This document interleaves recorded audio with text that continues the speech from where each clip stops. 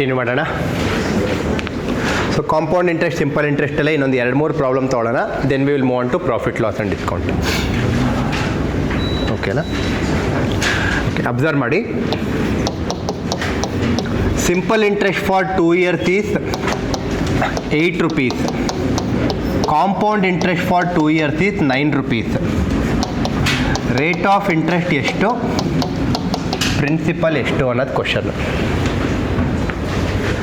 So ಯಾರೋ ಒಬ್ರು ಬಂದು ಕೇಳಿದ್ರು ಬ್ರೇಕಲ್ಲಿ, ಸರ್ ರೇಟ್ ಆಫ್ ಇಂಟ್ರೆಸ್ಟೇ ಕೊಟ್ಟಿಲ್ಲ ಅಂದರೆ ಹೆಂಗೆ ಅಂತ. ಸೊ ಜಸ್ಟ್ ಒಂದು 2 ಕ್ವಶನ್ ಅದಕ್ಕೆ ಮಾಡೋಣ ಅಂತ ಅನ್ಕೊತಿದ್ದೆ. ಯಾರು ಕೇಳಿದ್ರು? ಓಕೆ, ಸೊ ರೇಟ್ ಆಫ್ ಇಂಟ್ರೆಸ್ಟೇ ಕೊಟ್ಟಿಲ್ಲ ಅಂದರೆ ಹೆಂಗೆ, ಒಂದು 2 ಕ್ವಶನ್ ಮಾಡೋಣ. ಅಬ್ಸರ್ವ್ ಮಾಡಿ. ಇಲ್ಲಿ simple interest for 2 years 8 rupees ಅಂತ ಕೊಟ್ಟಿದ್ದಾರೆ. Compound interest for 2 years 9 rupees ಅಂತ ಕೊಟ್ಟಿದ್ದಾರೆ. ಕರೆಕ್ಟಾ? I will keep 1 below the other. ಒಂದ್ರ ಕೆಳಗಡೆ ಒಂದು ಬರ್ಕೊತೀನಿ. ಈಗ ಅಬ್ಸರ್ವ್ ಮಾಡಿ, ಸಿಂಪಲ್ ಇಂಟ್ರೆಸ್ಟಲ್ಲಿ ರೇಟ್ ಆಫ್ ಇಂಟ್ರೆಸ್ಟ್ ಏನು, ಪ್ರತಿ ವರ್ಷ ಸೇಮೆ. ಕರೆಕ್ಟಾ? ಫಸ್ಟ್ ಇಯರ್ 10 ರೂಪಾಯಿ ಕೊಟ್ಟರೆ ಸೆಕೆಂಡ್ ಇಯರು 10 ರೂಪಾಯಿನೇ ಕೊಡ್ತೀನಿ, ಥರ್ಡ್ ಇಯರು 10 ರೂಪಾಯಿನೇ ಕೊಡ್ತೀನಿ. ಅದ್ರ ಮೇಲೆ ಎಷ್ಟೊಂದು ಪ್ರಾಬ್ಲಮ್ಸ್ ಆಲ್ರೆಡಿ ಬ್ರೇಕಿಗೆ ಮುಂಚೆ ನೋಡಿದ್ವಿ ನಾವು. ಕರೆಕ್ಟಾ? ಅಂದರೆ simple interest for 2 years 8 rupees ಅಂದರೆ ಅರ್ಥ ಏನು? ಅದರ ಅರ್ಥ 2 ವರ್ಷಕ್ಕೆ ನಾನು ನಿಮಗೆ 8 ರೂಪಾಯಿ ಎಕ್ಸ್ಟ್ರಾ ಕೊಟ್ಟೆ ಅಂತ ಅರ್ಥ. 2 ವರ್ಷಕ್ಕೆ ನಾನು ನಿಮಗೆ 8 ರೂಪಾಯಿ ಎಕ್ಸ್ಟ್ರಾ ಕೊಟ್ಟೆ. 2 ವರ್ಷಕ್ಕೆ 8 ರೂಪಾಯಿ ಎಕ್ಸ್ಟ್ರಾ ಕೊಟ್ಟಿದ್ರೆ ಸಿಂಪಲ್ ಇಂಟ್ರೆಸ್ಟಲ್ಲಿ ಪ್ರತಿ ವರ್ಷವೂ ಎಷ್ಟು ಕೊಟ್ಟಂಗೆ ಆಯಿತು? 4 ರೂಪಾಯಿ. ಕರೆಕ್ಟಾ? ಯಾಕೆ? ಸಿಂಪಲ್ ಇಂಟ್ರೆಸ್ಟಲ್ಲಿ ಪ್ರತಿ ವರ್ಷ ಸೇಮೆ. ಅರ್ಥ ಆಗ್ತಿದೆ ಅಲ್ವಾ? ಸೊ ಫಸ್ಟ್ ಇಯರು 4 ಕೊಟ್ಟಂಗೆ ಆಯಿತು, ಸೆಕೆಂಡ್ ಇಯರು 4 ಕೊಟ್ಟಂಗೆ ಆಯಿತು. ಆವಾಗಲೇ 8 ಆಗೋದು. ಅದಕ್ಕೆ ಅದು ಸಿಂಪಲ್ ಇಂಟ್ರೆಸ್ಟ್. ಗೊತ್ತಾಗ್ತಿದೆ ಅಲ್ವಾ? ಆದರೆ ನಾನು ನಿಮ್ಗೆ ಇನ್ನೊಂದು ಪಾಯಿಂಟ್ ಹೇಳಿದೆ starting of this ಟಾಪಿಕಲ್ಲಿ.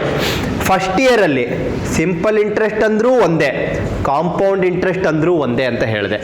So first ಇಯರಲ್ಲಿ ಸಿಂಪಲ್ ಇಂಟ್ರೆಸ್ಟ್ 4 ಆಗಿದ್ದರೆ ಕಾಂಪೌಂಡ್ ಇಂಟ್ರೆಸ್ಟ್ ಏನಾಗಿರುತ್ತೆ? 4 ಆಗಿರುತ್ತೆ.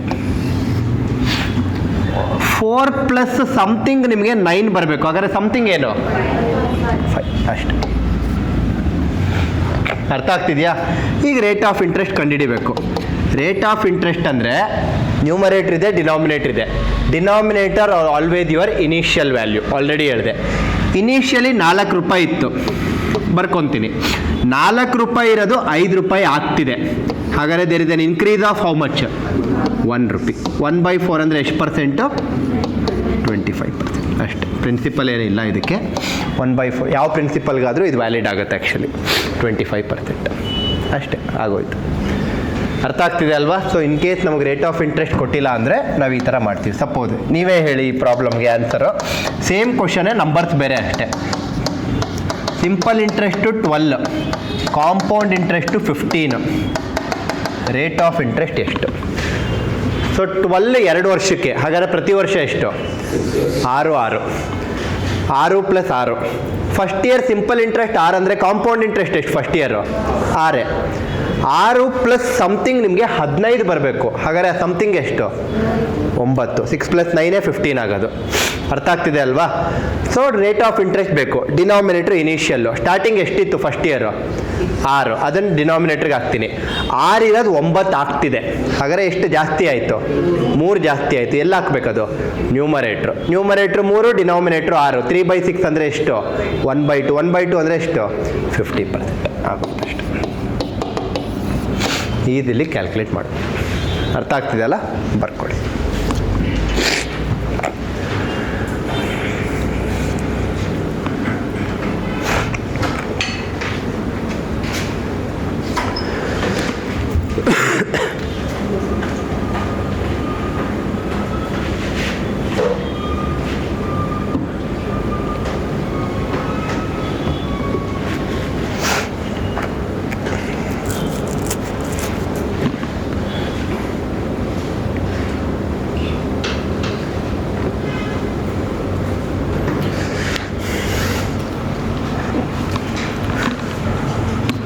ಕ್ಲಿಯರ್ ಎಲ್ಲರೂ?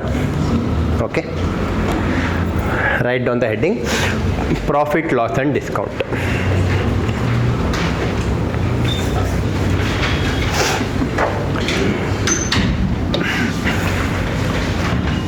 Profit, loss and and discount. Okay, observe ಮಾಡಿ. ಇದರಲ್ಲೂ ಅಷ್ಟೇ ತುಂಬ ಫಾರ್ಮುಲಾಸ್ ಇದೆ. ನೀವು ಟೆಕ್ಸ್ಟ್ ಬುಕ್ ನೋಡಿದ್ರೆ ಲಿಸ್ಟ್ ಆಫ್ ಫಾರ್ಮುಲೆ ಅಂತ ಕೊಟ್ಟಿರ್ತಾರೆ. 1 2 3 4 ಈ ಥರ ಒಂದು 10 ಫಾರ್ಮುಲಾ, ಒಂದು 15 ಫಾರ್ಮುಲಾನಾದ್ರು ಕೊಟ್ಟಿರ್ತಾರೆ. ಆಯಿತಾ? ಸೊ ಸದ್ಯಕ್ಕೆ ಯಾವುದ್ರ ಅವಶ್ಯಕತೆಯೂ ಇಲ್ಲ. ಬೇಸಿಕ್ ನಿಮಗೆ ಗೊತ್ತು ಲಾಭ ಅಂದರೆ ಏನು, ನಷ್ಟ ಅಂದರೆ ಏನು ಅಂತ. ಸಪೋಸ್ ಈ ಪೆನ್ನನ್ನು ನಾನು 100 ರೂಪಾಯಿಗೆ ಕೊಂಡ್ಕೊಂಡ್ರೆ, 100 ರೂಪಾಯಿ, ಸಪೋಸ್ ಈ ಪೆನ್ ಬೆಲೆ 100 ರೂಪಾಯಿ, ಆದರೆ ನಾನು ಅಂಗಡಿಗೆ ಹೋಗಿ ಕೇಳಿದಾಗ ಅವರು 130 ರೂಪಾಯಿ ಅಂತ ಹೇಳಿದ್ರು ಅಂತ ಅಂದ್ಕೊಳ್ಳಿ. ಸೊ ಅಂಗಡಿ ಅವನಿಗೆ ಲಾಭ ಆಗ್ತಿದೆ. ಲಾಭ ಎಷ್ಟು? 30. ಕರೆಕ್ಟ್, ಅದೆಲ್ಲ ನಿಮಗೆ ಗೊತ್ತು ಬೇಸಿಕ್ಕು. ಸೊ 30 ಹೆಂಗೆ ಬಂತು? 130 ಮೈನಸ್ 100 ಅಂದರೆ ಬೇಸಿಕಲಿ ಪ್ರಾಫಿಟ್ ಫಾರ್ಮುಲಾ ಬಂದು selling price minus cost price. ಈ ಥರ ಫಾರ್ಮುಲಾ ಎಲ್ಲ ಟೆಕ್ಸ್ಟ್ ಬುಕ್ಕಲ್ಲಿ ಕೊಟ್ಟಿರ್ತಾರೆ. ಬಟ್ ಏನು ಬೇಡ, ಎರಡೂ ಸಪ್ರೇಟ್ ಮಾಡಿದ್ರೆ ಆಯಿತು. ಅದೇ ಥರ ಲಾಸು. ಪೆನ್ 100 ರೂಪಾಯಿ, ನಾನು ಅಂಗಡಿ ಇಟ್ಟಿದ್ದೀನಿ, ಪೆನ್ ಆ್ಯಕ್ಚುಲಿ 100 ರೂಪಾಯಿ, ಬಟ್ ವ್ಯಾಪಾರನೇ ಆಗ್ತಿಲ್ಲ. ಎಷ್ಟಕ್ಕೋ ಹೋದ್ರೋಯ್ತು, ಎಷ್ಟೋ ಒಂದಕ್ಕೆ ಹೋದ್ರೋಯ್ತು ಅಂತ ಹೇಳಿ ನಾನು ವ್ಯಾಪಾರ ಮಾಡೋಕ್ಕೆ ಟ್ರೈ ಮಾಡ್ತೀನಿ. 80 ರೂಪಾಯಿಗೆ ಮಾರಿದ್ರೂ ಪರವಾಗಿಲ್ಲ ಅಂತ 80 ರೂಪಾಯಿಗೆ ಮಾರಿಬಿಡ್ತೀನಿ. ಇದರಿಂದ ನನಗೆ ಲಾಸ್ ಆಗ್ತಿದೆ. ಸೊ ಲಾಸು ಬಂದು ಎಷ್ಟು? 20. ಸೊ ಬೇಸಿಕಲಿ ಲಾಸ್ ಅಂದರೆ CP ಮೈನಸ್ SP. ಬಟ್ ಯಾವುದು ನಾವೇನು ಪ್ರಾಬ್ಲಮ್ಸ್ಗೆ ಯಾವ ಫಾರ್ಮುಲಾನೂ ಏನು ಯೂಸ್ ಮಾಡಲ್ಲ, ಯೋಚನೆ ಮಾಡಿಬಿಡಿ. ಸುಮ್ಮನೆ ನಿಮಗೆ ತೋರಿಸ್ತಾ ಇದ್ದೀನಿ, ನಿಮಗೂ ಕೂಡ ಇದು ಆಲ್ರೆಡಿ ಗೊತ್ತು, ರೈಟ್? ಬಟ್ ಪ್ರಾಫಿಟ್ ಪರ್ಸೆಂಟೇಜ್, ಇವಾಗ ಪ್ರಾಫಿಟ್ ಎಷ್ಟು? ಪ್ರಾಫಿಟ್ 30 ಅಂತ ಹೇಳಿದ್ರಿ. ಲಾಸ್ ಎಷ್ಟು? ಲಾಸ್ 20 ಅಂತ ಹೇಳಿದ್ರಿ. ಆದರೆ ನಾನು ನಿಮಗೆ ಅಯ್ಯೋ ಪ್ರಾಫಿಟ್ 30 ಒಪ್ಕೊತೀನಿ, ಪ್ರಾಫಿಟ್ 30 ಓಕೆ, ಆದರೆ ಪ್ರಾಫಿಟ್ನ ಪರ್ಸೆಂಟೇಜಲ್ಲಿ ಹೇಳಿ ಅಂತ ಕೇಳ್ತೀನಿ ಅಂದ್ಕೊಳ್ಳಿ. ಅರ್ಥ ಆಗ್ತಿದೆ ಅಲ್ವಾ? ಸೊ ಅದಕ್ಕೆ ಇನ್ನೊಂದು ಫಾರ್ಮುಲಾ ಕೊಟ್ಟಿರ್ತಾರೆ ನಿಮ್ಮ ಟೆಕ್ಸ್ಟ್ ಬುಕ್ಕಲ್ಲಿ. ಪ್ರಾಫಿಟ್ ಪರ್ಸೆಂಟೇಜ್ ಇದು ಈಕ್ವಲ್ ಟು ಅಂದ್ಬಿಟ್ಟು ಏನೋ ಒಂದು ಫಾರ್ಮುಲಾ ಕೊಟ್ಟಿರ್ತಾರೆ. ಬಟ್ ಆ ಫಾರ್ಮುಲಾ ಬೈ ಹಾರ್ಟ್ ಮಾಡೋ ಅವಶ್ಯಕತೆ ಇಲ್ಲ. ಹೆಂಗೆ ಆ ಫಾರ್ಮುಲಾ, ಹೆಂಗೆ ಅದನ್ನು ಈಸಿಯಾಗಿ ಪ್ರಾಬ್ಲಮ್ಸಲ್ಲಿ ಜ್ಞಾಪಕ ಇಟ್ಕೊಳ್ಳೋದು ಅಂತ ನಾನು ಪ್ರಾಬ್ಲಮಲ್ಲೂ ತೋರಿಸ್ತೀನಿ, ಈಗಲೂ ಸುಮ್ಮನೆ ಸಿಂಪಲಾಗಿ ಎಕ್ಸ್ಪ್ಲೈನ್ ಮಾಡ್ತೀನಿ. ನಾನು ಆಲ್ರೆಡಿ ತುಂಬ ಹೊತ್ತಿಂದ ಹೇಳ್ತಾನೆ ಇದ್ದೀನಿ, ಲಾಸ್ಟ್ ಕ್ಲಾಸಲ್ಲೂ ಹೇಳಿದೆ. ನ್ಯೂಮರೇಟರ್ ಇದೆ, ಡಿನಾಮಿನೇಟರ್ ಇದೆ. ಡಿನಾಮಿನೇಟರ್ ಯಾವಾಗಲೂ ಏನು? Initial value. ಕರೆಕ್ಟಾ? ಈ ಟಾಪಿಕಲ್ಲಿ ಬರೋದೇ 2-3 ಪ್ಯಾರಾಮೀಟ್ರು. ಒಂದು ಕಾಸ್ಟ್ ಪ್ರೈಸು, ಇನ್ನೊಂದು ಸೆಲ್ಲಿಂಗ್ ಪ್ರೈಸು. ಅದ್ರ ಪ್ರಕಾರ ಪ್ರಾಫಿಟು ಅಥವಾ ಲಾಸ್ ಅಷ್ಟೇ. ಅರ್ಥ ಆಯ್ತಲ್ವಾ? ಸೊ ಈಗ ನಾನೊಂದು ಅಂಗಡಿ ಇಟ್ಟಿದ್ದೀನಿ ಅಂತ ಅಂದ್ಕೊಳ್ಳಿ, ಸ್ಟೇಷ್ನರಿ ಶಾಪು. ನಾನು ಈ ಪೆನ್ನ ನಿಮಗೆ ಮಾರಬೇಕು. ಈ ಪೆನ್ನ ನಿಮಗೆ ಮಾರೋದಕ್ಕೆ ಮುಂಚೆ ಫಸ್ಟ್ ಆಫ್ ಆಲ್ ನನ್ನ ಹತ್ರ ಈ ಪೆನ್ ಇರಬೇಕಾ? ನನ್ನ ಹತ್ರನೇ ಈ ಪೆನ್ ಇಲ್ಲ ಅಂದರೆ ನಾನು ಹೆಂಗೆ ನಿಮಗೆ ಮಾರಕ್ಕೆ ಸಾಧ್ಯ? ಕರೆಕ್ಟ್ ಅಲ್ವಾ? ಹಾಗಾದರೆ ಈ ಪೆನ್ನನ್ನು ನಿಮಗೆ ಮಾರಕ್ಕೆ ಮುಂಚೆ ನಾನು ಬೇರೆ ಕಡೆ ಎಲ್ಲಿಂದನೋ ಇದನ್ನು ಪರ್ಚೇಸ್ ಮಾಡಿರಬೇಕು. ಅಂದರೆ ಅವಾಗ ನನಗೆ ಏನಾಗುತ್ತಿದ್ದು? ಕಾಸ್ಟ್ ಪ್ರೈಸ್ ಆಗುತ್ತೆ. ಅರ್ಥ ಆಗ್ತಿದೆ ಅಲ್ವಾ? ನನಗೆ ಇದು ಕಾಸ್ಟ್ ಪ್ರೈಸ್ ಆಗುತ್ತೆ, 100 ರೂಪಾಯಿ ಸಿಕ್ತು ಅಂತ ಅಂದ್ಕೊಳ್ಳಿ. ಆದರೆ ನಾನು ಈ ಪೆನ್ನ ಮತ್ತೆ ಇನ್ನೊಬ್ರಿಗೆ, ಅಂದರೆ ನಿಮಗೆ ಮಾಡ್ತೀನಿ 130 ರೂಪಾಯಿಗೆ, ಅವಾಗ ಅದು ಸೆಲ್ಲಿಂಗ್ ಪ್ರೈಸ್ ಆಗುತ್ತೆ. ಅಂದರೆ ಈ ಎಂಟೈರ್ ಟ್ರಾನ್ಸಾಕ್ಷನ್ಸಲ್ಲಿ, ಈ ಎಂಟೈರ್ ಚಿಕ್ಕ ಸ್ಟೋರಿ ಏನು ಹೇಳಿದ್ನೋ ಇವಾಗ, ಆ ಸ್ಟೋರಿಲಿ ಫಸ್ಟ್ ಥಿಂಗ್ ಆಗೋವಂಥದ್ದು ಯಾವುದು? ನಾನು ಫಸ್ಟ್ ಈ ಪೆನ್ನ ಬೇರೆ ಕಡೆಯಿಂದ ಪರ್ಚೇಸ್ ಮಾಡೋದೇ ಫಸ್ಟ್ ನಡೆಯೋದು. ಅದಾದಮೇಲೆ ನಿಮಗೆ ನಾನು ಅದನ್ನು ಮಾರೋದು ಅದು ನೆಕ್ಸ್ಟು, ಅದು ಮುಂದಿನ ಮಾತು. ನನ್ನ ಹತ್ರನೇ ಇಲ್ಲ ಅಂದರೆ ನಿಮಗೆ ಮಾರೋ ಮಾತೇ ಇಲ್ಲ. ಕರೆಕ್ಟ್ ಅಲ್ವಾ? So first thing that is happening for A shop keeper is he buying this pen from outside. ಅರ್ಥ ಆಗ್ತಿದೆ ಅಲ್ವಾ? ಅಂದರೆ ಕಾಸ್ಟ್ ಪ್ರೈಸ್. ಅಂದರೆ ಇನಿಷಿಯಲಿ ಯಾವ ಆ್ಯಕ್ಟಿವಿಟಿ ಆಗ್ತಿದೆ? Cost price. ಅದು ಡಿನಾಮಿನೇಟ್ರಲ್ಲಿ ಬರುತ್ತೆ. ಅಂದರೆ ನಿಮ್ಮ ಈ profit loss and discount ಟಾಪಿಕಲ್ಲಿ cost ಪ್ರೈಸೇ ಯಾವಾಗಲೂ ಡಿನಾಮಿನೇಟ್ರು. ಯಾಕಂದರೆ that is the initial value always. ಅರ್ಥ ಆಗ್ತಿದೆಯಾ? ಸೊ ಅವನು ಪ್ರಾಫಿಟ್ ಪರ್ಸೆಂಟೇಜ್ ಕೇಳಿದರೆ ಕ್ವಶನಲ್ಲಿ, ನ್ಯೂಮರೇಟರ್ ಪ್ರಾಫಿಟ್ ಅಂದರೆ SP ಮೈನಸ್ CP ಅಂತ ನಿಮ್ಗೆ ಆಲ್ರೆಡಿ ಗೊತ್ತು. ಅವ್ನು ಪರ್ಸೆಂಟೇಜಲ್ಲಿ ಕೇಳ್ತಿರೋದ್ರಿಂದ ಇಂಟು 100% ಅಂತ ಹಾಕ್ತೀನಿ. ಅದೇ ಅಕಸ್ಮಾತ್ ಲಾಸ್ ಪರ್ಸೆಂಟೇಜ್ ಕೇಳಿದ್ದಾರೆ ಅಂತ ಅಂದ್ಕೊಳ್ಳಿ ಕ್ವಶನಲ್ಲಿ. ಲಾಸ್ ಪರ್ಸೆಂಟೇಜ್ ಕೇಳಿದರೆ ಇವಾಗೇನು ಡಿನಾಮಿನೇಟ್ರು? ಈಗಲೂ ಕಾಸ್ಟ್ ಪ್ರೈಸೇ. ಡಿನಾಮಿನೇಟ್ರ್ ಯಾವಾಗಲೂ ಇನಿಷಿಯಲ್ ಥಿಂಗೇನೆ, ಇನಿಷಿಯಲ್ ಯಾವಾಗಲೂ ಕಾಸ್ಟ್ ಪ್ರೈಸೇನೆ. ಅರ್ಥ ಆಗ್ತಿದೆ ಅಲ್ವಾ? ಈಗಲೂ ಕಾಸ್ಟ್ ಪ್ರೈಸೇ. ಆದರೆ ಲಾಸ್ ಪರ್ಸೆಂಟ್ ಕೇಳ್ತಿರೋದ್ರಿಂದ ನ್ಯೂಮರೇಟ್ರು ಲಾಸ್ ಆಗುತ್ತೆ, ಪರ್ಸೆಂಟೇಜಲ್ಲಿ ಇರೋದ್ರಿಂದ ಇಂಟು 100% ಆಗುತ್ತೆ ಅಷ್ಟೇ. ಅರ್ಥ ಆಯ್ತಲ್ವಾ? ಎನಿವೇ ನಾವು ಈ ಥರ ಎಲ್ಲ ಮಾಡಲ್ಲ. Profit percent equal to profit by ಅಂತ ಎಲ್ಲ ಬರ್ಕೊಂಡೆಲ್ಲ ಏನು ಪ್ರಾಬ್ಲಮ್ ಮಾಡಲ್ಲ. ಬಟ್ ನಿಮ್ಗೊಂದು ಎಕ್ಸ್ಪ್ಲನೇಷನ್ ಕೊಡ್ತಾ ಇದ್ದೀನಿ. ಜಸ್ಟ್ ಒಂದು ಫೋಟೋ ತೆಕ್ಕೊಳ್ಳಿ. Easy topic. ನಾನು ತುಂಬ ಜಾಸ್ತಿ ಪ್ರಾಬ್ಲಮ್ಸು ತೊಗೊಂಡಿಲ್ಲ ಇದರಲ್ಲಿ, ಯಾಕಂದರೆ ಬೇರೆ ಟಾಪಿಕ್ಸು ಕವರ್ ಮಾಡೋದಿದೆ.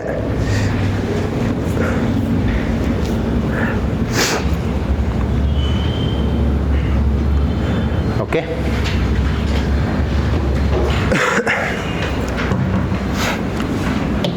ಫಸ್ಟ್ ಕ್ವಶನ್ ಶೀಟ್ ಇದೆ, ಶೀಟಲ್ಲಿ ಕ್ವಶನ್ಸ್ ಇದೆ. ಒಂದೊಂದೇ ಕ್ವಶನ್ ಸಾಲ್ವ್ ಮಾಡ್ತಾ ಬರೋಣ. ಫಸ್ಟ್ ಕ್ವಶನ್ ನೋಡಿ. Prashant sells is watch for 180 rupees. Sells ಅಂದರೆ ಸೆಲ್ಲಿಂಗ್ ಪ್ರೈಸ್. ಸೆಲ್ಲಿಂಗ್ ಪ್ರೈಸ್ 180 ರೂಪಾಯಿ. At the profit of 20%. Profit percentage 20% ಅಂತ ಕೊಟ್ಟಿದ್ದಾರೆ. At what price did Prashant purchase the watch? Purchasing ಅಂದರೆ ಕಾಸ್ಟ್ ಪ್ರೈಸ್. ಕ್ಲಿಯರ್ ಅಲ್ವಾ ಇದು ಎಲ್ಲರಿಗೂ? ರೈಟ್. ನಾವು ಸಿ ಇಯರ್ ಬರಿಬೇಡಿ ಕೇಳಿಸ್ಕೊಳ್ಳಿ. ಪ್ರಾಫಿಟ್ ಪರ್ಸೆಂಟೇಜ್ ಕೊಟ್ಟಿದ್ದಾರೆ. Profit percentage is equal to profit divided by cost price into 100% ಅಂತ ಒಂದು ಫಾರ್ಮುಲಾ ಇದೆ ಅಂತ ಈಗಷ್ಟೇ ತೋರುತ್ತೆ. ಸೊ ಎಸ್ ಪಿ ವ್ಯಾಲ್ಯೂ ಗೊತ್ತು, ಸಿ ಪಿ ವ್ಯಾಲ್ಯೂ ಗೊತ್ತಿಲ್ಲ, ಎಕ್ಸ್ ಅಂತ ಅನ್ಕೊತೀವಿ. ಇಲ್ಲೂ ಸಿ ಪಿ ವ್ಯಾಲ್ಯೂ ಎಕ್ಸ್ ಅಂತ ಅನ್ಕೊತೀವಿ. ಪ್ರಾಫಿಟ್ ಪರ್ಸೆಂಟೇಜ್ 20 ಅಂತ ಕೊಟ್ಟಿದ್ದಾರೆ. ಹಿಂಗೆ ಕ್ರಾಸ್ ಮಲ್ಟಿಪ್ಲೈ ಎಲ್ಲ ಮಾಡಿ ಸಿಂಪ್ಲಿಫೈ ಮಾಡಿದ್ರೆ ಆನ್ಸರ್ ಬರುತ್ತೆ. ಬರಲ್ಲ ಅಂತ ಖಂಡಿತ ಹೇಳ್ತಿಲ್ಲ. ಬಟ್ ಆವಾಗ ನೀವು ಒಂದು ಫಾರ್ಮುಲಾ ಬೈ ಹಾರ್ಟ್ ಮಾಡಬೇಕು, ಜ್ಞಾಪಕ ಇಟ್ಕೊಬೇಕು, ಸಬ್ಸ್ಟಿಟ್ಯೂಟ್ ಮಾಡಿ ಸಿಂಪ್ಲಿಫೈ ಎಲ್ಲ ಮಾಡಿ ತುಂಬ ಲೆಂತಿ ಮಾಡ್ಕೊಂಡು ಹೋಗ್ತೀವಿ. ಆದರೆ ಅವಶ್ಯಕತೆ ಇಲ್ಲ, ತುಂಬ simple. Same simple compound interest ಥರನೇ ಪ್ರಾಫಿಟ್ ಪರ್ಸೆಂಟೇಜ್ ಅಂದರೆ 20%. 20% ಅಂದರೆ 1/5. Denominator always your initial value. Initial value ಏನು ಈ ಟಾಪಿಕಲ್ಲಿ? Cost price. ಅಂದರೆ ಕಾಸ್ಟ್ ಪ್ರೈಸ್ 5 ರೂಪಾಯಿ ಆಗಿದ್ದರೆ, ಕಾಸ್ಟ್ ಪ್ರೈಸ್ 5 ರೂಪಾಯಿ ಆಗಿದ್ರೆ ಈ ಫ್ರ್ಯಾಕ್ಷನ್ ಪ್ರಕಾರ, ಪ್ರಾಫಿಟ್ ಪರ್ಸೆಂಟೇಜ್ ಆಗಿದ್ರೆ ನ್ಯೂಮರೇಟರ್ ಪ್ರಾಫಿಟ್ ಅಂತ ಹೇಳಿದೆ. ಪ್ರಾಫಿಟ್ 1 ರೂಪಾಯಿ. ಈ ಪೆನ್ನು ನಾನು 5 ರೂಪಾಯಿಗೆ ತೊಗೊಂಡೆ, 1 ರೂಪಾಯಿ ಲಾಭ ಪಡಿಬೇಕು ಅಂತ ಅನ್ಕೊತಾ ಇದ್ದೀನಿ. ಹಾಗಾದರೆ ಇದನ್ನು ಎಷ್ಟು ರೂಪಾಯಿಗೆ ಮಾರಿದ್ರೆ 1 ರೂಪಾಯಿ ಲಾಭ ಸಿಗುತ್ತೆ? 6 ರೂಪಾಯಿಗೆ ಮಾರಬೇಕು. ಆದರೆ ಕ್ವಶನ್ ಪ್ರಕಾರ ಅಯ್ಯೋ ಸೆಲ್ಲಿಂಗ್ ಪ್ರೈಸ್ 6 ಅಲ್ಲ 180 ಅಂತ ಅವ್ನು ಕ್ವಶನ್ ಅವನು ಹೇಳ್ತಾ ಇದ್ದಾನೆ. ಇಂಟು 30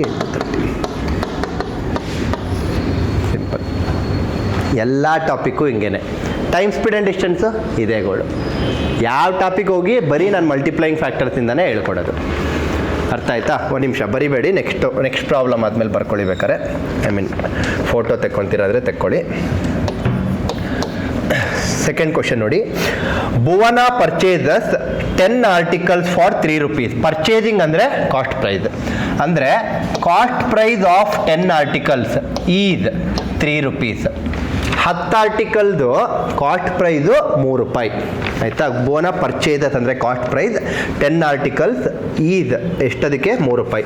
ಆ್ಯಂಡ್ ಸೆಲ್ ಅಂದರೆ selling price 15 articles for 4 rupees. 15 ಆರ್ಟಿಕಲ್ನ 4 ರೂಪಾಯಿಗೆ ಮಾರ್ತಾರೆ. Find the profit percentage or loss percentage ಅಂತ ಕೇಳ್ತಿದ್ದಾರೆ. ಅರ್ಥ ಆಗ್ತಿದೆ ಅಲ್ವಾ? ಇದನ್ನು 2 ರೀತಿ ಮಾಡ್ಬೋದು. ಫಸ್ಟ್ ಕೇಳಿಸ್ಕೊಳ್ಳಿ. ನಾನು 10 ಪೆನ್ನ ಅಂಗಡಿಗೆ ಪರ್ಚೇಸ್ ಮಾಡಿದೆ. 10 ಪೆನ್ ಪರ್ಚೇಸ್ ಮಾಡಿದೆ, 3 ರೂಪಾಯಿ ಪೇ ಮಾಡಿದೆ ಯಾರೋ ಒಬ್ರಿಗೆ. ಈಗ ನಾನು ಇದನ್ನು ನಿಮಗೆ ಮಾರಬೇಕು. ಆದರೆ ಲಾಭನೋ ನಷ್ಟನೋ ಎಷ್ಟು ಅಂತ ಕೇಳ್ತಿದ್ರೆ ಅದು ಆಮೇಲೆ ನೋಡ್ಕೊಳ್ಳೋಣ. ಲಾಭನೋ ನಷ್ಟನೋ ನಂಬರ್ಸ್ ಮೇಲೆ ಡಿಪೆಂಡ್ ಆಗುತ್ತೆ ಅಷ್ಟೇ. ರೈಟ್? ನಾನು ತೊಗೊಂಡಿದ್ದೆ 10 ಪೆನ್ನು. ಆದರೆ ಅವ್ನು ಹೇಳ್ತಿದ್ದಾನೆ ಕ್ವಶನಲ್ಲಿ ನನ್ನ ಸೆನ್ಸ್ 15 ಆರ್ಟಿಕಲ್ಸ್. 15 ಪೆನ್ ಹೆಂಗೆ ಮಾರಕ್ಕೆ ಸಾಧ್ಯ? ಎಕ್ಸ್ಟ್ರಾ ಎಲ್ಲ ಇಲ್ಲ ನನ್ನ ಹತ್ರ. ಏನು ತೊಗೊಳ್ತೀನೋ ಅದನ್ನೇ ಮಾರಕ್ಕೆ ಸಾಧ್ಯ. ಕರೆಕ್ಟಾ? ನಾನು ಎಷ್ಟು ತೊಗೊತೀನೋ ಅಷ್ಟು ನಿಮಗೆ ಮಾರಿಬಿಡ್ತೀನಿ. ಗೊತ್ತಾಗ್ತಿದೆ ಅಲ್ವಾ? ಹಾಗಾದರೆ ನಾನು ತೊಗೊಂಡಿದ್ದು ಎಷ್ಟು ತೊಗೊತೀನೋ ಅಷ್ಟೇ ಪೆನ್ ನಿಮಗೆ ಮಾರಬೇಕು ಅನ್ನೋದಾದರೆ ನಂಬರ್ ಆಫ್ ಆರ್ಟಿಕಲ್ಸ್ ಬೋತ್ ಕೇಸಸಲ್ಲಿ ಸೇಮ್ ಇರಬೇಕು. ಗೊತ್ತಾಗ್ತಿದೆ ಅಲ್ವಾ? ಫಸ್ಟ್ 10 ಅಂತ ಕೊಟ್ಟಿದ್ರೆ ಇಲ್ಲೂ 10 ಕೊಡಬೇಕು, ಅಥವಾ ಇಲ್ಲಿ 15 ಅಂತ ಕೊಟ್ಟರೆ ಇಲ್ಲೂ 15 ಕೊಡಬೇಕು, ಅಥವಾ ಇಲ್ಲಿ ಯಾವುದೋ ಬೇರೆ ನಂಬರ್ ಕೊಟ್ಟರೆ ಇಲ್ಲೂ ಅದೇ ನಂಬರೇ ಕೊಡಬೇಕು. A person purchases 40 articles for 5 rupees and cells 40 articles for 7 rupees. ಅದ್ರಲ್ಲಿ ಮೀನಿಂಗ್ ಇದೆ. ಬೈಯಿಂಗ್ 10 ಅಂತೆ, ಸೆಲ್ಲಿಂಗ್ 15 ಅಂತ. ಹೆಂಗೆ ಸಾಧ್ಯ? ಕರೆಕ್ಟ್ ಅಲ್ವಾ? ಸೊ ಅಂದರೆ ಈ 2 ನಂಬರ್ಸು ಬೇರೆ ಬೇರೆ ಆಗಿರಬಾರ್ದು, ಒಂದೇ ಆಗಿರಬೇಕು. ಅದಂತೂ ಅರ್ಥ ಆಯಿತು. ಕರೆಕ್ಟಾ? ಸೊ 2 ಡಿಫ್ರೆಂಟ್ ನಂಬರ್ಸ್ನ ಸೇಮ್ ನಂಬರಾಗಿ ಮಾಡೋವಂಥ ಕಾನ್ಸೆಪ್ಟ್ನೇ ನಾವು LCM ಅಂತ ಕರೆಯೋದು. ಮೊನ್ನೆ ಅಷ್ಟೇ ಟಾಪಿಕ್ ಹೇಳ್ಕೊಟ್ಟೆ ಟೈಮ್ ಆ್ಯಂಡ್ ವರ್ಕಲ್ಲಿ. LCM ಅಂತ ಕರೆಯೋದು. 10ಗೆ 15ಗೆ LCM ಏನು? 30. ಅಂದರೆ 10 ಪೆನ್ಗೆ 3 ರೂಪಾಯಿ ಪೇ ಮಾಡಿದೆ, 30 ಪೆನ್ಗೆ ಎಷ್ಟು ರೂಪಾಯಿ ಪೇ ಮಾಡ್ದಂಗೆ ಆಯಿತು? 9 ರೂಪಾಯಿ. 10ಕ್ಕೆ 3, 20ಕ್ಕೆ 6, 30ಕ್ಕೆ 9. 15 ಪೆನ್ ಸೆಲ್ ಮಾಡಿದೆ. 15 ಪೆನ್ ಸೆಲ್ ಮಾಡಿದಾಗ 4 ರೂಪಾಯಿ ಸಿಕ್ತು ನನಗೆ. 30 ಪೆನ್ ಸೆಲ್ ಮಾಡಿದರೆ ಎಷ್ಟು ರೂಪಾಯಿ ಸಿಗೋದು? 8 ರೂಪಾಯಿ ಸಿಗೋದು. ಅರ್ಥ ಆಗ್ತಿದೆ ಅಲ್ವಾ? ಈಗ ಒಂದು ಅರ್ಥ ಇದೆ ಇದಕ್ಕೆ. 30 ಪೆನ್ ಪರ್ಚೇಸ್ ಮಾಡಿದೆ, 30 ಪೆನ್ ಸೆಲ್ ಮಾಡಿದೆ. 30 ಪೆನ್ ಪರ್ಚೇಸ್ ಮಾಡಿದ್ದು 9 ರೂಪಾಯಿಗೆ, ಆದರೆ ಅದೇ 30 ಪೆನ್ ಸೆಲ್ ಮಾಡಿದ್ದು ಬರೀ 8 ರೂಪಾಯಿಗೆ. ಆದರೆ ನಂಗೆ ಲಾಭನ ನಷ್ಟನಾ? ನಷ್ಟ. 8 ರೂಪಾಯಿ, 1 ರೂಪಾಯಿ ಲಾಸ್ ಆಯ್ತು ನನಗೆ. ಅರ್ಥ ಆಗ್ತಿದೆ ಅಲ್ವಾ? ಸೊ ಲಾಸ್ ಆಯಿತು. ಆದರೆ ಒಂದು ಲಾಸ್ ಎಷ್ಟು ಅಂತ ಕೇಳ್ತಿಲ್ಲ, ಲಾಸ್ ಪರ್ಸೆಂಟೇಜ್ ಕೇಳ್ತಿದ್ದಾರೆ. ಗೊತ್ತಾಗ್ತಿದೆ ಅಲ್ವಾ? ಸೊ ಲಾಸ್ ಪರ್ಸೆಂಟೇಜ್ ಬೇಕು ಅಂದರೆ ಡಿನಾಮಿನೇಟರ್ ಯಾವಾಗಲೂ ಇನಿಷಿಯಲ್ ವ್ಯಾಲ್ಯೂ ಕಾಸ್ಟ್ ಪ್ರೈಸ್ ಎಷ್ಟದು 9 ಇರೋದು 8 ಆಗ್ತಿದೆ.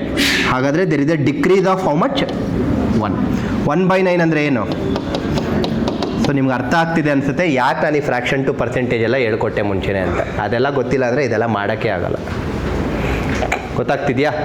ಸೊ ಓಕೆ, ಇದು ಚೆನ್ನಾಗಿದೆ ಮೆಥಡ್, ಇಲ್ಲ ಅಂತಲ್ಲ. ಎರಡೂ ನಂಬರ್ಸ್ನ ಸೇಮ್ ಮಾಡಿಕೊಂಡು ಆಮೇಲಿಂದ ಪ್ರೊಸೀಡ್ ಆಗೋದು. ಅಷ್ಟು ಮಾಡೋದೆಲ್ಲ ಏನು ಬೇಡ ಆ್ಯಕ್ಚುಲಿ. ಅಬ್ಸರ್ವ್ ಮಾಡಿ, cost price of 10,3, selling price of 15,4 ಅಂತ ಇದೆ. ಕರೆಕ್ಟಾ? ಯಾವಾಗಲೂ ಡಿನಾಮಿನೇಟ್ರ್ ಕಾಸ್ಟ್ ಪ್ರೈಸ್ ಇರಬೇಕು ಅಂತ ಹೇಳಿದೆ ನಾನು. ಸೊ ಈ ಕಾಸ್ಟ್ ಪ್ರೈಸ್ ಅನ್ನೋದು ಎಲ್ಲಿದೆಯೋ ಅದನ್ನೆಲ್ಲ ಕೆಳಗಡೆ ಬರ್ಕೊಳ್ಳಿ. CP × 10 ಅಂದರೂ ಒಂದೇ, 10 CP ಅಂದರೂ ಒಂದೇ, equal to 3, 15 SP equal to 4. ಅಂದರೆ ಬೇಸಿಕಲಿ SP/CP ಫಾರ್ಮ್ಯಾಟಲ್ಲಿ ಬರ್ಕೊಳ್ಳಿ, selling price by cost price ಫಾರ್ಮ್ಯಾಟಲ್ಲಿ ಬರ್ಕೊಳ್ಳಿ ಅಷ್ಟೇ. ಯಾಕೆ ಕಾಸ್ಟ್ ಪ್ರೈಸ್ ಯಾವಾಗಲೂ ಕೆಳಗಡೆ ಇರಬೇಕು. ಆಮೇಲೆ ಸಿಂಪ್ಲಿಫೈ ಮಾಡಿ ಅಷ್ಟೇನೇನಿಲ್ಲ. 5 × 3 5 × 2. ಸೊ SP/CP ಇದು ಈಕ್ವಲ್ ಟು 4 × 2 8 ಆಯಿತು, 3 × 3 9 ಆಯಿತು. ಬೇಕಾದ್ರೆ ನೋಡಿ, ಕಾಸ್ಟ್ ಪ್ರೈಸ್ 9 ರೂಪಾಯಿ, cost price 9, selling price 8, selling ಅದೇ ನನಗೂ ಬಂದಿದ್ದು ಮುಂಚೆ. ಆ 30 LCM ಅದೆಲ್ಲ ಏನೂ ಬೇಡವೇ ಬೇಡ. ಅರ್ಥ ಆಗ್ತಿದೆ ಅಲ್ವಾ?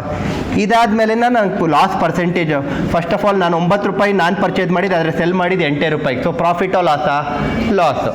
ಸೊ ಡಿನಾಮಿನೇಟ್ರು 9, ಈಗಲೂ 9 ಬರ್ಕೊಬೇಕು. 9 ಇರೋದು 8 ಆಗ್ತಿದೆ. 9 ಇರೋದು 8 ಆಗ್ತಿದೆ ಅಂದರೆ ಕಮ್ಮಿ ಆಗ್ತಿದೆಯಾ ಜಾಸ್ತಿ ಆಗ್ತಿದೆಯಾ? ಕಮ್ಮಿ. ಅಂದರೆ ಲಾಸ್ ಪರ್ಸೆಂಟ್ ಅಂತ ಗೊತ್ತಾಯಿತು. ಎಷ್ಟು ಕಮ್ಮಿ ಆಗ್ತಿದೆ? 1. ಅದನ್ನು ನ್ಯೂಮರೇಟರ್ ಬರೀ. ಅರ್ಥ ಆಗ್ತಿದೆಯಾ? 1/9 ಅಂದರೆ 11.11.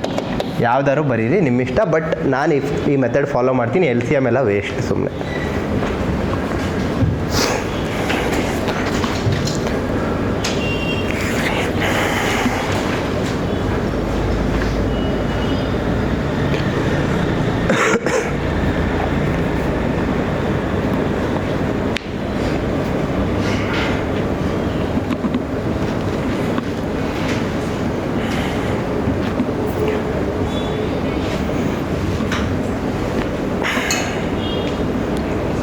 ಬರಲಿಲ್ಲ ಬೆಳಗ್ಗೆ.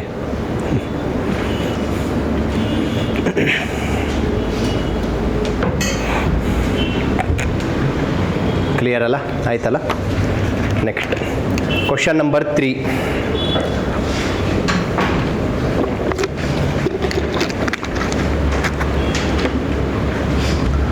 ಮೂರನೇ ಕ್ವಶನ್ ನೋಡಿ, ತುಂಬ easy question. Third question, selling price of 10 articles. Selling price of ಅಂದರೆ ಬ್ರ್ಯಾಕೆಟ್, 10 ಆರ್ಟಿಕಲ್ಸ್ ಅಂದರೆ 10, ಈಕ್ವಲ್ಸ್ ಅಂದರೆ ಈಕ್ವಲ್ಸೆ, cost price of 9 articles. Find the profit or loss percent. ಈಗಷ್ಟೇ ಹೇಳಿದೆ, ಈ ಥರ ಎಲ್ಲ ಬಂದರೆ ಏನು ಮಾಡಬೇಕು? SP/CP ಅಂತ ಬರ್ಕೊಳ್ಳಿ. ಸೊ SP ಇಲ್ಲೇ ಇಟ್ಕೊತೀನಿ. ಈ CPನ ಈ ಕಡೆಗೆ ಲೆಫ್ಟ್ ಹ್ಯಾಂಡ್ ಸೈಡ್ಗೆ ತೊಗೊಂಬಂದರೆ ಡಿವೈಡೆಡ್/CP ಆಗುತ್ತೆ. ರೈಟ್ ಹ್ಯಾಂಡ್ ಸೈಡ್ 9 ಇಲ್ಲೇ ಇಟ್ಕೊತೀನಿ. ರೈಟ್ ಹ್ಯಾಂಡ್ ಸೈಡ್ಗೆ ಇದನ್ನು ತೊಗೊಂಡೋದ್ರೆ ಡಿನಾಮಿನೇಟ್ರಿಗೆ ಹೋಗುತ್ತೆ. ಸೊ SP/CP 9/10 ಆಯಿತು. ಅಂದರೆ ನಾನು ಪರ್ಚೇಸ್ ಮಾಡಿದ 10 ರೂಪಾಯಿಗೆ, ಆದರೆ ಸೆಲ್ ಮಾಡಿದ 9 ರೂಪಾಯಿಗೆ. ಲಾಸಾ ಪ್ರಾಫಿಟಾ? ಲಾಸ್. ಸೊ ಹಾಗಾದರೆ ಲಾಸ್ ಪರ್ಸೆಂಟೇಜ್ ಕಂಡುಹಿಡಿತಾ ಇದ್ದೀನಿ. ಸೊ ಇನಿಷಿಯಲಿ 10 ಇರೋದು 9 ಆಗ್ತಿದೆ. ಹಾಗಾದರೆ 1 ಕಮ್ಮಿ ಆಗ್ತಿದೆ. 1/10 ಅಂದರೆ ಎಷ್ಟು ಪರ್ಸೆಂಟು? 10. Easy question. ಸ್ವಲ್ಪ ನಿಮ್ಗೆ ಅರ್ಥ ಆಗಲಿ ಅಂತ ಒಂದು 2 ಕ್ವಶನ್ ಈ ಥರ ತೊಗೊಂಡಿದ್ದೀನಿ.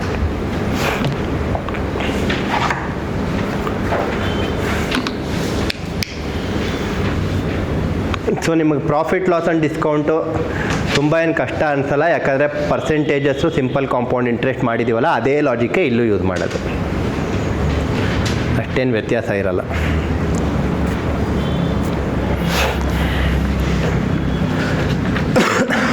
ಓಕೆ, ಫೋರ್ತ್ ಕ್ವಶನ್ ನೋಡಿ. ಒಂದು ಸ್ಟೇಟ್ಮೆಂಟ್ ರಿಲೇಟೆಡ್ ಕ್ವಶನ್ ಇದು. Statement question profit loss and ಡಿಸ್ಕೌಂಟಲ್ಲಿ. A factory sells its product to the distributor at a profit of 10%, who in turn sells it to the retailer at a profit of 8%. If the retailer pays 2376, find the factory cost. So ಇವ್ರು ಏನೇನೋ ಹೇಳ್ಕೊಂಬಂದಿದ್ದಾರೆ, ಮತ್ತೆ question ಓದೋಣ. Find the factory cost ಅಂತ ಹೇಳ್ತೀವಿ. First of all ಈ ಕ್ವಶನಲ್ಲಿ 3 ಜನ ಇದ್ದಾರೆ. Factory ಅಂತ ಒಂದು, ಆ ಫ್ಯಾಕ್ಟ್ರಿ ಅನ್ನೋರು ಡಿಸ್ಟ್ರಿಬ್ಯೂಟರ್ಗೆ ಸೆಲ್ ಮಾಡ್ತಾರೆ. ಈ ಡಿಸ್ಟ್ರಿಬ್ಯೂಟರ್ ಬಂದು ರೀಟೈಲರ್ಗೆ ಸೆಲ್ ಮಾಡ್ತಾರೆ. ಅರ್ಥ ಆಗ್ತಿದೆ ಅಲ್ವಾ? ಸೊ ನಾನು ಪರ್ಸೆಂಟೇಜ್ ಟಾಪಿಕಲ್ಲಿ ಟೈಪ್ 3 ಮಾಡಲಿಲ್ಲ. ಅಪ್ಲಿಕೇಶನ್ ಆಫ್ ಪರ್ಸೆಂಟೇಜ್ ಅಂತ ಇದೆ, ಅದು ಮಾಡಿದರೆ ನಿಮ್ಗೆ ಇದನ್ನು ಚೆನ್ನಾಗಿ ಅರ್ಥ ಆಗಿರೋದು. But anyway, no problem. Any question, statement questions which involves percentages, always take it as 100. ಯಾಕೆ 100? ಈಗ ಫಾರ್ ಎಕ್ಸಾಂಪಲ್ ನೋಡಿ, ಈಗ ಈ ಕ್ವಶನ್ ಓಕೆ, ಈ ಕ್ವಶನ್ ನಿಮಗೆ ಚೆನ್ನಾಗಿ ಅರ್ಥ ಆಗೋದಕ್ಕೆ ಪರ್ಸೆಂಟೇಜಸಲ್ಲಿ ಟೈಪ್ 3ನಲ್ಲಿ ಮೊದಲನೇ ಕ್ವಶನ್ ಮಾಡೋಣ, ಅದಾದಮೇಲೆ ಆ ಕ್ವಶನಿಗೆ ಬರ್ತೀನಿ. ರೈಟ್? ಫಸ್ಟ್ ಕ್ವಶನ್ ನೋಡಿ, ಟೈಪ್ 3 ಶೀಟ್ ನಿಮ್ಮ ಹತ್ರನೇ ಇದೆ. ಫಸ್ಟ್ ಕ್ವಶನ್ ನೋಡಿ, a fruit seller had some apples. ಈಗ ನಾನೇ ಒಂದು ಹಣ್ಣು ವ್ಯಾಪಾರ ಮಾಡ್ತಾ ಇದ್ದೀನಿ, ಅದೇ ನನ್ನ ಬಿಸ್ನೆಸ್ಸು. ನನ್ನ ಹತ್ರ ವ್ಯಾಪಾರ ಮಾಡೋಕ್ಕೆ ಸ್ವಲ್ಪ ಆ್ಯಪಲ್ಸ್ಗಳಿದೆ. he sells 40% apples and still has 420 apples. How many apples he had originally ಅಂತ ಇದೆ. ಅಂದರೆ ನನ್ನ ಹತ್ರ ಸ್ಟಾರ್ಟಿಂಗ್ ಎಷ್ಟು ಆ್ಯಪಲ್ಸ್ ಇತ್ತು ಅಂತ ಕ್ವಶನ್ನು. ದಯವಿಟ್ಟು ಬರಿಬೇಡಿ, ಕೇಳಿಸ್ಕೊಳ್ಳಿ. ನಾವೇನು ಮಾಡ್ತೀವಿ? Let the original number of apples, let the original number of apples be X ಅಂತ ತಗೊತೀವಿ. ಎಕ್ಸ್ ಆ್ಯಪಲ್ಸ್ ಇತ್ತು ಸ್ಟಾರ್ಟಿಂಗು ಅಂತ ಅಂದ್ಕೊಳ್ಳೋಣ. A fruit seller had some apple, some ಅಂದರೆ ಎಕ್ಸ್ ಇವಾಗ, ಆಯಿತಾ? He sells 40% of apples.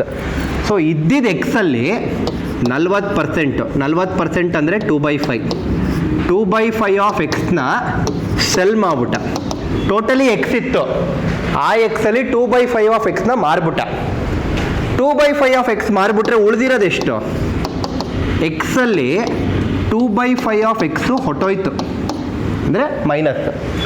ಅರ್ಥ ಆಗ್ತಿದೆ ಅಲ್ವಾ? ಇನ್ನು ಉಳಿದಿರೋದೆಷ್ಟು? 5x minus 2x, 3x/5. ಗೊತ್ತಾಗ್ತಿದೆಯಾ? ಓಕೆ, ನೆಕ್ಸ್ಟ್ ನೋಡಿ. And still has 420 apples. So ಈ 3x/5 ಏನು ಉಳ್ಕೊಂಡಿದೆಯೋ that is nothing but equal to 420. ಆಮೇಲೆ 3 × 1 3 × 140, ಎಕ್ಸ್ ಇಸ್ ಈಕ್ವಲ್ ಟು 5 × 140 700. ಈ ಥರ ಎಲ್ಲ ಮಾಡ್ಕೊಂಡು ಬರ್ತೀವಿ ಆನ್ಸರ್. ಕರೆಕ್ಟಾ? ಇಷ್ಟೆಲ್ಲ ಮಾಡೋದ್ರ ಬದಲು ಪರ್ಸೆಂಟೇಜ್ ಬಂದಾಗ let the original number of ಆ್ಯಪಲ್ಸ್ನ ನಾನು starting original number of apples 100 ಅನ್ಕೊತೀನಿ. ಅರ್ಥ ಆಗ್ತಿದೆಯಾ? 100 ಅನ್ಕೊತೀನಿ. ಯಾಕೆ 100 ಅನ್ಕೊತೀನಿ? ಅಬ್ಸರ್ವ್ ಮಾಡಿ.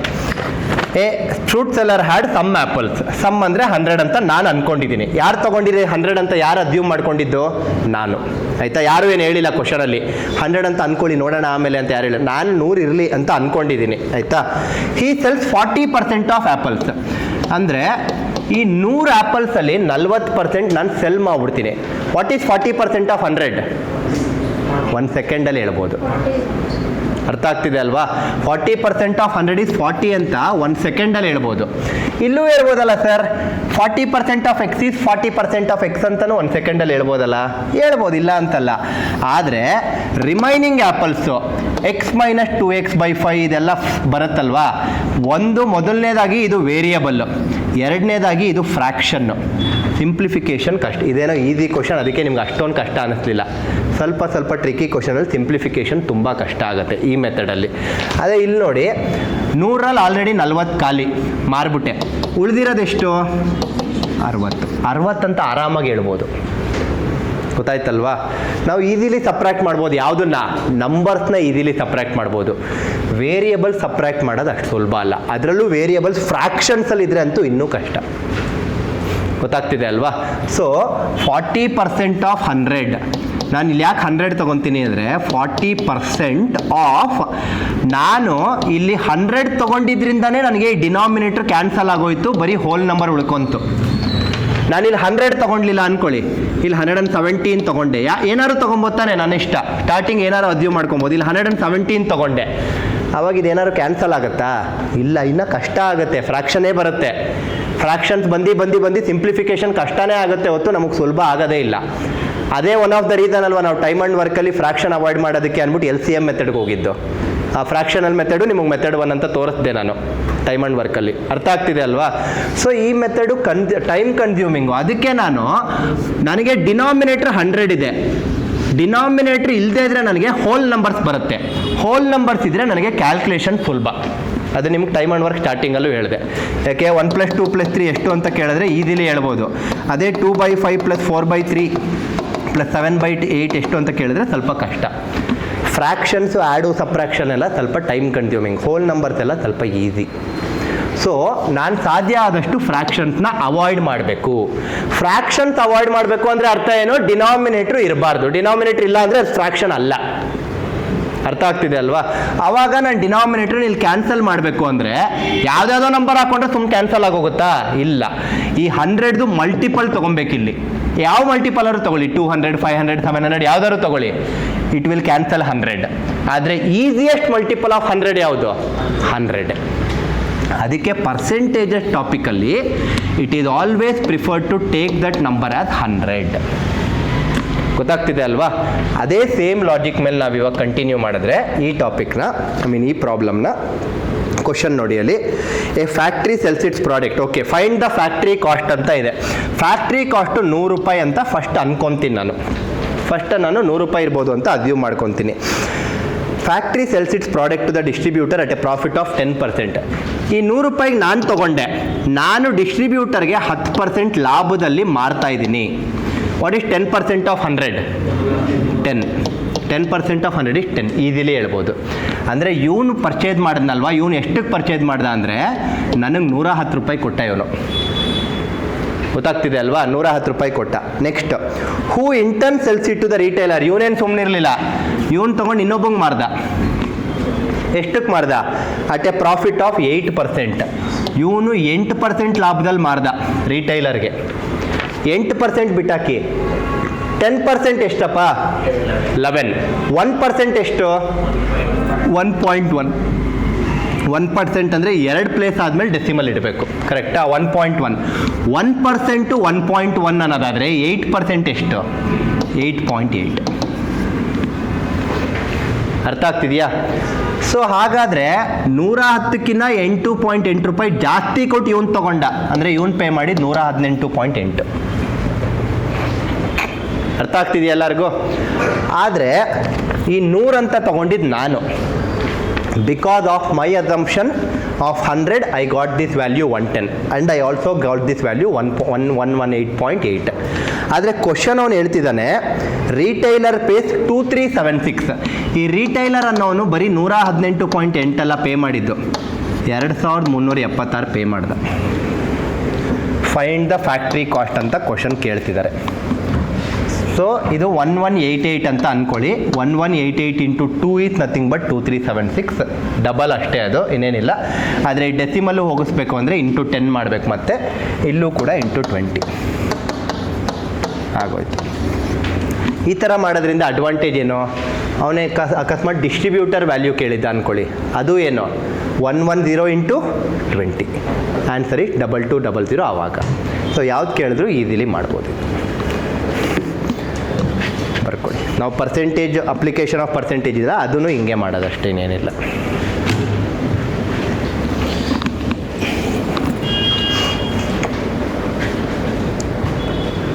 ಅರ್ಥ ಆಗಿದೆ ಅಂತ ಅನ್ಕೊತೀನಿ. ಅರ್ಥ ಆಗಿಲ್ಲ ಅಂದರೆ ದಯವಿಟ್ಟು ಕೇಳಿ.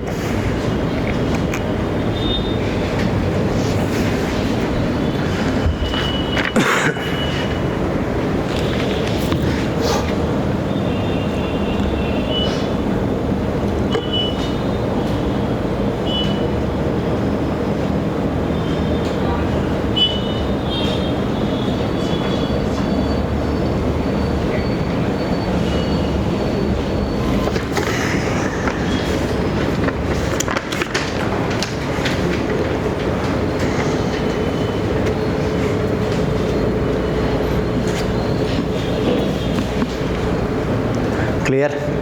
Next one. Question number 5.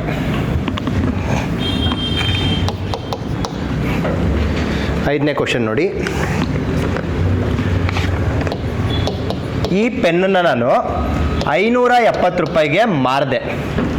ಮಾರಿದ್ದಕ್ಕೆ ನನಗೆ 5% ನಷ್ಟ ಆಯಿತು. There is a loss of 5%. ಅರ್ಥ ಆಗ್ತಿದೆ ಅಲ್ವಾ? ಯಾರಾದರೂ ಲೈಫಲ್ಲಿ ಲಾಸ್ ಆಗಬೇಕು ಅಂತ ಅನ್ಕೊತೀರಾ? ಖಂಡಿತ ಇಲ್ಲ. ಏನೋ ಒಂದು ಪ್ರಾಡಕ್ಟ್ನ ಸೆಲ್ ಮಾಡಿಬಿಟ್ಟೆ 5% ಲಾಸ್ ಆಗೋಯ್ತು, ಕೂತ್ಕೊಂಡು ಯೋಚನೆ ಮಾಡಿದೆ, ಲಾಸ್ ಆಗೋಯ್ತಲ್ಲ, ನೆಕ್ಸ್ಟ್ ಪ್ರಾಡಕ್ಟ್ನ ನಾನು ಸೆಲ್ ಮಾಡೋದು ಲಾಸ್ ಆಗಬಾರ್ದು ಅಂತ ಯೋಚನೆ ಮಾಡಿಬಿಟ್ಟು ಈ ಲಾಸ್ 5% ಏನಾಯಿತೋ ಇವಾಗ ಸದ್ಯಕ್ಕೆ, ನೆಕ್ಸ್ಟ್ ಟೈಮ್ ನನಗೆ ಪ್ರಾಫಿಟ್ ಆಗಬೇಕು 5% ಅಂತ ಯೋಚನೆ ಮಾಡ್ತೀನಿ. ಆ ಪ್ರಾಫಿಟ್ 5% ಆಗಬೇಕು ಅಂದರೆ ಅದೇ ಥರ ಪೆನ್ನನ್ನು ಎಷ್ಟು ರೂಪಾಯಿಗೆ ಮಾರಬೇಕು ಅನ್ನೋದು ನಮ್ಮ ಕ್ವಶನ್. ಅಷ್ಟೇ ಕ್ವಶನ್. ಅರ್ಥ ಆಗ್ತಿದೆ ಅಲ್ವಾ? If a product is sold for 570 rupees, there is a loss of 5%.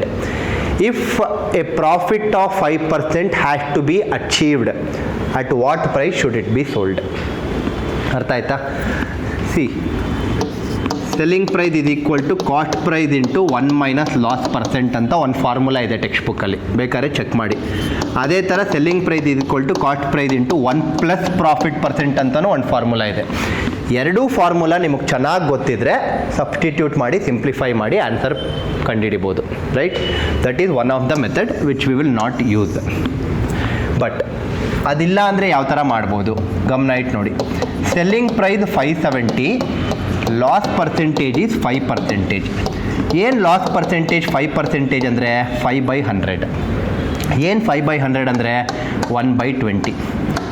ಏನು 1/20 ಅಂದರೆ ಕಾಸ್ಟ್ ಪ್ರೈಸ್ 20 ರೂಪಾಯಿ ಆಗಿದ್ದರೆ,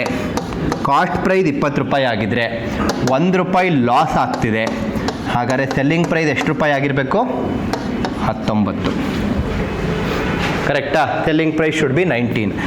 ಆದರೆ ಕ್ವಶನ್ ಪ್ರಕಾರ ಸೆಲ್ಲಿಂಗ್ ಪ್ರೈಸ್ 19 ಅಲ್ಲ, ಲಾಸ್ 5 ಇದ್ದಾಗ. ಸೆಲ್ಲಿಂಗ್ ಪ್ರೈಸ್ ಎಷ್ಟು? 570. 19 × 3 57, 10. 20 × 3 60, 10. Cost price 60, cost price 600. ಅರ್ಥ ಆಗ್ತಿದೆಯಾ? ಆದರೆ ಅವ್ನು ಕ್ವಶನಲ್ಲಿ ಏನಾದ್ರು ಕಾಸ್ಟ್ ಪ್ರೈಸ್ ಕೇಳಿದರೆ ಪ್ರಾಬ್ಲಮ್ ಇಲ್ಲಿಗೆ ಮುಗಿದೋಗೋದು. ಅವ್ನು ಕಾಸ್ಟ್ ಪ್ರೈಸ್ ಕೇಳಿಲ್ಲ, ಅವ್ನು ಕೇಳಿದ್ದು ಲಾಭ ಆಗಬೇಕು 5% ಅಂದರೆ ಏನು ಮಾಡ್ತೀಯ ಹೇಳಪ್ಪ ಅಂತ, ಎಷ್ಟಕ್ಕೆ ಮಾರ್ತೀಯ ಹೇಳು ಅಂತ. ಪ್ರಾಫಿಟ್ ಆಫ್ 5% ಅಂದರೆ ಇದು ಕೂಡ 5/100, 1/20. ಇದರ ಅರ್ಥ ಏನು? ಕಾಸ್ಟ್ ಪ್ರೈಸ್ 20, ಪ್ರಾಫಿಟ್ ಪರ್ಸೆಂಟ್ ಅಂದರೆ ನ್ಯೂಮರೇಟರ್ ಏನು? ಪ್ರಾಫಿಟ್ 1. ನಾನು 20 ರೂಪಾಯಿಗೆ ಪರ್ಚೇಸ್ ಮಾಡಿದೆ, ₹1 ಲಾಭ ಪಡಿಬೇಕು. ಹಾಗಾದರೆ ಯಾರು ಬರ್ತಾನೋ ಅವ್ನಿಗೆ ಎಷ್ಟಕ್ಕೆ ಮಾರಬೇಕು? 21ಕ್ಕೆ ಮಾರಬೇಕು. ಆವಾಗಲೇ ₹1 ಲಾಭ ಸಿಗೋದು. ಆದರೆ ಕಾಸ್ಟ್ ಪ್ರೈಸ್ 20 ಅಲ್ಲ, ಈಗಷ್ಟೇ ನೋಡಿದ್ವಿ. ಕಾಸ್ಟ್ ಪ್ರೈಸ್ ಎಷ್ಟು? ಒರಿಜಿನಲ್ ಆಗಿ ಕಾಸ್ಟ್ ಪ್ರೈಸ್ ಎಷ್ಟು? 600. 20 × 30 600, 21 × 30 630. ನಾನು ₹600 ಪೆನ್ ತೊಗೊಂಡೆ, 570ಕ್ಕೆ ಮಾರಿದ್ರೆ 5% ನಷ್ಟ, 630ಕ್ಕೆ ಮಾರಿದ್ರೆ 5% ಲಾಭ. ಅಷ್ಟೇ ಈ question. But without using formula. ಫಾರ್ಮುಲಾನು ಬೇಕು ಅಂದರೂ ಬರ್ದಿದ್ದೀನಿ, waste of time.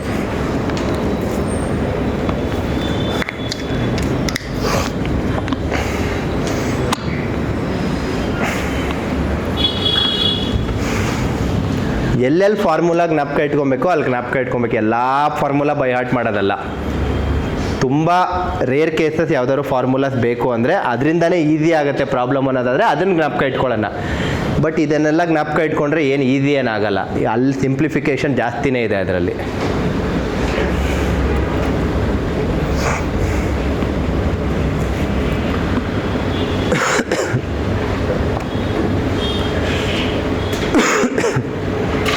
Clear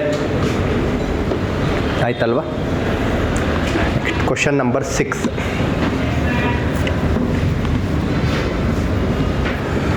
sixth question ಮಾಡೋದಕ್ಕೆ ಮುಂಚೆ ಅಬ್ಸರ್ವ್ ಮಾಡಿ. ಓಕೆ, ಗಮನ ಇಟ್ಟು ಕೇಳಿಸ್ಕೊಳ್ಳಿ. ಇಲ್ಲಿ ಈ ಥರ ಪೆನ್ ಇದೆ. ಈ ಪೆನ್ನನ್ನು ನಾನು ₹100 ತೊಗೊಂಡೆ. ನಾನೇ ಶಾಪ್ಕೀಪರ್, ನನ್ನದೇ ಅಂಗಡಿ ಇದೆ. ₹100 ನಾನು ಎಲ್ಲಿಂದನೂ ತೊಗೊಂಡೆ. ಈ ಥರದ್ದು ಇನ್ನೊಂದು ಪೆನ್ ಇದೆ, ಆ ಪೆನ್ನು ₹100 ತೊಗೊಂಡೆ. ಅಂದರೆ ಫಸ್ಟ್ ಪ್ರಾಡಕ್ಟ್ದು ಕಾಸ್ಟ್ ಪ್ರೈಸ್ 100, ಸೆಕೆಂಡ್ ಪ್ರಾಡಕ್ಟ್ದು ಕಾಸ್ಟ್ ಪ್ರೈಸ್ 100. ಓಕೆನಾ? ಫಸ್ಟ್ ಪ್ರಾಡಕ್ಟ್ನ ನಾನು 20% ಪ್ರಾಫಿಟ್ ಅಥವಾ 25% ಪ್ರಾಫಿಟ್ಗೆ ಮಾರಕ್ಕೆ ಇಷ್ಟಪಡ್ತೀನಿ.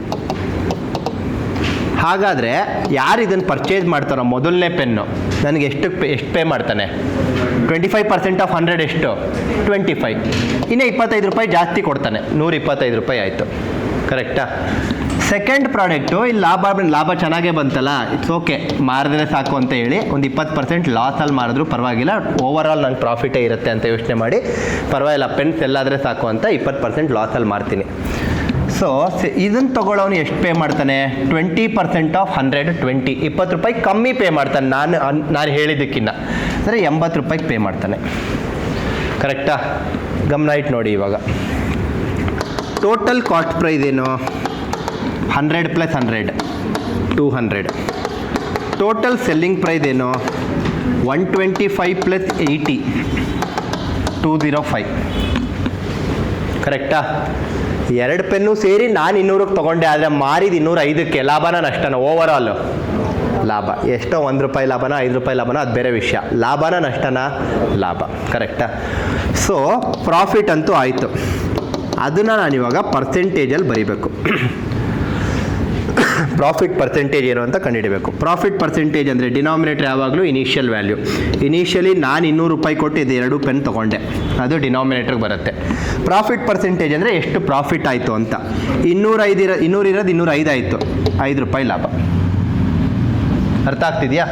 ಸೊ 5/2 ಇದನ್ನು ಬೇಕಾದ್ರೆ ಓಕೆ, ನಿಮ್ಗೆ ಅರ್ಥ ಆಗಬೇಕು ಅಂದರೆ 5/2 × 1/100 ಅಂತಲೂ ಬರಿಬೋದು ಇದನ್ನು. 5/2 ಅಂದರೆ 2.5, 1/100 ಅಂದರೆ percentage. So over all profit percentage ಏನಾಯ್ತು ಇದಕ್ಕೆ? 2.5%. ಕರೆಕ್ಟಾ? ಅರ್ಥ ಆಯ್ತಾ ಎಲ್ಲರಿಗೂ? Over all profit percent 2.5%. ಗಮನ ಇಟ್ಟು ಅಬ್ಸರ್ವ್ ಮಾಡಿ. ಇವಾಗ ಇದು ನಾನು ನಂಬರ್ಸ್ ಹಾಕಿದ್ದೀನಿ. ನಂಬರ್ಸ್ ಹಾಕಿರೋದಕ್ಕೆ ನಿಮ್ಗೊಂದು ಪ್ರಾಬ್ಲಮ್ ರೂಪದಲ್ಲಿ ಕಾಣಿಸ್ತಿದೆ ಇದು. ಕರೆಕ್ಟಾ? ನಂಬರ್ಸ್ ಬದಲು ನಾನೇನು ಮಾಡ್ತೀನಿ, ಜನರಲೈಸ್ ಮಾಡಿಬಿಡ್ತೀನಿ. ಕಾಸ್ಟ್ ಪ್ರೈಸ್ 2 ಪ್ರಾಡಕ್ಟು ಸೇಮು, ಆಯಿತಾ? ಮೊದಲನೇ ಪ್ರಾಡಕ್ಟ್ನ A% ಮಾರಿದೆ, ಎರಡನೇ ಪ್ರಾಡಕ್ಟ್ನ B% ಮಾರಿದೆ. First product is A%, second product is B%. Over all percentage change ಈ ಥರ ಬರಿಬೋದಾ? ಅಬ್ಸರ್ವ್ ಮಾಡಿ. A + B/2%. ಬೇಕಾದ್ರೆ ಚೆಕ್ ಮಾಡಿ ಈ ಪ್ರಾಬ್ಲಮ್ಗೆ ನಂಬರ್ ಸಮೇತ. ಎ ಅಂದರೆ 25 ಪ್ರಾಫಿಟ್ ಅಂದರೆ +25, ಎ ಜಾಗದಲ್ಲಿ +25. ಬಿ ಅಂದರೆ 20 ಲಾಸ್ ಅಂದರೆ -20. ಅರ್ಥ ಆಗ್ತಿದೆಯಾ? 25 - 20 ಎಷ್ಟು? 5. 5/2 ಎಷ್ಟು? 2.5. ಅದೇ ಇಲ್ಲಿ ಬಂದಿದ್ದು. ಅರ್ಥ ಆಗ್ತಿದೆಯಾ? ಅಂದರೆ ನಾನು ಯಾಕೆ ಇದನ್ನು ಹೇಳಿದೆ ಅಂದರೆ, first key point, if cost price of 2 products are same, ಅದನ್ನು ನಾನು ಶಾರ್ಟಾಗಿ ಈ ಥರ ಬರೆದೆ, CP1 = CP2 and percentage changes are A% and B% respectively, then overall percentage change = A + B/2%. ಅದು 2 ಪ್ರಾಫಿಟ್ ಅಂದರೆ 2 ಪ್ಲಸ್ ಮಾಡಿ, 2 ಲಾಸ್ ಅಂದರೆ 2 ಮೈನಸ್ ಮಾಡಿ. ಒಂದು ಪ್ರಾಫಿಟ್ ಒಂದು ಲಾಸ್ ಅಂದರೆ ಯಾವ್ದು ಪ್ರಾಫಿಟ್ ಇದೆಯೋ ಪ್ಲಸ್ ಇಟ್ಕೊಳ್ಳಿ, ಯಾವ್ದು ಲಾಸ್ ಇದೆಯೋ ಮೈನಸ್ ಇಟ್ಕೊಳ್ಳಿ, ಇಲ್ಲಿ ಮಾಡ್ದಂಗೆ. ಅರ್ಥ ಆಗ್ತಿದೆಯಾ ಎಲ್ಲರಿಗೂ? ರೈಟ್?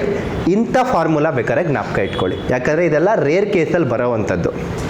ಇದೇನು ಎಲ್ಲ ಪ್ರಾಬ್ಲಮ್ಗೂ ಅಪ್ಲಿಕೇಬಲ್ ಅಲ್ಲ. ಇದು ಅಪ್ಲಿಕೇಬಲ್ ಆಗ ಸ್ಪೆಷಲ್ ಕೇಸಲ್ಲಿ. ಯಾವ ಸ್ಪೆಷಲ್ ಕೇಸು? 2 ಕಾಸ್ಟ್ ಪ್ರೈಸ್ ಸೇಮೇ ಇರಬೇಕು, ಅಂಥ ಕೇಸಸ್ಗೆ ಮಾತ್ರ ಇದು ಅಪ್ಲಿಕೇಬಲ್ ಆಗೋದು. ಇಂಥದ್ದನ್ನ ನಾವು ಇಷ್ಟೊಂದೆಲ್ಲ ಮಾಡೋದ್ರ ಬದಲು ಎಕ್ಸಾಮಲ್ಲಿ ಓಕೆ 2 ಕಾಸ್ಟ್ ಪ್ರೈಸ್ ಸೇಮ್ ಇದ್ದರೆ A + B/2 ಜ್ಞಾಪಕ ಇಟ್ಕೊಳ್ಳಿ. ಅದನ್ನು ಬಿಟ್ಟು ಬೇರೆದೆಲ್ಲ ಜ್ಞಾಪಕ ಇಟ್ಕೊಂಡು ಟೈಮ್ ವೇಸ್ಟ್ ಮಾಡಬಾರ್ದು ನಾವು. ಅರ್ಥ ಆಗ್ತಿದೆ ಅಲ್ವಾ? ರೈಟ್? 1 ನಿಮಿಷ. ಈಗ ನೀವೇ ಹೇಳಿ, ಇವಾಗ ಕಾಸ್ಟ್ ಪ್ರೈಸು 3000 ಒಂದು ಪ್ರಾಡಕ್ಟ್ದು, ಎರಡನೇ ಪ್ರಾಡಕ್ಟ್ದು ಕಾಸ್ಟ್ ಪ್ರೈಸು 3000ನೇ, ಆಯಿತಾ? ಮೊದಲನೇ ಪ್ರಾಡಕ್ಟ್ನ ನಾನು 20% ಪ್ರಾಫಿಟಲ್ಲಿ ಸೆಲ್ ಮಾಡಿದೆ, ಎರಡನೇ ಪ್ರಾಡಕ್ಟ್ನ 10% ಲಾಸಲ್ಲಿ ಸೆಲ್ ಮಾಡಿದೆ. ಓವರ್ ಆಲ್ ಪರ್ಸೆಂಟೇಜ್ ಚೇಂಜ್ ಏನು? First of all 2 same, so ಬಿಟ್ಟಾಕಿ. ಇದನ್ನು ಅಪ್ಲೈ ಮಾಡಬೇಕು ಅಂತ ಗೊತ್ತಾಯಿತು. A + B/2. A ಅಂದರೆ 20 ಪ್ರಾಫಿಟ್, ಸೊ +20. B ಅಂದರೆ 10 ಲಾಸ್, ಸೊ -10. 20 - 10 10/2 5%. 5 ಅಂದರೆ +5, ಪ್ಲಸ್ ಅಂದರೆ ಪ್ರಾಫಿಟ್. ಅದೇ ಸಪೋಸ್ ಉಲ್ಟಾ ನೋಡಿ, ಇವಾಗ ಪ್ರಾಫಿಟ್ 10%, ಲಾಸ್ 20% ಅಂತ ಅಂದ್ಕೊಳ್ಳಿ ಎಕ್ಸಾಂಪಲ್ಲು. ಇದು 10, ಇದು -20. 10 - 20 ಅಂದರೆ -10, -10/2 ಅಂದರೆ -5, ಅಂದರೆ ಓವರ್ ಆಲ್ ಅವ್ನಿಗೆ ಆಗಿದ್ದು ಲಾಸ್ ಆಫ್ 5%. ಫೈನಲ್ ಆನ್ಸರ್ +5 ಬಂದರೆ profit of 5 over all, final answer -5 ಬಂದರೆ ಲಾಸ್ ಆಫ್ 5 ಓವರ್ ಆಲ್ ಅಷ್ಟೇ. ಸೊ ಇಂಥ ಕೇಸಸ್ನ you should remember, it becomes easy. ಅವಾಗ ಯಾರು 3,000 2,000 ಎಲ್ಲ ಮಾಡ್ಕೊಂಡು ಕೂತಿರೋ ಟೈಮ್ ವೇಸ್ಟು, ಮಾಡಿದ್ರು ಸೇಮ್ ಆನ್ಸರೇ ಬರುತ್ತೆ, ಟೈಮ್ ವೇಸ್ಟ್. ಸೊ ಈ ಥರ ಕೇಸಸಲ್ಲಿ ಜ್ಞಾಪಕ ಇಟ್ಕೊಳ್ಳಿ, ಇಂಥ ಕೇಸಸಲ್ಲಿ ನಾವು ಹಿಂಗೆ ಮಾಡಿದ್ರೆ ಟೈಮ್ ವೇಸ್ಟು, ಫಾರ್ಮುಲಾ ಯೂಸ್ ಮಾಡಿದ್ರೆ ಬೇಗ ಆಗುತ್ತೆ. ಅದೇ ಬೇರೆ ಕೇಸಸ್ ನಾನು ಇಷ್ಟೋ ತನಕ ತೋರಿಸ್ತಿದ್ನಲ್ಲ, ಫಾರ್ಮುಲಾ ಯೂಸ್ ಮಾಡಿದ್ರೆ ಟೈಮ್ ವೇಸ್ಟು, ಈ ಥರ ಮಾಡಿದ್ರೆ ಬೇಗ ಬರುತ್ತೆ. ಅದು ಎಲ್ಲನೂ ನಿಮಗೆ ತೋರಿಸ್ತಾ ಇದ್ದೀನಿ, ನಿಮ್ಗೆ ಗೊತ್ತಿರಬೇಕದು. ಅರ್ಥ ಆಯ್ತಲ್ವಾ? ಓಕೆ, ಒಂದು ನಿಮಿಷ. ಈಗ ನೀವೇ ಹೇಳಿ, ಎಲ್ಲ ಇಲ್ಲೇ ಇದೆ ನಿಮ್ಮ ಕಣ್ಮುಂದೆನೇ, ಏನೂ ಚೇಂಜ್ ಇಲ್ಲ. ಈಗ ಫಸ್ಟ್ ಪಾಯಿಂಟೇ ಲೆಕ್ಕ ತೊಗೊಳ್ಳೋಣಪ್ಪ. Cost price of 2 products are same. Second ಪಾಯಿಂಟ್ಗೂ ಸೇಮ್ ಕಂಡೀಷನ್ ಅಂತ ಅಂದ್ಕೊಳ್ಳಿ, ಎರಡು ಕಾಸ್ಟ್ ಪ್ರೈಸ್ ಸೇಮು. ಆಮೇಲೆ ಈ ಪರ್ಸೆಂಟೇಜ್ ಚೇಂಜಸ್ ಇದೆಯಲ್ವಾ, 25 ಮತ್ತು 20 ಅಂತ, ಅದೂ ಸೇಮ್ ಅಂತ ಅಂದ್ಕೊಳ್ಳಿ. ಪ್ರಾಫಿಟ್ ಪರ್ಸೆಂಟೇಜು ಮತ್ತು ಲಾಸ್ ಪರ್ಸೆಂಟೇಜು ಸೇಮ್ ಅಂತ ಅಂದ್ಕೊಳ್ಳಿ, ಈಕ್ವಲ್ ಅಂತ ಅಂದ್ಕೊಳ್ಳಿ. ಅವಾಗ ಏನಾಗುತ್ತೆ ನೀವೇ ನೋಡಿ. ಇವಾಗ ಫಾರ್ ಎಕ್ಸಾಂಪಲ್ ಇಲ್ಲಿ ನಾನು 20 ಬದಲು ಇಲ್ಲಿ 25 ಹಾಕಿದ್ದೀನಿ ಅಂತ ಅಂದ್ಕೊಳ್ಳಿ. ಪ್ರಾಫಿಟು 25, ಲಾಸು 25, ಕಾಸ್ಟ್ ಪ್ರೈಸ್ ಎರಡೂ ಸೇಮು. ಆಯಿತಾ? ಗಮನ ಇಟ್ಟು ನೋಡಿ. ಇಲ್ಲಿ 125 ಆಯಿತು, ಇಲ್ಲಿ 75 ಆಗುತ್ತೆ. ನಾನು ಬರೀತಿಲ್ಲ ಯಾಕಂದರೆ ನೀವು ಫೋಟೋ ತಗೊಬೇಕು ಅಂತ. ಇಲ್ಲಿ 75 ಆಗುತ್ತೆ. Total cost price 200, 100 + 100. Total selling price 125 + 75, ಅದು ಕೂಡ 200. ನಾನು ಪರ್ಚೇಸ್ ಮಾಡಿದ್ದು 200, ನಿಮಗೆ ಸೆಲ್ ಮಾಡಿದ್ದು ಟೋಟಲ್ ಆಗಿ 200ಕ್ಕೆ. ಏನಾಯ್ತು ನನಗೆ? ಅಂದರೆ ಕಾಸ್ಟ್ ಪ್ರೈಸ್ ಎರಡೂ ಸೇಮ್ ಇದ್ದು, this is the condition. Profit ಮತ್ತು ಲಾಸು ಸೇಮ್ ಇದ್ದರೆ, which is the condition here again. Profit loss same ಇದ್ದರೆ then no profit no loss.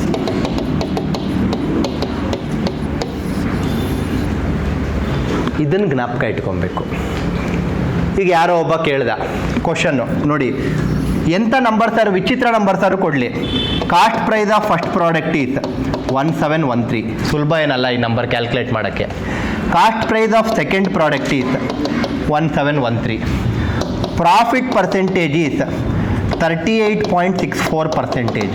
ಈ ನಂಬರೇ ನಾವು ನೋಡಿಲ್ಲ ನಿನ್ನೆ. ಪರ್ಸೆಂಟೇಜಸ್ಸು ಫ್ರ್ಯಾಕ್ಷನ್ ಕನ್ವರ್ಷನಲ್ಲಿ ಈ ಥರ ನಂಬರೇ ನೋಡಿಲ್ಲ. ಏನಾದ್ರು ವಿಚಿತ್ರವಾಗಿ ಕೊಡ್ತಾರೆ, ನಾವು ಏನು ಈ ಥರ ನಂಬರ್ ಕೊಟ್ಬಿಟ್ಟಿದ್ದಾರೆ ಅಂದ್ಕೊಂಡು ರೆಗ್ಯುಲರಾಗಿ ಮಾಡೋಕ್ಕೆ ಹೋದರೆ ಇದು ತಲೆ ಕೆಟ್ಟು ಚಿತ್ರಾನ್ನ ಆಗೋಗುತ್ತೆ. ಅರ್ಥ ಆಗ್ತಿದೆ ಅಲ್ವಾ? Loss percentage is also 38.64%. Find the over all profit or loss percent. ಮಾಡೋದೇ ಬೇಡ, ನಂಬರ್ಸ್ ನೋಡಿದ ತಕ್ಷಣ ನಿಮಗೆ ಗೊತ್ತಾಗಬೇಕು, ನೋ ಪ್ರಾಫಿಟ್ ನೋ ಲಾಸ್, ಮುಗಿದೋಯ್ತು. ಅವನು ಇದನ್ನು ಕೊಟ್ಟಿಲ್ಲದೆ ಇರ್ಬೋದು, ಕ್ವಶನ್ ಈ ಥರನೂ ಇರ್ಬೋದು. The cost prices of 2 products are same. One is sold at a profit of 38.64%, other is sold at a loss of 38.64. ಅವನು 1713 ಅಂತ ಕೊಡೋದ್ರ ಬದಲು ಸುಮ್ಮನೆ ಸೇಮ್ ಅಂತ ಹೇಳ್ಬೋದು, ಅದನ್ನೇನು ಕೊಡಲೇಬೇಕಂತ ಏನಿಲ್ಲ. ಆವಾಗಲೂ answer no profit no loss. So ಇಂಥ ಕೆಲವೊಂದು ಇಂಪಾರ್ಟೆಂಟ್ ಕೀ ಪಾಯಿಂಟ್ಸ್ನ ನೀವು ಜ್ಞಾಪಕ ಇಟ್ಕೊಂಡ್ರೆ answers will be very quick, otherwise answers will be very lengthy. ಗೊತ್ತಾಗ್ತಿದೆ ಅಲ್ಲ? ಫೋಟೋ ತೆಕ್ಕೊಳ್ಳಿ.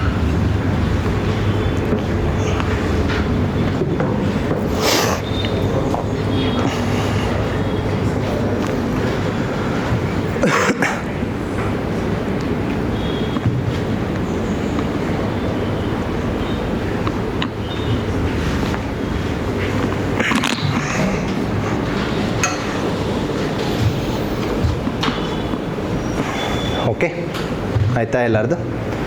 ನೆಕ್ಸ್ಟ್ ಇವಾಗ 6ನೇ ಕ್ವಶನ್ಗೆ ಆನ್ಸರ್ ಹೇಳ್ರಪ್ಪ ಶೀಟಲ್ಲಿ. ನೋ ಪ್ರಾಫಿಟ್ ನೋ ಲಾಸ್ ಅಷ್ಟೇ. ಸೊ ಎಕ್ಸಾಮಲ್ಲೂ ನೀವು ಹಿಂಗೆ ಮಾಡಬೇಕು. ಆ ಕ್ವಶನ್ ಓದ್ತೀರಾ, Ajit buy 2 cows for 3000 each, ಅಂದರೆ 2 cows ಪ್ರೈಸು 3000 ಅಂದರೆ cost price same. 1 at 10% profit, 1 at 10% loss, ಅದು ಸೇಮು. ಹಾಗಾದರೆ what is is profit percent or loss percent? Profit ಇಲ್ಲ, ಲಾಸು ಇಲ್ಲ, ನೋ ಪ್ರಾಫಿಟ್ ನೋ ಲಾಸ್ ಅಷ್ಟೇ. ಗೊತ್ತಾಗ್ತಿದೆ ಅಲ್ಲ?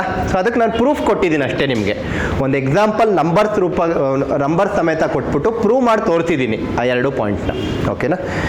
C the last question in this topic.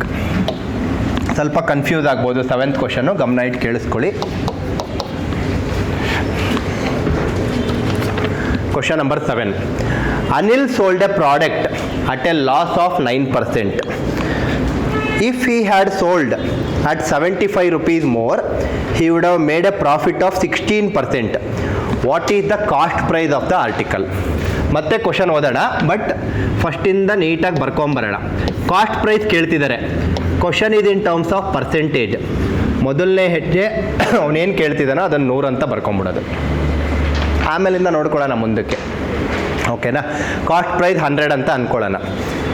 Anil sold a product at a loss of 9%. So ಇದನ್ನು ನಾನು purchase ಮಾಡಿದೆ, ನಾನು ಇದನ್ನು 9% ಲಾಸಲ್ಲಿ ಸೆಲ್ ಮಾಡಿದೆ, ಆಯಿತಾ. ಸೊ 9% ಲಾಸ್ ಅಂದರೆ ವಾಟ್ ಈಸ್ 9% ಆಫ್ 100? 9 rupees. 9 ರೂಪಾಯಿ ಲಾಸಲ್ಲಿ ನಾನು ಇದನ್ನು ಸೆಲ್ ಮಾಡಿದೆ. ಹಾಗಾದರೆ ಎಷ್ಟಕ್ಕೆ ಸೆಲ್ ಮಾಡಿರ್ಬೇಕು ಇದನ್ನು ನಾನು? 91 rupees. ಅರ್ಥ ಆಯ್ತಾ? 91 rupeesಗೆ ಸೆಲ್ ಮಾಡಿದ್ದೀನಿ ಅಂತ ಅರ್ಥ. ನೆಕ್ಸ್ಟ್ ನೋಡಿ, ಇಫ್ ಅಂದರೆ ಆಗಲೇ ಹೇಳಿದೆ, if is an assumption. If he had sold at 75 rupees more, ಅಕಸ್ಮಾತ್ ಅವನು 75 ರೂಪಾಯಿ ಜಾಸ್ತಿಗೆ ಸೆಲ್ ಮಾಡಿದ್ದಿದ್ರೆ, ಸೊ ದಟ್ಸ್ ಅನ್ ಅಸಂಪ್ಷನ್. ಆಮೇಲೆ ಬರೋಣ, ಅದು ಕ್ವಶನ್ ಪ್ರಕಾರ. That is according to question. He is assuming like that. Question ಯಾರು ಕ್ರಿಯೇಟ್ ಮಾಡಿದ್ರು ಅವನು ಆ ಥರ ಅಸ್ಯೂಮ್ ಮಾಡ್ಕೊತಾ ಇದ್ದಾನೆ. If you had sold at 75 rupees more ಅಂತ, he would have made a profit of 16% ಅಂತೆ. ಅಂದರೆ 16% ಲಾಭ ಆಗಬೇಕಂತೆ ಅವನಿಗೆ. ಸೊ ಪೆನ್ ಪ್ರೈಸ್ ಇವಾಗ್ಲೂ 100 ರೂಪಾಯಿನೇ. ಪೆನ್ ನಾನು ತೊಗೊಂಡಿದ್ದೇನೆ 120 ಆಗ್ಬಿಡ್ಲಿಲ್ಲ ಸಡನ್ನಾಗಿ, ಈಗಲೂ ಅದು 100 ರೂಪಾಯಿನೇ. ಸೊ 16% ಆಗಬೇಕಂತೆ ಆ profit. 16% what is 16% of 100? 16 rupees. 16% of 100 is how much? 16. ಅಂದರೆ ನಾನು ಈ ಪೆನ್ನನ್ನು 16% ಲಾಭಕ್ಕೆ ಮಾರಿದ್ದಿದ್ರೆ I would have sold for 116 rupees. ಕರೆಕ್ಟಾ? ಈಗ ನೋಡಿ, ಗಮನ ಇಟ್ಟು ನೋಡಿ, ಮೊದಲನೇ ಸಿನಾರಿಯೋಲಿ 9% ಲಾಸ್ ಮಾಡ್ಕೊಂಡಿದ್ರೆ 91 ರೂಪಾಯಿ ಬಂದಿರೋದಷ್ಟೇ ನನಗೆ. ಎರಡನೇ ಸಿನಾರಿಯೋಲಿ 16% ಲಾಭ ಮಾಡಬೇಕು ಅಂದರೆ 116 ರೂಪಾಯಿ ಬಂದಿರೋದು. ಅಂದರೆ if I had sold at how many rupees more? 91 ಇರೋದು 116 ಆಗ್ತಿದೆ. ಎಷ್ಟು ರೂಪಾಯಿ ಜಾಸ್ತಿ? 25 rupees ಮೋರ್. ಎಷ್ಟು ರೂಪಾಯಿ ಜಾಸ್ತಿ? 91ಕ್ಕೂ 116ಕ್ಕೂ ಎಷ್ಟು ವ್ಯತ್ಯಾಸ? 25. ಅರ್ಥ ಆಗ್ತಿದೆ ಅಲ್ವಾ? If I had sold at, ನಾನು ಈ 100 ಅಂತ ತಗೊಂಡಿದ್ದು ಯಾರಪ್ಪ? ನಾನು. Because I took it as 100ಇಂದ ನಾನು ಅದು 100 ಅಂತ ತಗೊಂಡಿದ್ದಕ್ಕೆ ಈ 9 ಅನ್ನೋ ನಂಬರ್ ಬಂದಿದ್ದು, ಆ 9ಇಂದನೇ 91 ಅಂತ ನಂಬರ್ ಬಂದಿದ್ದು. ಅದೇ ಥರ ನಾನು 100 ತಗೊಂಡಿದ್ದಕ್ಕೆ 16 ಅನ್ನೋ ನಂಬರ್ ಬಂದಿದ್ದು, ಆ 16ಇಂದನೇ 116 ಅಂತ ನಂಬರ್ ಬಂದಿದ್ದು. ಅದರಿಂದನೇ 91 116ಗೆ ವ್ಯತ್ಯಾಸ 25 ರೂಪಾಯಿ ಜಾಸ್ತಿ ಅಂತ ಬಂದಿದ್ದು. ಅಂದರೆ ಈಗ ಸದ್ಯಕ್ಕೆ ಬೋರ್ಡ್ ಮೇಲಿರೋ ನಂಬರ್ಸ್ ಎಲ್ಲಾನು ಏನೋ ನನ್ನ ಪ್ರಕಾರ, this is according to my assumption. ಅರ್ಥ ಆಗ್ತಿದೆ ಅಲ್ವಾ? ನಿಮ್ಮ ಟೆಕ್ಸ್ಟ್ ಬುಕ್ಕಲ್ಲಿ ಅವ್ರ ಪ್ರಕಾರ ಏನು ತೊಗೊತಾರೆ ಗೊತ್ತಾ? ಇದೇ ನಂಬರ್ನ ಎಕ್ಸ್ ಅಂತ ತೊಗೊಂಡು ಒದ್ದಾಡ್ತಾರೆ. ನಾನು 100 ಅಂತ ತೊಗೊಂಡು ಎಲ್ಲ ಹೋಲ್ ನಂಬರ್ಸ್ ಮಾಡಿಟ್ಟಿದ್ದೀನಿ, ಅಷ್ಟೇ ವ್ಯತ್ಯಾಸ, ಇನ್ನೇನೂ ಇಲ್ಲ. ಗೊತ್ತಾಗ್ತಿದೆ ಅಲ್ವಾ? ರೈಟ್. ಸೊ ನಾನು 25 ಮುಂಚೆ ಮಾಡಿದಾಗ 91 ರೂಪಾಯಿ ಬರ್ತಾ ಇತ್ತು, ಇವಾಗ ಮಾಡಿದಕ್ಕೆ 116 ರೂಪಾಯಿ ಬರ್ತಿದೆ. 25 ರೂಪಾಯಿಗೆ ಜಾಸ್ತಿ ಮಾರಿದ್ರೆ, if I had sold at 25 rupees more, my cost price will be 100. But question ಅವ್ರು ಹೇಳ್ತಿದ್ದಾರೆ 25 rupees ಮೋರ್ ಅಲ್ಲ, ಅದು 75 rupees ಮೋರ್ ಅಂತ. ಆವಾಗ ಕಾಸ್ಟ್ ಪ್ರೈಸ್ ಎಷ್ಟು ಅಂತ ಕ್ವಶನಲ್ಲಿ ಕೇಳ್ತಿದ್ದಾರೆ. ಅರ್ಥ ಆಗ್ತಿದೆಯಾ? ಸೊ 25 ಶುಡ್ ಬಿಕಮ್ 75 ಇಂಟು 3 ಅಷ್ಟೆ, ಬರ್ಕೊಳ್ಳಿ. ಸೊ ಇದೆಲ್ಲ ಸ್ವಲ್ಪ ಟ್ರಿಕ್ಕಿ ಕ್ವಶನ್ಸು, ಸೊ ಸ್ವಲ್ಪ ಪ್ರಾಕ್ಟೀಸ್ ಮಾಡಬೇಕು ಈ ಥರ ಕ್ವಶನ್ಸ್ಗಳನ್ನ.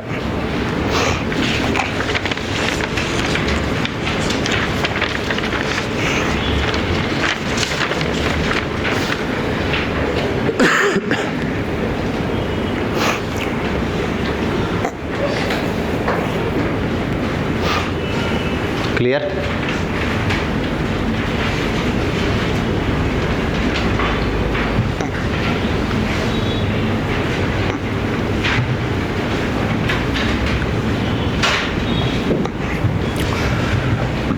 Okay. So not much difference between this topic and simple and compound interest. ಅಲ್ಲೇನು ಲಾಜಿಕ್ ಯೂಸ್ ಮಾಡ್ತಿದ್ವೋ ಮೋರ್ ಆರ್ ಲೆಸ್ ಅದೇ ಲಾಜಿಕ್ಕೇ ಯೂಸ್ ಮಾಡ್ತಾ ಇದ್ದೀವಿ. ಬಟ್ ಸಿಂಪಲ್ ಆ್ಯಂಡ್ ಕಾಂಪೌಂಡ್ ಇಂಟ್ರೆಸ್ಟಲ್ಲಿ ರೇಟ್ ಆಫ್ ಇಂಟ್ರೆಸ್ಟ್ ಯಾವಾಗಲೂ ಇನ್ಕ್ರೀಸೇನೆ. ಅದು ಡಿಕ್ರೀಸ್ ಏನಿಲ್ಲ. ಸೊ ಆ ಕೇಸಲ್ಲಿ simple and compound interest it is always ಪ್ರಾಫಿಟ್ಟೇ. ಆದರೆ ಈ ಟಾಪಿಕಲ್ಲಿ ಪ್ರಾಫಿಟ್ಟು ಆಗ್ಬೋದು, ಲಾಸು ಆಗ್ಬೋದು. ಲಾಸ್ ಅಂದರೆ ಡಿಕ್ರೀಸ್ ಅಂತೀವಿ, ಪ್ರಾಫಿಟ್ ಅಂದರೆ ಇನ್ಕ್ರೀಸ್ ಅಂತೀವಿ, ಅಷ್ಟೇ ವ್ಯತ್ಯಾಸ. ಗೊತ್ತಾಗ್ತಿದೆ ಅಲ್ಲ? Next write down very very important topic, one of the most important topic, time, speed and distance. ಈ ಶಾರ್ಟ್ ಕಟ್ಸ್ ಅಂತೂ ತುಂಬ ಚೆನ್ನಾಗಿದೆ, ಸಕ್ಕದಾಗಿದೆ. ನೆಕ್ಸ್ಟ್ 1.5 hours ತುಂಬ ಚೆನ್ನಾಗಿರುತ್ತೆ. Listen carefully. Time, speed and distance. Okay, ನಾವು ಗಮನ ಇಟ್ಟು ಕೇಳಿಸ್ಕೊಳ್ಳಿ. ಈ ಟೈಮ್, ಸ್ಪೀಡ್ ಆ್ಯಂಡ್ ಡಿಸ್ಟೆನ್ಸ್ ಟಾಪಿಕಲ್ಲಿ ಇಲ್ಲೂ ಅಷ್ಟೇ ಎಷ್ಟೊಂದು ಫಾರ್ಮುಲಾಸ್ ಇರುತ್ತೆ ಟೆಕ್ಸ್ಟ್ ಬುಕ್ಸಲ್ಲಿ. ಬಟ್ ನಾವು ಒಂದು ಬೇಸಿಕ್ ಡೆಫಿನೇಷನ್ ಯೂಸ್ ಮಾಡ್ತೀವಿ ಅಷ್ಟೇ. ಆ ಬೇಸಿಕ್ ಡೆಫಿನೇಷನ್ ಏನು ಅಂದರೆ speed is equal to distance by time. ಇಷ್ಟೇ. ಇದನ್ನು ಬಿಟ್ಟು ಬೇರೆ ಬೇರೆ ಎಷ್ಟೊಂದಿದೆ ಫಾರ್ಮುಲಾಸು. ಸಾಧ್ಯ ಆದಷ್ಟು ನಾವು ಯಾವುದನ್ನು ಮುಟ್ಟೋದು ಬೇಡ. ಇದೊಂದೇ ಬೇಸಿಕ್ ಥಿಂಗು, ಎಲ್ಲರಿಗೂ ಗೊತ್ತೂ ಇರುತ್ತೆ ಇದು. Speed is equal to distance by time ಅಥವಾ distance is equal to speed into time ಅಂತ, ರೈಟ್? ಇದು ಒಂದನ್ನು ನಾವು ಯೂಸ್ ಮಾಡಿಕೊಂಡು ಆದಷ್ಟು ಎಷ್ಟು ಪ್ರಾಬ್ಲಮ್ ಸಾಲ್ವ್ ಮಾಡೋಕ್ಕೆ ಸಾಧ್ಯನೋ ಅಷ್ಟು ಪ್ರಾಬ್ಲಮ್ಸು ಸಾಲ್ವ್ ಮಾಡೋಣ. ಓಕೆ, ನಾವು listen to the first question in the sheet. First question ತುಂಬ easy question, just for your understanding purpose. Listen carefully. A cyclist covers 480 kilometers in 8 hours. ಅಂದರೆ ಒಬ್ಬ ಸೈಕ್ಲಿಸ್ಟು 480 kilometer ಕವರ್ ಮಾಡ್ತಾನೆ, 8 ಅವರಲ್ಲಿ ಕವರ್ ಮಾಡ್ತಾನೆ. So ಇದು distance, ಇದು time. So ಹಾಗಾದರೆ speed ಏನು? Initial speed 480 divided by 8, which is nothing but 60 km/h. ಇಲ್ಲಿ ತನಕ ಕ್ಲಿಯರಾ? Right, 60 km/h. ನೆಕ್ಸ್ಟ್ ಸ್ಟೇಟ್ಮೆಂಟ್ ನೋಡಿ. If the speed is decreased by 12 km/h. Starting 60 km/h ಸ್ಪೀಡಲ್ಲಿ ಹೋಗ್ತಿದ್ದೆ, ಆದರೆ ಸ್ಪೀಡ್ ಸ್ವಲ್ಪ ಕಡಿಮೆ ಮಾಡೋಣ ಅಂತ ಅನ್ನಿಸ್ತು. ಸೊ ಫೈನಲ್ ಸ್ಪೀಡು 60ರಲ್ಲಿ 12 ಕಮ್ಮಿ ಮಾಡಿದೆ, 48 km/h ಸ್ಪೀಡ್ ಆಯ್ತು ಇವಾಗ. ಕರೆಕ್ಟಾ? ಅವ್ರೇನು ಹೇಳ್ತಿದ್ದಾರೆ? How much time he takes to travel the same distance. Same distance ಏನು ಚೇಂಜ್ ಆಗಲ್ಲ. ಮುಂಚೆ 60 km ಸ್ಪೀಡಲ್ಲಿ ಹೋಗ್ತಾ ಇದ್ದಾಗಲೂ ಡಿಸ್ಟೆನ್ಸ್ ಅಷ್ಟೇ 480. ಈಗಲೂ ಅದೇ ಡಿಸ್ಟೆನ್ಸು. ನಾನು ನೆನ್ನೆನೂ ಹೇಳಿದೆ, ನಮ್ಮ ಮನೆಯಿಂದ ನಾನು ಈ ಆಫೀಸಿಂದ ನಮ್ಮ ಮನೆಗೆ ಹೋಗಬೇಕು, ಪ್ರತಿದಿನ ಅದೇ ರೂಟಲ್ಲಿ ಟ್ರಾವೆಲ್ ಮಾಡ್ತೀನಿ. ಏನು ಕಾನ್ಸ್ಟೆಂಟು? Distance is constant. ನೆನ್ನೆನೂ ನನ್ನ ಟಾಪಿಕ್ ಮೊನ್ನೆ ಹೇಳ್ಕೊಟ್ಟಾಗ್ಲೂ ಸೇಮ್ ಅದನ್ನೇ ಹೇಳ್ಕೊಟ್ಟೆ. ಸೊ ಟೈಮ್, ಸ್ಪೀಡ್ ಆ್ಯಂಡ್ ಡಿಸ್ಟೆನ್ಸಲ್ಲಿ always distance will be constant. ಅರ್ಥ ಆಗ್ತಿದೆ ಅಲ್ವಾ? ಸೊ ಅದೇ ಡಿಸ್ಟೆನ್ಸ್ ಕವರ್ ಮಾಡೋಕ್ಕೆ 480 km ಈ ಸ್ಪೀಡಲ್ಲಿ ಹೋದರೆ how much time he takes ಅಂತ ಕೇಳ್ತಿದ್ದಾರೆ. 48 km/h ಅಂದರೆ ಅರ್ಥ ಏನು? 48 km/h ಅಂದರೆ 1 hourಗೆ 48 km ಕವರ್ ಮಾಡ್ತೀನಿ ಅಂತ ಅರ್ಥ. ಆದರೆ ಕ್ವಶನ್ ಹೇಳ್ತಿದ್ದಾರೆ ಸೇಮ್ ಡಿಸ್ಟೆನ್ಸ್ ಅಂದರೆ 480 km. 48 × 10 is 480, 1 × 10 is 10 hours. ಅಂದರೆ 60 km/h ಸ್ಪೀಡಲ್ಲಿ ಹೋದರೆ 8 ಗಂಟೆಗೆ ರೀಚ್ ಆಗಿ ಹೋಗ್ತೀನಿ. ಅದೇ ನಾನು ಸ್ಪೀಡ್ ಕಮ್ಮಿ ಮಾಡಿ ಈ ಸ್ಪೀಡಲ್ಲಿ ಹೋದರೆ 10 ಗಂಟೆ ಬೇಕು ನಂಗೆ ರೀಚ್ ಆಗೋಕ್ಕೆ ಅಂತ ಅರ್ಥ. ಕ್ಲಿಯರ್ ಅಲ್ಲ? ಬರ್ಕೊಳ್ಳಿ. Very easy question to start with. ಹೋಗ್ತಾ ಒಂದೊಂದೇ ಲೆವೆಲ್ ಆಫ್ ಕಾಂಪ್ಲೆಕ್ಸಿಟಿ ಇನ್ಕ್ರೀಸ್ ಮಾಡ್ಕೊಂಬರೋಣ.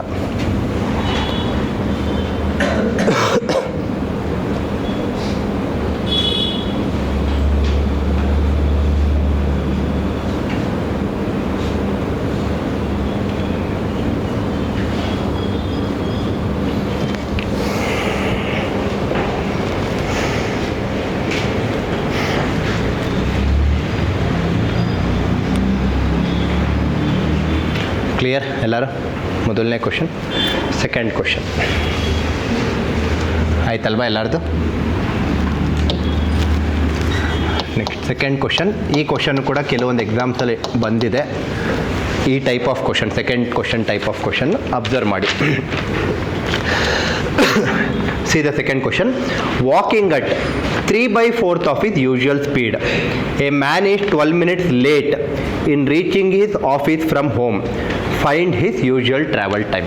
ನಾವು ಫಸ್ಟ್ ಅರ್ಥ ಮಾಡ್ಕೊಳ್ಳೋಣ ಕ್ವಶನ್ ಏನು ಅಂತ. ಗಮನ ಇಟ್ಟು ಅಬ್ಸರ್ವ್ ಮಾಡಿ. ಇಲ್ಲಿ ವಾಕಿಂಗೋ ಅಥವಾ ಟ್ರಾವೆಲಿಂಗ್ ಇನ್ ಬೈಕೋ ಅದು ಏನಾದ್ರು ಆಗಿರಲಿ, ಗಮನ ಇಟ್ಟು ನೋಡಿ. ನಾನು ಮೊದಲನೇ ದಿನ ನಮ್ಮ ಮನೆಯಿಂದ ನಾನು ಆಫೀಸ್ಗೆ ಹೋಗ್ತಾ ಇದ್ದೀನಿ. ನಂದು ರೆಗ್ಯುಲರ್ ಸ್ಪೀಡ್ ಬಂದು km/h ಸ್ಪೀಡು. ಇದು ರೆಗ್ಯುಲರ್ ಸ್ಪೀಡು. ಎವ್ರಿ ಡೇ ನಾನು ಇದೇ ಸ್ಪೀಡಲ್ಲೇ ಟ್ರಾವೆಲ್ ಮಾಡೋದು, ಚೇಂಜ್ ಮಾಡಲ್ಲ.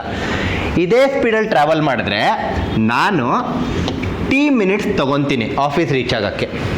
ಎಷ್ಟು? T minutes. ಟಿ ಅಂದರೆ 40 ಮಿನಿಟ್ಸ್ ಆಗಿರ್ಬೋದು, 1 hour ಏನಾರು ಆಗಿರ್ಬೋದು. ರೆಗ್ಯುಲರ್ ಸ್ಪೀಡ್ ಬಂದು ಎಸ್ಸು. ರೆಗ್ಯುಲರ್ ಟೈಮ್ ಪ್ರತಿದಿನ ನಾನು 1 hour ತೊಗೊತೀನಿ, ಪ್ರತಿದಿನ 40 ಮಿನಿಟ್ಸ್ ತೊಗೊತೀನಿ. That is my regular speed, regular time. ಅರ್ಥ ಆಯ್ತಾ? ಸೊ ಎಷ್ಟೋ ಒಂದು ರೆಗ್ಯುಲರ್ ಸ್ಪೀಡಲ್ಲಿ ಟ್ರಾವೆಲ್ ಮಾಡ್ತಾ ಇದ್ದೀನಿ, ಎಷ್ಟೋ ಒಂದು ರೆಗ್ಯುಲರ್ ಟೈಮ್ ತೊಗೊತೀನಿ. ಆವಾಗ ನಾನು ಕೆಲವೊಂದು ಡಿಸ್ಟೆನ್ಸ್ ಕವರ್ ಮಾಡಿರ್ತೀನಿ, 12 ಕಿಲೋಮೀಟ್ರು 15 ಕಿಲೋಮೀಟ್ರ್ ಎಷ್ಟೋ ಕವರ್ ಮಾಡಿರ್ತೀನಿ. ಇದು ನನ್ನ ರೆಗ್ಯುಲರ್ ಸಿನಾರಿಯೋ. ಆದರೆ ಇವತ್ತೇನಾಯಿತು, ನಾನು ನಮ್ಮ ಮನೆಯಿಂದ ಆಫೀಸಿಗೆ ಹೋಗ್ತಾ ಇದ್ದೀನಿ. ನಿನ್ನೆನೂ ನಡ್ಕೊಂಡೇ ಹೋದೆ, ಈ ಸ್ಪೀಡಲ್ಲೇ ಹೋದೆ, ಏನು ತೊಂದರೆ ಆಗಲಿಲ್ಲ. ಇವತ್ತು ನಡ್ಕೊಂಡು ಹೋಗ್ತಾ ಇದ್ದೀನಿ. ಆದರೆ ನಡ್ಕೊಂಡು ಹೋಗ್ತಿರ್ಬೇಕಾದ್ರೆ ನನಗೆ ಇವತ್ತು ನನ್ನ ರೆಗ್ಯುಲರ್ ಸ್ಪೀಡಲ್ಲಿ ಹೋಗೋಕ್ಕೆ ಆಗ್ತಿಲ್ಲ. ಯಾಕೆ? ಕಾಲು ಫ್ರ್ಯಾಕ್ಚರ್ ಆಗಿದೆ, ಕಾಲಲ್ಲಿ ಅದೇನೋ ಸ್ವಲ್ಪ ಏನೋ ಪ್ರಾಬ್ಲಮ್ ಆಗಿದೆ, ಗಾಯ ಆಗಿದೆ. ಸೊ ಡೆಫಿನೆಟ್ಲಿ ಸ್ವಲ್ಪ ಸ್ಪೀಡ್ ಕಮ್ಮಿ ಆಯ್ತು ಇವತ್ತು. ಅರ್ಥ ಆಗ್ತಿದೆ ಅಲ್ವಾ? ಅದನ್ನೇ ಅವ್ರ ಕ್ವಶನಲ್ಲಿ ಹೇಳ್ತಾ ಇರೋದು. Walking at 3/4 of is usual speed. Usual speed ಅಂದರೂ ಒಂದೇ, ರೆಗ್ಯುಲರ್ ಸ್ಪೀಡ್ ಅಂದರೂ ಒಂದೇ. ಸೊ ನನ್ನ ರೆಗ್ಯುಲರ್ ಸ್ಪೀಡ್ ಎಸ್ಸು, ಆದರೆ ಇವತ್ತು ನಾನು ಆ ಸ್ಪೀಡಲ್ಲಿ ಹೋಗೋಕ್ಕೆ ಆಗ್ತಿಲ್ಲ, ಯಾಕಂದರೆ ಕಾಲಲ್ಲಿ ಗಾಯ ಆಗಿದೆ. ಆದ್ದರಿಂದ ನಾನು ಬರೀ 3/4 ಆಫ್ ಮೈ ರೆಗ್ಯುಲರ್ ಸ್ಪೀಡಲ್ಲಿ ಹೋಗ್ತಾ ಇದ್ದೀನಿ. ಅರ್ಥ ಆಗ್ತಿದೆಯಾ? ಅಂದರೆ ಡೆಫಿನೆಟ್ಲಿ ಸ್ಪೀಡ್ ಕಮ್ಮಿ ಮಾಡಿಕೊಂಡೆ. ಸೊ ಸ್ಪೀಡ್ ಕಮ್ಮಿ ಮಾಡಿದ್ರಿಂದ ಏನಾಯಿತು, walking at 3/4 of is usual speed, A man is 12 minutes late in reaching is office from home. ಪ್ರತಿದಿನ ಬರೀ 10 minutes ಹೊಟ್ಟೋಗ್ತಿದೆ ಆಫೀಸ್ಗೆ ರೆಗ್ಯುಲರ್ ಆಗಿ ಟ್ರಾವೆಲ್ ಮಾಡಿದಾಗ, ರೆಗ್ಯುಲರ್ ಸ್ಪೀಡಲ್ಲಿ. ಆದರೆ ಇವತ್ತು ನಾನು ನಿಧಾನ ಮಾಡಿದ್ರಿಂದ ಡೆಫಿನೆಟ್ಲಿ ಅಷ್ಟೇ ಟೈಮಿಗೆ ರೀಚ್ ಆಗೋಕ್ಕೆ ಸಾಧ್ಯನಾ? ಇಲ್ಲ, ಸ್ವಲ್ಪ ಜಾಸ್ತಿ ಟೈಮ್ ತೊಗೊತೀನಿ. ಎಷ್ಟು ಜಾಸ್ತಿ ಟೈಮ್ ತೊಗೊತೀನಿ? 12 ನಿಮಿಷ ಜಾಸ್ತಿ. ಮುಂಚೆ 10 minutes ತೊಗೊತಿದ್ದೆ, ಈಗ 10 minutesಗೆ 12 ನಿಮಿಷ ಎಕ್ಸ್ಟ್ರಾ ತೊಗೊತೀನಿ. ಅರ್ಥ ಆಗ್ತಿದೆಯಾ ಎಲ್ಲರೂ? ಅರ್ಥ ಆಗ್ತಿದೆಯಾ ಎಲ್ಲರಿಗೂ? ರೈಟ್. ಆದರೆ ನನ್ನ ಕಾಲು ಗಾಯ ಅಂದಿದ್ದು ಮಾತ್ರಕ್ಕೆ ರೋಡು ಚಿಕ್ಕದಾಗತ್ತಾ? ಅಯ್ಯೋ ಪಾಪ ಕಾಲು ಗಾಯ ಆಗೋಗಿದೆ, ಸ್ವಲ್ಪ ರೋಡ್ ಚಿಕ್ಕದಾಗೋಣ ಅಂತ. ಡಿಸ್ಟೆನ್ಸ್ ಏನು? ಅಷ್ಟೇ ಡಿಸ್ಟೆನ್ಸ್. ಅರ್ಥ ಆಗ್ತಿದೆ ಅಲ್ವಾ? ಸೊ ಈಗ ಇದನ್ನು ನಾನು ಸಿಂಪ್ಲಿಫೈ ಮಾಡಿದ್ರೆ, ಇದು ಈಕ್ವೇಷನ್ 1, ಇದು ಈಕ್ವೇಷನ್ 2. ಎರಡು equation left hand side same. So right hand ಸೈಡ್ನ ಈಕ್ವೇಟ್ ಮಾಡ್ಬೋದು. So equation 1 equal to equation 2. Right hand side equation 1 S into T, ಇದ್ರದ್ದು 3/4 S into T plus 12. Simplify ಮಾಡಿದ್ರೆ ಎಸ್ಸು ಕ್ಯಾನ್ಸಲ್ ಆಗುತ್ತೆ. 4 into T 4t, 3 into T 3t, 3 into 12 36. ಇದನ್ನು ಈ ಕಡೆಗೆ ತಳ್ತೀನಿ, 4t minus 3t, T equal to 36 minutes. ಅವ್ರು ನಮಗೆ ಕೇಳ್ತಿರೋದೇನು ಕ್ವಶನಲ್ಲಿ? Find his usual travel time. Usual travel time ಅಂದರೆ ಟೀನೇ, ಯೂಶುವಲ್ ಸ್ಪೀಡ್ ಅಂದರೆ ಎಸ್ಸು, ಡಿಸ್ಟೆನ್ಸ್ ಯಾವಾಗಲೂ ಯೂಶುವಲ್ಲೇ, ಅದು ಇನ್ಕ್ರೀಸ್ ಆದರೂ ಡಿಕ್ರೀಸ್ ಆದರೂ ಡಿಸ್ಟೆನ್ಸ್ ಡಿನೇ. So usual travel time T ಕೇಳ್ತಿದ್ರೆ ನಮಗೂ ಅದೇ ಬಂದಿದ್ದು. ಆನ್ಸರ್ ಏನು? 36 minutes. ಕ್ವಶನ್ ಚೆನ್ನಾಗಿ ಅರ್ಥ ಆಗಬೇಕು, ಆವಾಗ ಸೊಲ್ಯೂಷನ್ ಕೂಡ ಅರ್ಥ ಆಗುತ್ತೆ. ಕ್ಲಿಯರ್ ಅಲ್ಲ? ಬರ್ಕೊ.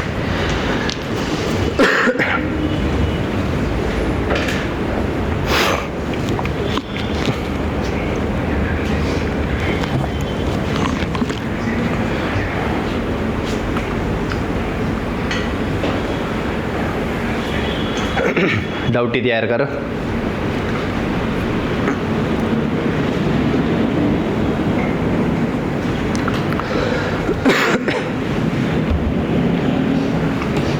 ಓಕೆ,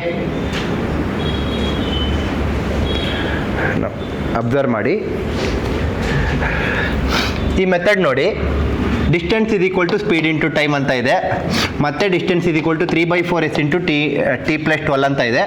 ಎರಡು ಈಕ್ವೇಷನ್ ಬಂತು, ಎರಡು ವೇರಿಯಬಲ್ ಇದೆ, ಎರಡು ವೇರಿಯಬಲ್ಲು ಎರಡು ಈಕ್ವೇಷನ್ ಈಕ್ವೇಟ್ ಮಾಡಿದೆ, ಒಂದು ಕ್ಯಾನ್ಸಲ್ ಆಯಿತು, ಇನ್ನೊಂದು ಶಿಫ್ಟು ಆ ಕಡೆ ಈ ಕಡೆ ಶಿಫ್ಟು, ಪ್ರತಿಯೊಂದು ಸಿಂಪ್ಲಿಫೈ ಮಾಡಿದ್ರೆ ಆನ್ಸರ್ ಬಂತು. ಚೆನ್ನಾಗಿದೆ, ಡೆಫಿನೆಟ್ಲಿ ಟೆಕ್ಸ್ಟ್ ಬುಕ್ ಮೆಥಡು. ಚೆನ್ನಾಗಿಲ್ಲ ಅಂತ ಹೇಳ್ತಿಲ್ಲ, but not the best method. ಗಮನ ಇಟ್ಟು ಕೇಳಿಸ್ಕೊಳ್ಳಿ. ಈ ಮೆಥಡ್ ಅರ್ಥ ಆದರೆ ಮೂರನೇ ಕ್ವಶನ್ ನೀವೇ ಪೆನ್ ಯೂಸ್ ಮಾಡದೆ ಸಾಲ್ವ್ ಮಾಡ್ತೀರಾ. Listen carefully. Distance is equal to speed into time ಗೊತ್ತು, ಬೇಸಿಕ್ ಡೆಫಿನಿಷನ್. ನಾನು ಆಗಲೇ ಹೇಳ್ದಂಗೆ ಈ ಟಾಪಿಕಲ್ಲಿ ಬೇಸಿಕ್ ಡೆಫಿನಿಷನ್ ಯೂಸ್ ಮಾಡ್ತೀವಿ. ಒಂದು ಮಾತ್ರ ನಿಮಗೆ ಚೆನ್ನಾಗಿ ಗೊತ್ತಿರಬೇಕು, which already you know, last ಕ್ಲಾಸಲ್ಲೂ ಹೇಳಿದೆ. ಸ್ಪೀಡ್ ಇನ್ಕ್ರೀಸ್ ಆದರೆ ಟೈಮ್ ಏನಾಗುತ್ತೆ? ಡಿಕ್ರೀಸ್. ನಾನು ಜಾಸ್ತಿ ಸ್ಪೀಡಲ್ಲಿ ಹೋದರೆ ಬೇಗ ರೀಚ್ ಆಗ್ತೀನಿ, ಟೈಮ್ ಕಮ್ಮಿ ತೊಗೊತೀನಿ. ಕಮ್ಮಿ ಸ್ಪೀಡಲ್ಲಿ ಹೋದರೆ ಜಾಸ್ತಿ ಟೈಮ್ ತೊಗೊತೀನಿ. ಸೊ ಸ್ಪೀಡು ಟೈಮ್ ಎರಡು ಏನು? ಇನ್ವರ್ಸ್ಲಿ ಪ್ರಪೋರ್ಷನಲ್, ಎರಡು ಉಲ್ಟಾ, ಬೇಸಿಕಲಿ ಉಲ್ಟಾ ಅಷ್ಟೇ. ಅರ್ಥ ಆಯ್ತಲ್ವಾ? ಓಕೆ. ಈಗ ಅವ್ರೇನು ಕೊಟ್ಟಿದ್ದಾರೆ ಕ್ವಶನಲ್ಲಿ? Walking at 3/4 of usual speed ಅಂದರೆ ಸ್ಪೀಡು 3/4 ಅಂತ ಕೊಟ್ಟಿದ್ದಾರೆ. ಕರೆಕ್ಟಾ? ಸ್ಪೀಡ್ 3/4 ಅಂತ ಕೊಟ್ಟಿದ್ದಾರೆ. ಸ್ಪೀಡ್ 3/4 ಆದರೆ ಟೈಮ್ ಏನಾಗುತ್ತೆ? ಉಲ್ಟಾ. ಈಗಷ್ಟೇ ಹೇಳಿದೆ, ಏನಾಗುತ್ತೆ ಟೈಮು? 4/3. ಅಯ್ಯೋ ಟೈಮ್ 4/3 ಅಂದರೆ ಅರ್ಥ ಏನು?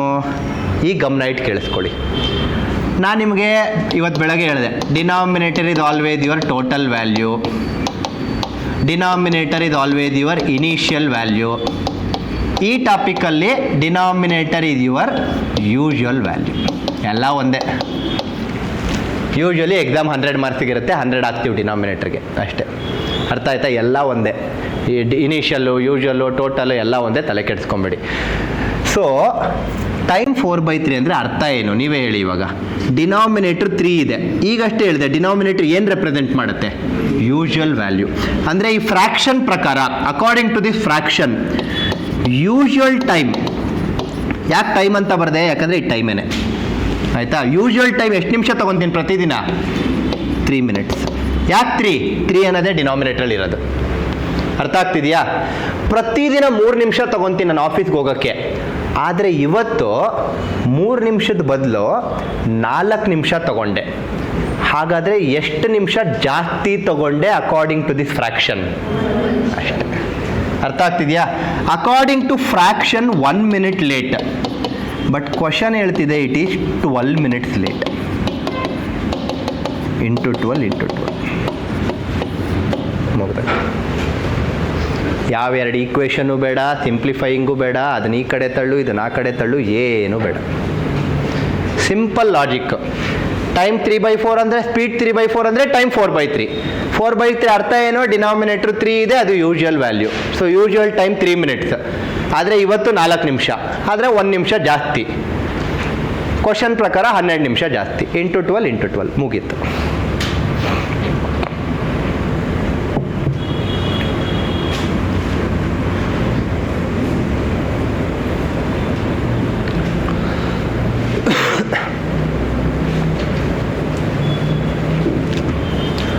I hope it is clear, everyone. ಅರ್ಥ ಆಗಿದೆಯಾ? ನೀವೇ ಹೇಳಿ ಇವಾಗ ಥರ್ಡ್ ಕ್ವಶನ್ಗೆ ಆನ್ಸರ್. ಇನ್ಫ್ಯಾಕ್ಟ್ ಆ್ಯಕ್ಚುಲಿ ಪೆನ್ ಕೂಡ ಬೇಡ, ಹಾಗೆ ಟ್ರೈ ಮಾಡೋಣ. So distance is equal to speed into time ಅನ್ನೋ ಬೇಸಿಕ್ ಡೆಫಿನೇಷನ್ ಗೊತ್ತು. ನೀವೇ ನೋಡಿ ಕ್ವಶನ್ನು. Walking at 9/5 of is usual speed. Speed 9/5 ಅಂತ ಕೊಟ್ಟಿದ್ದಾರೆ. ಹಾಗಾದರೆ ಟೈಮ್ ಎಷ್ಟು ಟೈಮು? 5/9. ಟೈಮ್ 5/9 ಅಂದರೆ ಅರ್ಥ ಏನು? ಡಿನಾಮಿನೇಟ್ರಲ್ಲಿ 9 ಇದೆ, that is my usual time. ಅಂದರೆ ಪ್ರತಿದಿನ 9 ನಿಮಿಷ ತೊಗೊತೀನಿ. ಆದರೆ ಇವತ್ತು ಬರೀ 5 ನಿಮಿಷ ತೊಗೊಂಡೆ. ಹಾಗಾದರೆ ಎಷ್ಟು ನಿಮಿಷ ಬೇಗ ರೀಚ್ ಆದೆ? 4 ನಿಮಿಷ ಅರ್ಲಿ, 4 ಮಿನಿಟ್ಸ್ ಅರ್ಲಿ. ಕ್ವಶನ್ ಪ್ರಕಾರ 44 minutes early. 4 should become 44. Multiply by 11. 9 also multiply by 11. Answer is 99 minutes. ಅಷ್ಟೇ. ಗೊತ್ತಾಗ್ತಿದೆ ಅಲ್ವಾ? Very very easy if you use this methods. Speed 9/5, time 5/9. Time 5/9 ಅಂದರೆ ಅರ್ಥ ಯೂಶುವಲ್ ಟೈಮು 9 ನಿಮಿಷ, ಆದರೆ ಇವತ್ತು 5 ನಿಮಿಷ. ಸೊ 4 ನಿಮಿಷ ಅರ್ಲಿ. ಆದರೆ ಕ್ವಶನ್ ಪ್ರಕಾರ 44 ನಿಮಿಷ ಅರ್ಲಿ. Into 11 answer is 99. ಮುಗಿದೋಯ್ತು. ಈಕ್ವೇಷನ್ಸು, ವೇರಿಯಬಲ್ಸು ಅದೆಲ್ಲ ದಯವಿಟ್ಟು ಆದಷ್ಟು ಅವಾಯ್ಡ್ ಮಾಡಿ.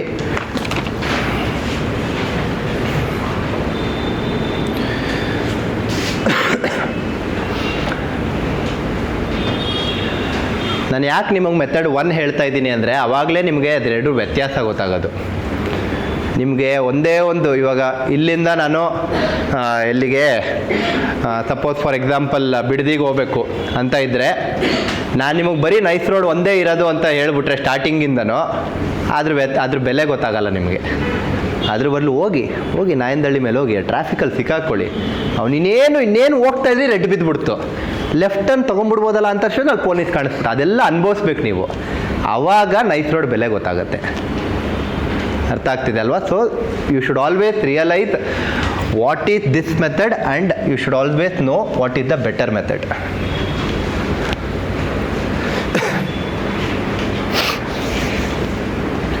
ಬರ್ದಾಯ್ತಾ? ನೆಕ್ಸ್ಟ್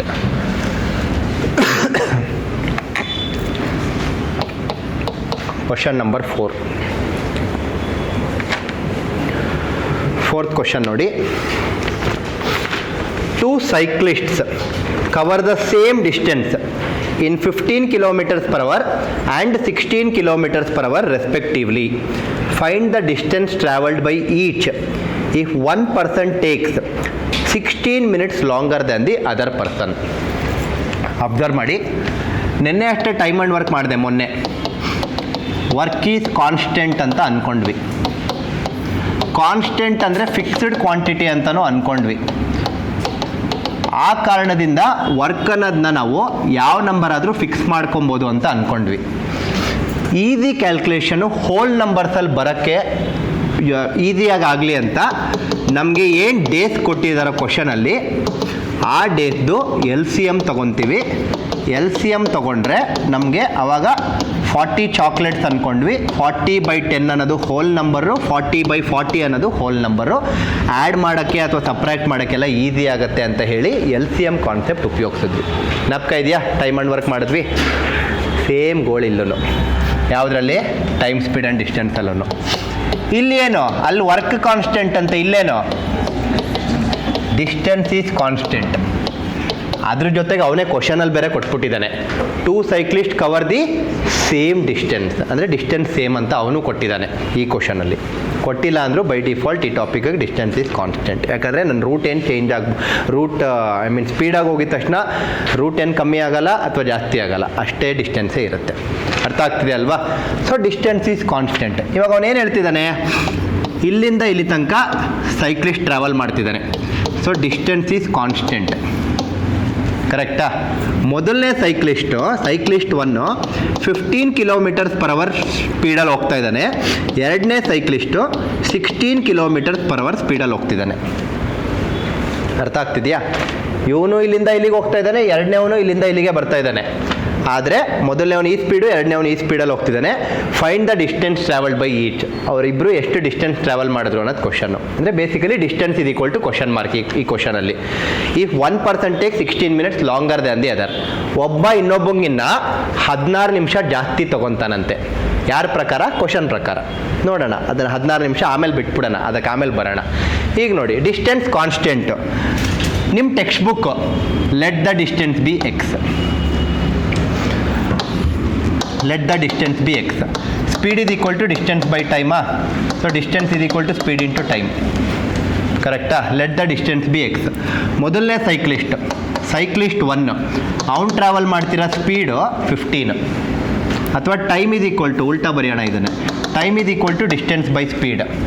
ಮೊದಲನೇ ಸೈಕ್ಲಿಸ್ಟು ಎಷ್ಟು ಟೈಮ್ ತೊಗೊಂಡ ಅಂದರೆ, ಅವ್ನು ಕವರ್ ಮಾಡೋ ಡಿಸ್ಟೆನ್ಸು ಎಕ್ಸು, ಅವ್ನ ಸ್ಪೀಡು 15. ಆಯಿತಾ? ಅಷ್ಟು ಟೈಮ್ ತೊಗೊಂಡ, ಇದು ಟೈಮು. ಸೆಕೆಂಡ್ ಸೈಕ್ಲಿಸ್ಟ್ ಎಷ್ಟು ಟೈಮ್ ತೊಗೊಂಡ ಅಂದರೆ, ಅವ್ನು ಕವರ್ ಮಾಡ್ತಿರೋ ಡಿಸ್ಟೆನ್ಸು ಎಕ್ಸೇನೆ, ಆದರೆ ಅವ್ನ ಸ್ಪೀಡು 16. ನಾನು ಇಷ್ಟು ಟೈಮ್ ತೊಗೊಂಡೆ, ನೀವು ಇಷ್ಟು ಟೈಮ್ ತೊಗೊಂಡ್ರಿ. ನಾನು ನಿಮಗಿನ್ನ ಎಷ್ಟು ಜಾಸ್ತಿ ತೊಗೊಂಡೆ time? 1 person takes how much longer than the other. ಅದನ್ನು ಅವ್ರು ಕೊಟ್ಟಿದ್ದಾರೆ ಕ್ವಶನಲ್ಲಿ. ಕರೆಕ್ಟಾ? ಸೊ ಒಬ್ಬ ಇನ್ನೊಬ್ಬಗಿನ್ನ ಎಷ್ಟು ಜಾಸ್ತಿ ಎಷ್ಟು ಕಮ್ಮಿ ಅನ್ನೋದಾದರೆ ಅವರಿಬ್ಬರು ಮಧ್ಯೆ ಇರೋ ವ್ಯತ್ಯಾಸ ತಿಳ್ಕೊತಾ ಇದ್ವಿ, ಡಿಫ್ರೆನ್ಸ್. ಗೊತ್ತಾಗ್ತಿದೆ ಅಲ್ವಾ? So x/15 - x/16 equal to, ಅವ್ರು ಎಷ್ಟೋ ಕೊಟ್ಟಿದ್ದಾರೆ, ಎಷ್ಟೋ ನಿಮಿಷನೋ ಏನೋ ಕೊಟ್ಟಿದ್ದಾರೆ. ಎಲ್ ಸಿ ಎಮ್ ಸಿಂಪ್ಲಿಫೈ, ತುಂಬ time consuming. Text book method ಯಾವಾಗಲೂ ಎಕ್ಸು, ಕೆಲವೊಂದು ಟೆಕ್ಸ್ಟ್ ಬುಕ್ ಸ್ಟೈಲಾಗಿ ಡಿಸ್ಟೆನ್ಸ್ನ ಡಿ ಅಂತ ತೊಗೊತಾರೆ. ಏನು ವ್ಯತ್ಯಾಸ ಆಗುತ್ತೋ ಗೊತ್ತಿಲ್ಲ. ಅರ್ಥ ಆಗ್ತಿದೆ ಅಲ್ವಾ? ಸೊ ಇದು ಯಾವುದು ಬೇಡ, ಸಿಂಪಲ್ಲಾಗಿ ನೋಡಿ. Distance is constant. ಆ ಡಿಸ್ಟೆನ್ಸ್ನ ನಾನು L C M of these 2 numbers ಅಂತ ತೊಗೊತೀನಿ. 15ಕ್ಕೂ 16ಕ್ಕೂ ಎಲ್ ಸಿ ಎಮ್ ತೊಗೊತೀನಿ. So L C M of 15 and 16 is 240 kilometers. So ನಾನು ಇದೆರಡಕ್ಕೂ ಡಿಸ್ಟೆನ್ಸು 240 ಇರಬಹುದು ಅಂತ ನಾನು ಅಸ್ಯೂಮ್ ಮಾಡ್ಕೊತಾ ಇದ್ದೀನಿ. ನೀವು ಬೇರೆ ನಂಬರ್ ತೊಗೊಂಡ್ರು ಸೇಮ್ ಆನ್ಸರೇ ಬರುತ್ತೆ. ಅರೆ ಕಷ್ಟಪಡಬೇಕಷ್ಟೆ. ಟೆಕ್ಸ್ಟ್ ಬುಕ್ ಅವ್ನು ಬೇರೆ ಎಕ್ಸ್ ಅಂತ ತೊಗೊಂಡ್ರು ಅವ್ನಿಗೂ ಸೇಮ್ ಆನ್ಸರೇ ಬರುತ್ತೆ. ಸೊ ಸ್ವಲ್ಪ ಕಷ್ಟ. ಈ ಥರ ನಂಬರ್ ತೊಗೊಳೋದ್ರಿಂದ ಕಷ್ಟ ಅಷ್ಟೊಂದಾಗಲ್ಲ, ಯಾಕಂದರೆ ಹೋಲ್ ನಂಬರ್ಸೇ ಬರುತ್ತೆ. ಅದನ್ನು ನಾವು ಟೈಮ್ ಆ್ಯಂಡ್ ವರ್ಕಲ್ಲಿ ಆಲ್ರೆಡಿ ನೋಡಿದ್ದೀವಿ. ಗೊತ್ತಾಗ್ತಿದೆ ಅಲ್ವಾ? ಓಕೆ, ಮೊದಲನೇ ಸೈಕ್ಲಿಸ್ಟು ಎಷ್ಟು ಟೈಮ್ ತೊಗೊತಾನೆ ಇವಾಗ? 240 kilometers ಕವರ್ ಮಾಡೋದಕ್ಕೆ 15 km/h ಸ್ಪೀಡಲ್ಲಿ ಹೋಗ್ತಿದ್ದಾನೆ. 1 hourಗೆ 15, 1 ಗಂಟೆಗೆ 15 ಕಿಲೋಮೀಟರ್ ಕವರ್ ಮಾಡ್ತಾನೆ. 2 ಗಂಟೆಗೆ 30, 3 ಗಂಟೆಗೆ 45. ಆ ಥರ 240 ಆಗಬೇಕು ಅಂದರೆ 16 ಗಂಟೆ ತೊಗೊತಾನೆ ಅವನು. ಅರ್ಥ ಆಗ್ತಿದೆ ಅಲ್ವಾ? ಫಸ್ಟ್ ಸೈಕ್ಲಿಸ್ಟು 16 hours ತೊಗೊತಾನೆ. ಸೆಕೆಂಡ್ ಸೈಕ್ಲಿಸ್ಟು 1 hourಗೆ 16, 2 ಅವರ್ಗೆ 32, 3 ಅವರ್ಗೆ 48, 4 ಅವರ್ಗೆ 64. ಆ ಥರ 240 ಕವರ್ ಮಾಡಬೇಕು ಅಂದರೆ 240/16, 15 ಅವರ್ಸ್. ನಾನು 16 ಗಂಟೆ ತೊಗೊಂಡೆ. ನೀವು ಇದೆಲ್ಲ ನನ್ನ ನಂಬರ್ಸ್ ಪ್ರಕಾರ, because I took it at 240, I am getting 16 and 15.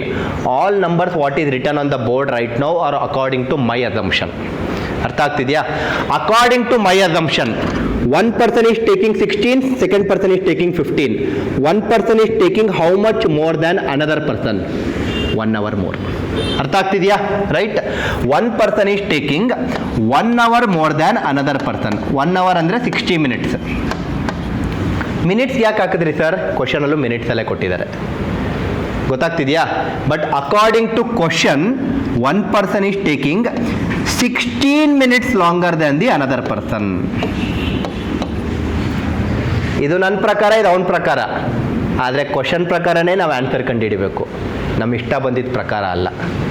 ಅದಕ್ಕೆ ನಾವು ಕನ್ವರ್ಟ್ ಮಾಡಬೇಕು ಲಾಸ್ಟ್ ಸ್ಟೆಪ್ಪಲ್ಲಿ. ಕನ್ವರ್ಟ್ ಮಾಡಿಲ್ಲ ನಾವು ಹಿಂಗೆ ಇಟ್ಕೊತೀವಿ ಅಂದರೆ ಆಪ್ಷನ್ ಇರೋದೇ ಇಲ್ಲ 240 ಅಂತ. ಅರ್ಥ ಆಗ್ತಿದೆಯಾ? ಅವ್ನು ಕೊಟ್ಟಿರೋ ಪ್ರಕಾರನೇ ನಾವು ಫಾಲೋ ಮಾಡಬೇಕು ಫೈನಲಿ. ಸ್ಟಾರ್ಟಿಂಗ್ ಹೆಂಗಾರು ಶುರು ಮಾಡಿ, at the end we should go according to what he has given in the question. ಗೊತ್ತಾಗ್ತಿದೆಯಾ? ಸಿಮಿಲರ್ಲಿ ನನ್ನ ಪ್ರಕಾರ ಡಿಸ್ಟೆನ್ಸು 240 ಕಿಲೋಮೀಟರ್ಸ್, ಆದರೆ ಕ್ವಶನ್ ಪ್ರಕಾರ ಅದೇ ಡಿಸ್ಟೆನ್ಸ್ನ ಎಷ್ಟು ಹೇಳಿ ಅಂತ ಕೇಳ್ತಿದ್ದಾರೆ. Find the distance travelled by each ಅಂತ. So 60 should become 16. ಅಯ್ಯೋ 16 ಆಗಕ್ಕೆ ಸಾಧ್ಯ ಇಲ್ವಲ್ಲ ಸರ್? ಯಾವುದು ಮಲ್ಟಿಪ್ಲೈ ಮಾಡಿದ್ರೆ ಆಗಲ್ಲ ಅಥವಾ ಡಿವೈಡ್ ಮಾಡಿದ್ರೆ ಆಗಲ್ಲ. ಹಿಂಗೆ ಮಾಡಬೇಕು ಅಂತ ಏನಿಲ್ಲ. ನಾನು ಆಗಲೇ ಬೆಳಗ್ಗೆನೇ ಹೇಳಿದೆ, ಹಿಂಗೂ ಮಾಡ್ಬೋದು, ಹಿಂಗೂ ಮಾಡ್ಬೋದು, ಹೆಂಗಾರು ಮಾಡಿ. ಕರೆಕ್ಟಾ? So 60 is becoming 240. 60 into which number is 240? 4. ಅದೇ ಥರ 16 into 4 ಮಾಡಿ. ಇಲ್ಲಿ 16 into 4 ಏನು? 64 kilometre. Answer for this question is how much? 64 kilometre. Easy technique, ಯಾವುದೇ ಥರ ವೇರಿಯಬಲ್ಸ್ ಇಲ್ಲ.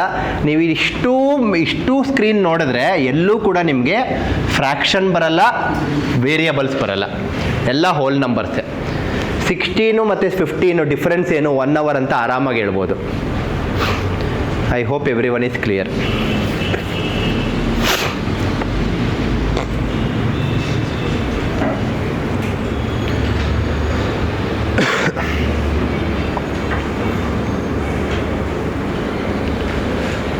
ಓಕೆ, ಸೀದಾ ಕ್ವಶನ್ ನಂಬರ್ 5. 5ನೇ ಕ್ವಶನ್ ನೋಡಿ.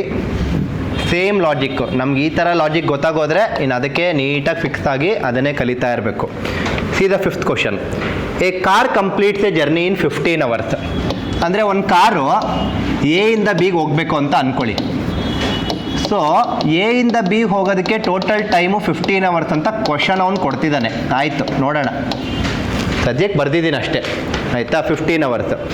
ಆಮೇಲೆ ಏನು ಹೇಳ್ತಿದ್ದಾರೆ? First half of the distance at 21 km/h. A ಇಂದ ಬಿ ಫುಲ್ ಜರ್ನಿ, ಇದು ಮಿಡ್ ಪಾಯಿಂಟ್, ಹಾಫ್ ಜರ್ನಿ ಇದು ಎಮ್ ಅಂತ ಕರೆಯೋಣ, ಮಿಡ್ ಪಾಯಿಂಟ್. ಈ ಮೊದಲನೇ ಹಾಫು 21 km/h ಸ್ಪೀಡಲ್ಲಿ ಹೋಗ್ತಾ ಇದ್ದೀನಿ, ಆಯಿತಾ? ಆಮೇಲೆ ಮಿಡ್ ಪಾಯಿಂಟ್ ಸಿಕ್ತು. And the second half at 24 km/h. ಯಾಕೋ ಈ ಮಿಡ್ ಪಾಯಿಂಟಲ್ಲಿ ಅನ್ನಿಸ್ತು ಇದೇ ಸ್ಪೀಡಲ್ಲಿ ಹೋದರೆ ಸಿಕ್ಕಾಪಟ್ಟೆ ಟೈಮ್ ಆಗೋಗುತ್ತೆ, ಸ್ವಲ್ಪ ಸ್ಪೀಡ್ ಜಾಸ್ತಿ ಮಾಡೋಣ ಅಂತ ಹೇಳಿ ಸ್ವಲ್ಪ ಸ್ಪೀಡ್ ಇನ್ಕ್ರೀಸ್ ಮಾಡಿದೆ. 24 km/h ಸ್ಪೀಡಲ್ಲಿ ಹೋಗ್ತಾ ಇದ್ದೀನಿ. ಎ ಇಂದ ಬಿಗೆ ಡಿಸ್ಟೆನ್ಸ್ ಏನು ಅನ್ನೋದು ಕ್ವಶನ್ನು. Find the distance. ಅರ್ಥ ಆಗ್ತಿದೆಯಾ? So this distance is what they are asking you. So ನಂಗೆ ಡಿಸ್ಟೆನ್ಸ್ ಗೊತ್ತಿಲ್ಲ, ಆದರೆ ಡಿಸ್ಟೆನ್ಸ್ ಕಾನ್ಸ್ಟೆಂಟ್ ಅನ್ನೋದು ಗೊತ್ತು ನನಗೆ. ಸೊ ಆ ಕಾನ್ಸ್ಟೆಂಟ್ನ ನಾನು LCM ಆಗಿ ತೊಗೊಬೋದು ಅಂತಲೂ ಗೊತ್ತು. 21, 24 ಇದಕ್ಕೆ LCM 168 ಬರುತ್ತೆ. ಹೇಗೆ ಅನ್ನೋದೆಲ್ಲ ನಿಮ್ಗೆ ಆಲ್ರೆಡಿ ಗೊತ್ತು. ಸೊ ನಾನು ಮತ್ತೆ ಅದ್ರ ಬಗ್ಗೆ ಜಾಸ್ತಿ ಡೀಟೇಲಾಗಿ ಹೋಗಲ್ಲ. So 21, 24, 168 km. ಅಂದರೆ ಎ ಇಂದ ಬಿಗೆ 168 km ಟೋಟಲ್ ಡಿಸ್ಟೆನ್ಸ್ ಇದೆ. ಸೊ ಫಸ್ಟ್ ಹಾಫ್ ಡಿಸ್ಟೆನ್ಸ್ ಅಂದರೆ ಎಷ್ಟಾಯಿತು? 168 ಅರ್ಧ ಎಷ್ಟದು?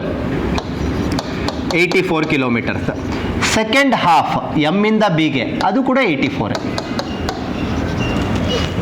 ಅರ್ಥ ಆಗ್ತಿದೆಯಾ ಎಲ್ಲರಿಗೂ? ಹಾಂ, ಈಗ ನೋಡಿ, ಎ ಇಂದ ಎಮ್ಗೆ ನಾನು ಎಷ್ಟೋ ಟೈಮ್ ತೊಗೊಂಡೆ, ಎಮ್ಮಿಂದ ಬಿಗೂ ಇನ್ನೆಷ್ಟೋ ಟೈಮ್ ತೊಗೊಂಡೆ, ಅದಷ್ಟು ಸೇರಿ ಕ್ವಶನ್ ಪ್ರಕಾರ 15 ಗಂಟೆ ಅಂತ ಹೇಳ್ತಿದ್ದಾರೆ, ಕ್ವಶನ್ ಪ್ರಕಾರ. ಆದರೆ ಇಲ್ಲಿ ಬಂದಿರೋ 168 ಆಗಲಿ 84 ಆಗಲಿ 84 ಆಗಲಿ ಇದೆಲ್ಲ ಯಾರ ಪ್ರಕಾರ? ನನ್ನ ಪ್ರಕಾರ. ಫಸ್ಟ್ ನನ್ನ ಪ್ರಕಾರ ಕಂಡುಹಿಡಿಯೋಣ, ಆಮೇಲೆ ಕ್ವಶನ್ ಪ್ರಕಾರ ಹೋಗೋಣ ಲಾಸ್ಟಲ್ಲಿ. ಅರ್ಥ ಆಗ್ತಿದೆಯಾ? So time taken from A to M equal to, ಇಲ್ಲಿಂದ ಇಲ್ಲಿಗೆ ಫಸ್ಟ್ ಕಂಡುಹಿಡಿಯೋಣ. ಟೈಮ್ ಅಂದರೆ distance by speed. Distance 84, speed 21. 84/21 ಅಂದರೆ 4 hours. ಅದೇ ಥರ time taken from M to B, ಅದು ಕೂಡ ಡಿಸ್ಟೆನ್ಸ್ ಬೈ ಸ್ಪೀಡ್. ಡಿಸ್ಟೆನ್ಸ್ ಅಂದರೆ ಇಲ್ಲಿಂದ ಇಲ್ಲಿಗೂ 84 ಇರೋದು, ಸ್ಪೀಡು 24. ಸೊ ಇದು ಸಿಂಪ್ಲಿಫೈ ಮಾಡಿದ್ರೆ 12 × 2 12 × 7 7/2 ಅಂದರೆ 3.5 ಗಂಟೆ. ಇಲ್ಲಿಂದ ಇಲ್ಲಿಗೆ 4 hour. ಸ್ಪೀಡ್ ಜಾಸ್ತಿ ಮಾಡಿದೆ, ಸೊ 4 hour ತೊಗೊಳ್ಳಲ್ಲ, ಇನ್ನೂ ಕಮ್ಮಿ ಟೈಮ್ ತೊಗೊತೀನಿ. ಎಷ್ಟದು? 3.5. ಹಾಗಾದರೆ ಟೋಟಲ್ ಇಲ್ಲಿಂದ ಇಲ್ಲಿಗೆ ಎಷ್ಟು? 7.5. ಸೊ ನನ್ನ ಪ್ರಕಾರ ಟೋಟಲ್ ಟೈಮು 7.5 ಗಂಟೆ. ಆದರೆ ಕ್ವಶನ್ ಹೇಳ್ತಿದ್ದಾನೆ 7.5 ಅಲ್ಲ, ಅದು 15 ಅಂತ. ನನ್ನ ಪ್ರಕಾರ ಡಿಸ್ಟೆನ್ಸು 168, ಆದರೆ ಕ್ವಶನ್ ಅವನು ಎಷ್ಟು ಅಂತ ಕೇಳ್ತಿದ್ದಾನೆ. Into 2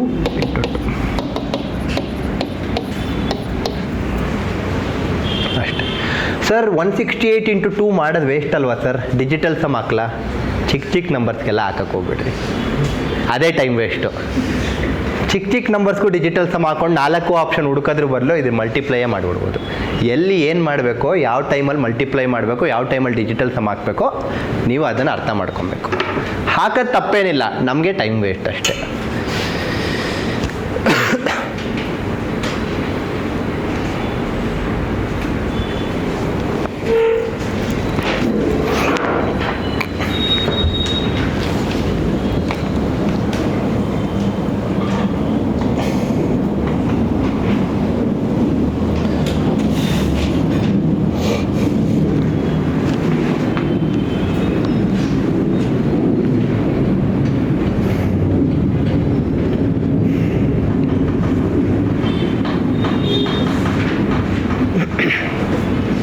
Clear? Next, question number 6. ಈ 5th ಕ್ವಶನ್ ಕೂಡ ಎಕ್ಸಾಮ್, ಒನ್ ಆಫ್ ದ ಎಕ್ಸಾಮಲ್ಲಿ ಬಂದಿತ್ತು.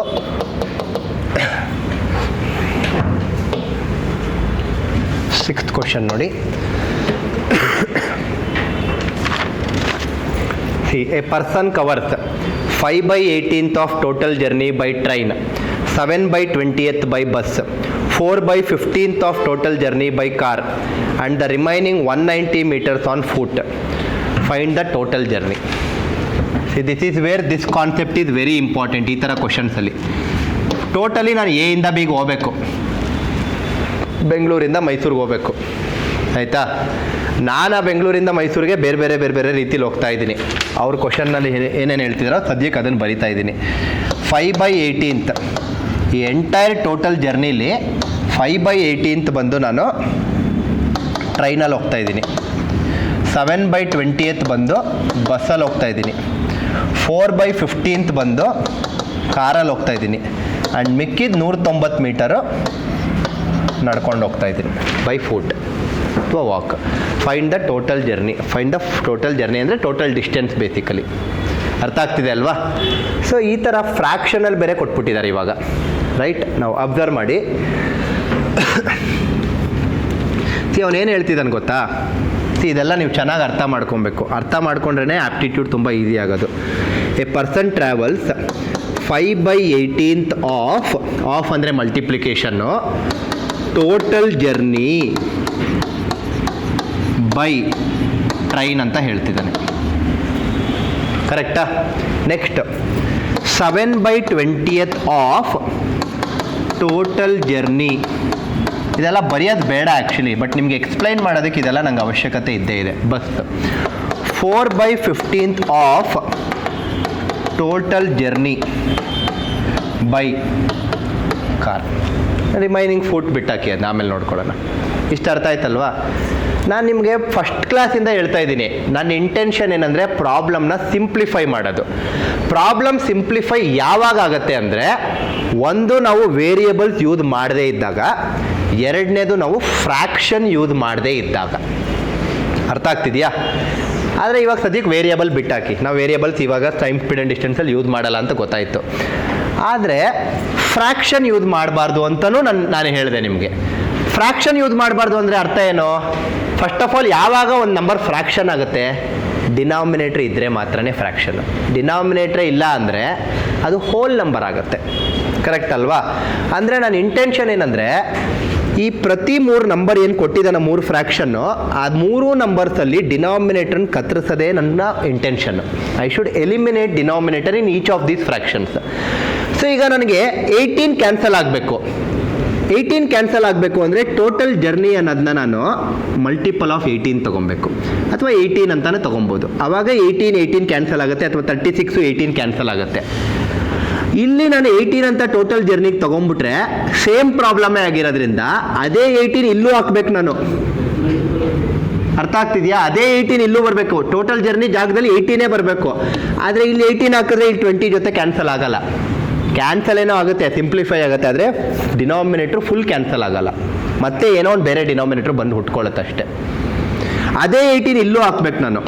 ಇಲ್ಲಿ ಹಾಕಿದ್ರೆ ಇಲ್ಲಿ ಮತ್ತೆ ಯಾವುದೋ ಇಲ್ಲಿ ಇದು 3 × 5 3 × 6 ಆದರೆ 5 ಉಳ್ಕೊಳ್ಳುತ್ತೆ ಇಲ್ಲಿ. ಸೊ ನಾನು ಟೋಟಲ್ ಜರ್ನಿಗೆ ಎಂಥ ನಂಬರ್ ತೊಗೊಬೇಕು ಅಂದರೆ ಅದು ಎಂಥ ಖತರ್ನಾಕ್ ಇರಬೇಕಂದ್ರೆ ಅದು ಇದರಿಂದನೂ ಕ್ಯಾನ್ಸಲ್ ಆಗಬೇಕು, ಇದರಿಂದನೂ ಕ್ಯಾನ್ಸಲ್ ಆಗಬೇಕು, ಇದರಿಂದನೂ ಕ್ಯಾನ್ಸಲ್ ಆಗಬೇಕು. ಅಂಥ ನಂಬರ್ ಯಾವುದು ಅಂದರೆ LCM ಆಫ್ ದಿ 3 ನಂಬರ್ಸ್. ಅದಕ್ಕೆ LCM ಸಖತ್ ಪವರ್ಫುಲ್ ಅಂತ ನಾನು ನಿಮಗೆ ಮೊದಲನೇ ಕ್ಲಾಸಿಂದನೂ ಹೇಳ್ತಾ ಇರೋದು. LCM ಅನ್ನೋದು ಎಷ್ಟು ಕಷ್ಟವಾಗಿರೋ ಪ್ರಾಬ್ಲಮ್ನ ಎಷ್ಟು ಸುಲಭ ಮಾಡುತ್ತೆ ಅನ್ನೋದ್ರೆ ಈ ಥರ ಕ್ವಶನ್ಸೇ ಎಕ್ಸಾಂಪಲ್ ಅದಕ್ಕೆ. ಅರ್ಥ ಆಗ್ತಿದೆ ಅಲ್ವಾ? ಸೊ ನಾನು LCM ಆಫ್ 18 20 15 ಎಷ್ಟದು 180. ಸೊ ನಾನು 180 ಅಂತ ಅನ್ಕೊತೀನಿ. ಟೋಟಲ್ ಜರ್ನಿ ನಾನು 180 ಅಂತ ಅನ್ಕೊತೀನಿ. ಅಂದರೆ ಬೇಸಿಕಲಿ ನಾನು ಡಿಸ್ಟೆನ್ಸ್ 180 ಅಂತ ಅನ್ಕೊಂಡು, ಟೋಟಲ್ ಜರ್ನಿ ಅಂದರೆ ಒಂದೇ, ಡಿಸ್ಟೆನ್ಸ್ 180 ಅಂತ ಅಂದ್ಕೊಂಡ್ರು ಒಂದೇ. ಅರ್ಥ ಆಯ್ತಾ? ಈಗ ನೋಡಿ, ಈಗ ನಾನು 180 ಅಂತ ತೊಗೊಂಡ್ರೆ ಎಲ್ಲ ಕಡೆನೂ, ಸೊ ಇದು 18 10 ಆಗುತ್ತೆ. ಇಲ್ಲಿ 180 ತೊಗೊಂಡ್ರೆ 29 ಆಗುತ್ತೆ, ಕ್ಯಾನ್ಸಲ್ ಆಗುತ್ತೆ. ಇಲ್ಲಿ 15 × 12 ಆಗುತ್ತೆ. ಎಲ್ಲ ಕಡೆನೂ ಡಿನಾಮಿನೇಟ್ರ್ ಹೊಟ್ಟೋಯ್ತು, ಉಳ್ಕೊಳ್ಳೋದು ಬರೀ hole numbers. That's the advantage of taking LCM. ಅರ್ಥ ಆಗ್ತಿದೆ ಅಲ್ವಾ ಎಲ್ಲರಿಗೂ? ಸೊ ಇವಾಗ ನೀವೇ ಹೇಳ್ತಾ ಬನ್ನಿ. ಈಗ ನಾನು 5/18 7/20 4/15 ಅಂತೆಲ್ಲ ಬರೆಯಲ್ಲ. ನಾನು 180 ಅಂತ ತೊಗೊಂಡಿದ್ದೀನಿ. ಯಾರ ಪ್ರಕಾರ ಇದು? ನಮ್ಮ ಪ್ರಕಾರ. ಅರ್ಥ ಆಯ್ತಾ? ನಮ್ಮ ಪ್ರಕಾರ 180 ಆಗಿದ್ರೆ ಡಿಸ್ಟೆನ್ಸು, ಟ್ರೈನಲ್ಲಿ ನಾನು 5 × 10 50 ಟ್ರಾವೆಲ್ ಮಾಡಿದೆ. ನೆಕ್ಸ್ಟು ಬಸ್ಸಲ್ಲಿ ನಾನು 7 × 9 63 ಟ್ರಾವೆಲ್ ಮಾಡಿದೆ. ಕಾರಲ್ಲಿ ನಾನು 4 × 12 48 ಟ್ರಾವೆಲ್ ಮಾಡಿದೆ. ಇರೋವಂಥ 180ರಲ್ಲಿ 50 + 63 113, 113 + 48 161, 161 ಇದರಲ್ಲಿ ಮುಗಿಸ್ಬಿಟ್ಟಿದ್ದೀನಿ. ಈ 3 ಬೇರೆ ಬೇರೆ ರೀತಿಲಿ 180ರಲ್ಲಿ 161 ಮುಗಿದೋದ್ರೆ ಇನ್ನು ಮಿಕ್ಕಿರೋದೆಷ್ಟು? 19. ಅಂದರೆ ಬೇಸಿಕಲಿ ಇಲ್ಲಿ ಇದೆಲ್ಲ ಕಿಲೋಮೀಟರ್ಸ್ ಅಂತ ತಗೊಳ್ಳೋದಲ್ಲ, ಮೀಟರ್ಸ್. ಅದು ಬಿಡಿ, ಒಟ್ನಲ್ಲಿ ನಂಗೆ ನಂಬರ್ಸ್ ಇಂಪಾರ್ಟೆಂಟ್ ಅಷ್ಟೇ. ಅರ್ಥ ಆಗ್ತಿದೆ ಅಲ್ವಾ? ಇನ್ನು ಮಿಕ್ಕಿರೋ 19 ನಾನು ನಡ್ಕೊಂಡೇ ಹೋಗಬೇಕು. ಆದರೆ ಕ್ವಶನ್ ಪ್ರಕಾರ ಹೇಳ್ತಿದ್ದಾನೆ, ಅಯ್ಯೋ ನೀನು ನಡೀತಾ ಇರೋದು 19 ಅಲ್ಲ ಸ್ವಾಮಿ, 190 ಅಂತ. ಇಂಟು ಎಷ್ಟು? 10. Answer ಎಷ್ಟಾಗಾದರೆ distance? 1800 ಮೀಟರ್ ಅಷ್ಟೇ. ಆಪ್ಷನಲ್ಲಿ 1800 ಮೀಟರ್ಸ್ ಅಂತಲೂ ಕೊಟ್ಟಿರ್ಬೋದು, ಅಥವಾ 1.8 ಕಿಲೋಮೀಟರ್ ಅಂತಲೂ ಕೊಟ್ಟಿರ್ಬೋದು. ಯಾವ್ದು ಕೊಟ್ಟಿದ್ದಾನೋ ಅದು ಮಾರ್ಕ್. ಸರಿ, ಎರಡೂ ಕೊಟ್ಟಿದ್ರೆ ಖಂಡಿತ ಕೊಡಲ್ಲ. ಅಕಸ್ಮಾತ್ ಕೊಟ್ಟಿದ್ರೆ ಬೋತ್ A and B ಅಂತಲೂ ಕೊಟ್ಟಿರ್ತಾನೆ. ಎಲ್ಲ ಒಂದೇ. ಅರ್ಥ ಆಗ್ತಿದೆ ಅಲ್ವಾ?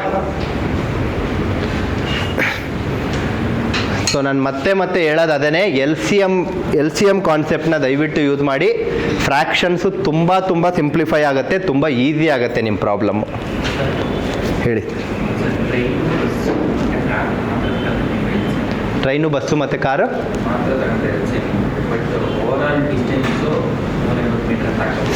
ನಾನು ಡಿಸ್ಟೆನ್ಸ್ನ ಏನಾರು ಅನ್ಕೊಬೋದಾ? That is my assumption. Distance ನಾನು ಈ ಮೂರಕ್ಕೆ ಮಾತ್ರನೇ ತೊಗೊಂಡಿದ್ದೀನಿ, ಕರೆಕ್ಟು. ಆದರೆ ನಾನು ಇಷ್ಟ ಬಂದಿದ್ದ ವ್ಯಾಲ್ಯೂನು ತೊಗೊಬೋದು ತಾನೆ. ಇರಲಿ, 3ಇಂದನೇ ಆ ವ್ಯಾಲ್ಯೂ ಬರ್ತಿದೆ ಅಂದರೆ ಅದನ್ನೇ ತೊಗೊತೀನಿ. ಕರೆಕ್ಟ್ ಅಲ್ವಾ? Instead of 180 you can take 120 also. ಈ 120 ಹೆಂಗೆ ಬಂತು? ಇದು ಯಾವುದಕ್ಕೂ ಸಂಬಂಧ ಇಲ್ಲ, ಆದರೂ 120 ತೊಗೊಬೋದು. ಫ್ರ್ಯಾಕ್ಷನ್ಸ್ ಬರುತ್ತೆ. ಸೊ ನನ್ನ ಇಂಟೆನ್ಷನ್ ಏನಂದರೆ ಐ ಶುಡ್ ಅವಾಯ್ಡ್ ಫ್ರ್ಯಾಕ್ಷನ್ಸ್ ಅಷ್ಟೇ.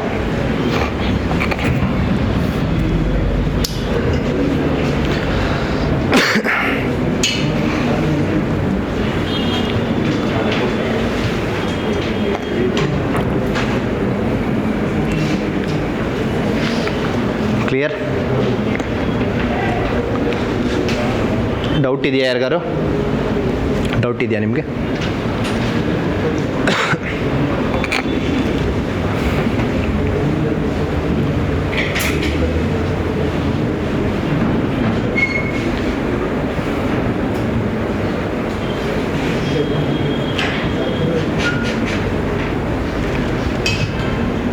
ಓಕೆ, ಅಬ್ಸರ್ವ್ ಮಾಡಿ. ಇವಾಗ ನಾವೇನು ಮಾಡಿದೀವೋ ಕಂಪ್ಲೀಟ್ಲಿ ಒಳ್ಳೆ ಮೆಥಡೇ. ನಾನು ಇದೇ ಮೆಥಡ್ನೇ ಮತ್ತೆ ಹೇಳ್ತೀನಿ, ಬಟ್ ನೀವು ಈ ಥರ ಎಲ್ಲ ಬರೀಬಾರ್ದು ಎಕ್ಸಾಮಲ್ಲಿ. That my only concern. ಇದೆಲ್ಲ ಯಾರೂ ಬರ್ಕೊಂಡು ಕೂತ್ಕೊಳ್ಳಲ್ಲ ಎಕ್ಸಾಮಲ್ಲಿ. ಫಸ್ಟ್ ಆಫ್ ಆಲ್ LCM ತೊಗೊಂಡ್ವಿ. 18 2015ಗೆ 180 ಅಂತ ಬಂತು. ಓಕೆನಾ? ನಾನು ನಿಮಗೆ ಒಂದು ಪಾಯಿಂಟ್ ಹೇಳಿದೆ. ಇವಾಗ ಫಸ್ಟ್ ಆಫ್ ಆಲ್ ಅವ್ರು 3 ಫ್ರ್ಯಾಕ್ಷನ್ ಕೊಟ್ಟಿದ್ದಾರೆ. 5/18 ಅನ್ನೋದು ಒಂದು. ಓಕೆ, ಈ 50, 63, 48 ಎಲ್ಲ ನಮಗೆ ಗೊತ್ತಿಲ್ಲ ಅಂದ್ಕೊಳ್ಳಿ. ಫಸ್ಟ್ ಆಫ್ ಆಲ್ ಹೆಂಗಿರೋ ನಮ್ಗೆ ಅದು ಗೊತ್ತಿರಲ್ಲ ಸ್ಟಾರ್ಟಿಂಗಲ್ಲಿ. 5/18, 7/20, 4/15. ಕರೆಕ್ಟಾ? ಅಬ್ಸರ್ವ್ ಮಾಡಿ. ಟೋಟಲ್ ಡಿಸ್ಟೆನ್ಸ್ 180 ಅಂತ ಅಂದ್ಕೊಂಡಿದ್ದೀನಿ. ಟೋಟಲ್ ವ್ಯಾಲ್ಯೂ ಯಾವಾಗಲೂ ಎಲ್ಲಿರುತ್ತೆ ಅಂತ ಹೇಳಿದೆ? ಡಿನಾಮಿನೇಟರ್. ಕರೆಕ್ಟಾ? ಅಂದರೆ ಡಿನಾಮಿನೇಟರ್ ಲೆಕ್ಕದ ಪ್ರಕಾರ 180 ಇರಬೇಕು. ಆದರೆ ಇವನು ಯಾರೋ ಬರೀ 18 ಕೊಟ್ಟಿದ್ದಾನೆ. 18 ಇರೋದು 180 ಆಗಬೇಕು. ಇಂಟು ಎಷ್ಟು? ಹಾಗಾದರೆ ನ್ಯೂಮರೇಟ್ರು ಇಂಟು 10. ಸೊ ಬೇಸಿಕಲಿ ಇದು 50/180 ಅಂತ ಅರ್ಥ. ಅದನ್ನೆಲ್ಲ ಬರೀಬಾರ್ದು.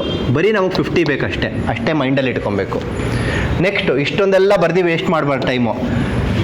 ಡಿನಾಮಿನೇಟರ್ 180 ಆಗಬೇಕು. ಇವನು ಯಾರೋ 20 ಕೊಟ್ಟಿದ್ದಾನೆ. 20ನ 180 ಮಾಡಪ್ಪ. ಎಷ್ಟು? Multiply by 9. 7 ಇಂಟು 9 ಅಷ್ಟೇ, 63 ಅಷ್ಟೇ. ಟಕ್ ಟಕ್ ಟಕ್ ಅಂತ ಅಲ್ಲಲ್ಲೇ ಮುಗಿಸ್ತಾ ಇರಬೇಕು. ಒಂದು ಡಯಾಗ್ರಾಮಲ್ಲೇ ಪ್ರಾಬ್ಲಮ್ ಮುಗ್ದೋಗ್ಬೇಕ್ರಿ. ಅರ್ಥ ಆಗ್ತಿದೆಯಾ? ಡಿನಾಮಿನೇಟರ್ ಟೋಟಲ್ ವ್ಯಾಲ್ಯೂ ಅದು 180 ಆಗಿರ್ಬೇಕು. ಇವನು ಯಾರೋ 15 ಕೊಟ್ಟಿದ್ದಾನೆ. 15 ಇರೋದನ್ನ 180 ಮಾಡಪ್ಪ. ಇಂಟು ಎಷ್ಟು? 12. 4 ಇಂಟು 12 48 ಆಗೋಯ್ತು. ಅದ್ರ ಅರ್ಥನೇ ಅದು. ಸೊ ಇದ್ರ ಅರ್ಥ ಏನು ಗೊತ್ತಾ? 180 63, 180 48. ಅಂದರೆ ಟೋಟಲ್ 180ಲಿ 50 ಟ್ರೈನು, ಟೋಟಲ್ 180ಲಿ 63 ಬಸ್ಸು, ಟೋಟಲ್ 180ಲಿ 48 ಕಾರು ಅಂತ ಅರ್ಥ ಅದು. ಬಟ್ ನಾವು ಅದನ್ನೆಲ್ಲ ಹಂಗೆ ಇಷ್ಟೊಂದೆಲ್ಲ ಬರ್ದು ಟೈಮ್ ವೇಸ್ಟ್ ಮಾಡಬಾರ್ದು. ಒಂದು ಲೈನ್ ಹಾಕಬೇಕು, ಅಲ್ಲಲ್ಲೇ ಟಕ್ ಟಕ್ ಅಂತ ಮಾಡಬೇಕು. ಪ್ರಾಬ್ಲಮ್ ಅಲ್ಲೇ ಮುಗ್ದೋಗ್ಬೇಕು. ಆವಾಗಲೇ ನಾವು ಫಾಸ್ಟಾಗಿ ಮಾಡಿ ಟೈಮ್ ಸೇವ್ ಮಾಡೋಕ್ಕೆ ಸಾಧ್ಯ. ಕ್ಲಿಯರ್? ನಿಮ್ನ ಯಾರು ಹಿಂಗೆ ಕೇಳ್ತಿಲ್ಲ. 5/18 ಇರಪ್ಪ. 5/18 ಇಂಟು 180 ಈಕ್ವಲ್ಸ್ 18 1 18 18 10 ಹಿಂಗೆ ಯಾರು ಬರೀರಿ ಅಂತ ಕೇಳ್ತಿಲ್ಲ ನಿಮ್ಗೆ ಎಕ್ಸಾಮಲ್ಲಿ. ಅದನ್ನೆಲ್ಲ ಅವಾಯ್ಡ್ ಮಾಡಿ ಅಷ್ಟೇ. ಓಕೆನಾ? ಮೇ ಬಿ ಇದನ್ನು ಮಾಡೋದಕ್ಕೂ ಇಲ್ಲೇ ಡೈರೆಕ್ಟಾಗಿ ಮಾಡೋದಕ್ಕೂ ಒಂದು ಸ್ಟೆಪ್ಗೆ 3 ಸೆಕೆಂಡ್ ಸೇವ್ ಆಯಿತು. ಇದಕ್ಕೆ ಇನ್ನೂ 3, ಇದಕ್ಕೆ ಇನ್ನೂ 3, 9 ಸೆಕೆಂಡ್ ಸೇವ್ ಆಯ್ತು. 10 ಸೆಕೆಂಡೇ ಸೇವ್ ಆಗಲಿ ಈ ಪ್ರಾಬ್ಲಮಲ್ಲಿ. ಪ್ರತಿ ಪ್ರಾಬ್ಲಮಲ್ಲೂ 10 ಸೆಕೆಂಡ್ ಸೇವ್ ಆದರೆ ಯಾವುದೋ ಒಂದು ಕಷ್ಟದ ಪ್ರಾಬ್ಲಮಲ್ಲಿ ಅದೆಲ್ಲ ಉಪಯೋಗ ಆಗುತ್ತೆ. Okay, next question number 7.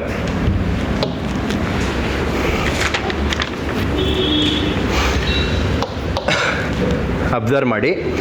A man takes 5 hours 45 minutes in walking a certain place and riding back. ನೋಡಿ ಅವ್ರು ಏನು ಹೇಳ್ತಿದ್ದಾರೆ ಅಂದರೆ, ಟೈಮ್ ಟೇಕನ್ ಟು ವಾಕ್, ನಡ್ಕೊಂಡು ಹೋಗೋದಕ್ಕೆ, plus time taken to ride back, ವಾಪಸ್ ಗಾಡೀಲಿ ಬರೋದಕ್ಕೆ. ಅಲ್ಲಿ ನಮ್ಮ ಫ್ರೆಂಡ್ ಗಾಡಿ ಕೊಟ್ಟ ನನಗೆ, ವಾಪಸ್ ಬರೋದು, ಇದು ಎರಡೂ ಸೇರಿ 5 hours 45 minutes ಆಗ್ತಿದೆ. ಇದು ನನ್ನ ಮೊದಲನೇ ಸ್ಟೇಟ್ಮೆಂಟ್. ಕರೆಕ್ಟಾ? ಸೆಕೆಂಡ್ ಸ್ಟೇಟ್ಮೆಂಟ್ ನೋಡಿ. He would have gained 2 hours. He would have gained 2 hours. Gain ಅಂದರೆ ಲಾಭ. He would have gained 2 hours by riding both ways. So ಇಲ್ಲಿ ನಡ್ಕೊಂಡು ಹೋಗೋದ್ರ ಬದಲು ಇಲ್ಲಿಂದನೂ ಗಾಡಿಲೇ ಹೋಗಿದ್ರೆ, ವಾಪಸ್ಸು ಗಾಡಿಲೇ ಬಂದಿದ್ರೆ 2 ಗಂಟೆಗಳ ಲಾಭ ಸಿಕ್ತಿತ್ತು. ಅಂದರೆ ಇದಕ್ಕಿಂತ 2 ಗಂಟೆ ಕಮ್ಮಿ ತಗೊತಿದ್ದೆ ಅಂತ ಅರ್ಥ. ಎಷ್ಟು ತಗೊತಿದ್ದೆ ಆಗ? 3 hours 45 minutes. ಆದರೆ ಕ್ವಶನ್ ಏನು? How much time he would have taken to walk both ways. ಅಕಸ್ಮಾತ್ ಗಾಡಿನೇ ಇಲ್ಲ, ಹೋಗೋಕ್ಕೂ ನಡ್ಕೊಂಡು ವಾಪಸ್ ಬರೋಕ್ಕೂ ನಡ್ಕೊಂಡು ಎಷ್ಟು ಟೈಮ್ ತೊಗೊತೀನಿ ಅಂತ ಕ್ವಶನ್. ಅರ್ಥ ಆಯ್ತಾ? ಸೊ ಸಿಂಪ್ಲಿಫೈ ಮಾಡಿದ್ರೆ, ಅಬ್ಸರ್ವ್ ಮಾಡಿ, ಟಿ ಆರ್ ಇದೆ, ಇಲ್ಲಿ ಟಿ ಆರ್ ಇದೆ, ಇಲ್ಲಿ ಮೈನಸ್, ಇದೆಲ್ಲ ಸೈನ್ ಚೇಂಜ್ ಮಾಡಿದ್ರೆ T R minus T R cancel ಆಗೋಗುತ್ತೆ. ಈ ಕಡೆ ಉಳ್ಕೊಳ್ಳೋದು T W minus T R ಅಂತ. ರೈಟ್ ಹ್ಯಾಂಡ್ ಸೈಡಲ್ಲಿ ಉಳ್ಕೊಳ್ಳೋದು 545 ಮೈನಸ್ 345 ಅಂದರೆ 2 hours. ಕರೆಕ್ಟಾ? ಸೊ ನನಗೆ ಬೇಕಾಗಿರೋದು TW ಪ್ಲಸ್ ಇನ್ನೊಂದು TW ಬೇಕು. ಒಂದು TW ಆಲ್ರೆಡಿ ಇದೆ, ಅದನ್ನು ಹಾಗೆ ಉಳಿಸ್ಕೊತೀನಿ. ಇನ್ನೊಂದು TW ಇಲ್ಲ ಅಂದರೆ ನಾನೇ ಅದನ್ನು ಸೃಷ್ಟಿ ಮಾಡ್ತೀನಿ. ಯಾಕೆ ನಂಗೆ ಬೇಕದು, ಅದಕ್ಕೆ ನಾನು ಆ್ಯಡ್ ಮಾಡಿಕೊಂಡೆ. ಈ ಕಡೆ -TR ಹಾಗೆ ಬರಿತೀನಿ. ಹಂಗೆ ಮಾಡ್ಬೋದಾ ಸರ್, ಸುಮ್ಮನೆ ಆ್ಯಡ್ ಮಾಡ್ಕೊಂಬಿಡ್ಬೋದಾ? ಇಲ್ಲ ಆ್ಯಡ್ ಮಾಡಿದ್ರೆ ಇಲ್ಲೂ ಆ್ಯಡ್ ಮಾಡಬೇಕು. ಹಿಂಗೆ ಮಾಡ್ಬೋದು, ಯಾರಿಲ್ಲ ಅಂದವ್ರು. ಅರ್ಥ ಆಯ್ತಲ್ವಾ? ಸೊ ಇವಾಗ ನನಗೆ ಬೇಕಾಗಿರೋದು ಇದು, ಅದನ್ನು ಹಾಗೇ ಉಳಿಸ್ಕೊಂಬರ್ತೀನಿ ನೆಕ್ಸ್ಟ್ ಸ್ಟೆಪ್ಪಲ್ಲೂ. ಯಾಕಂದರೆ ನಂಗೆ ಅದು ಬೇಕು, ಅದೇ ಕಂಡುಹಿಡಿಬೇಕಾಗಿರೋದು. ಇದು ನನಗೆ ಸದ್ಯಕ್ಕೆ ಈ ಕಡೆಗೆ ಬೇಡ, ಅದನ್ನು ಆ ಕಡೆಗೆ ತಳ್ತೀನಿ. TW ಪ್ಲಸ್ TR ಆಗುತ್ತದು, +2ನ ಹಾಗೆ ಬರಿತೀನಿ. TW ಪ್ಲಸ್ TR ಎಷ್ಟು ಕ್ವಶನಲ್ಲಿ ಕೊಟ್ಟಿದ್ದಾರೆ, ಎಷ್ಟು? 5 hours 45 minutes. So 5 hours 45 minutes plus 2 hours. So answer ಎಷ್ಟು? 7 hours 45 minutes. ಫೋಟೋ ತೆಕ್ಕೊಳ್ಳಿ.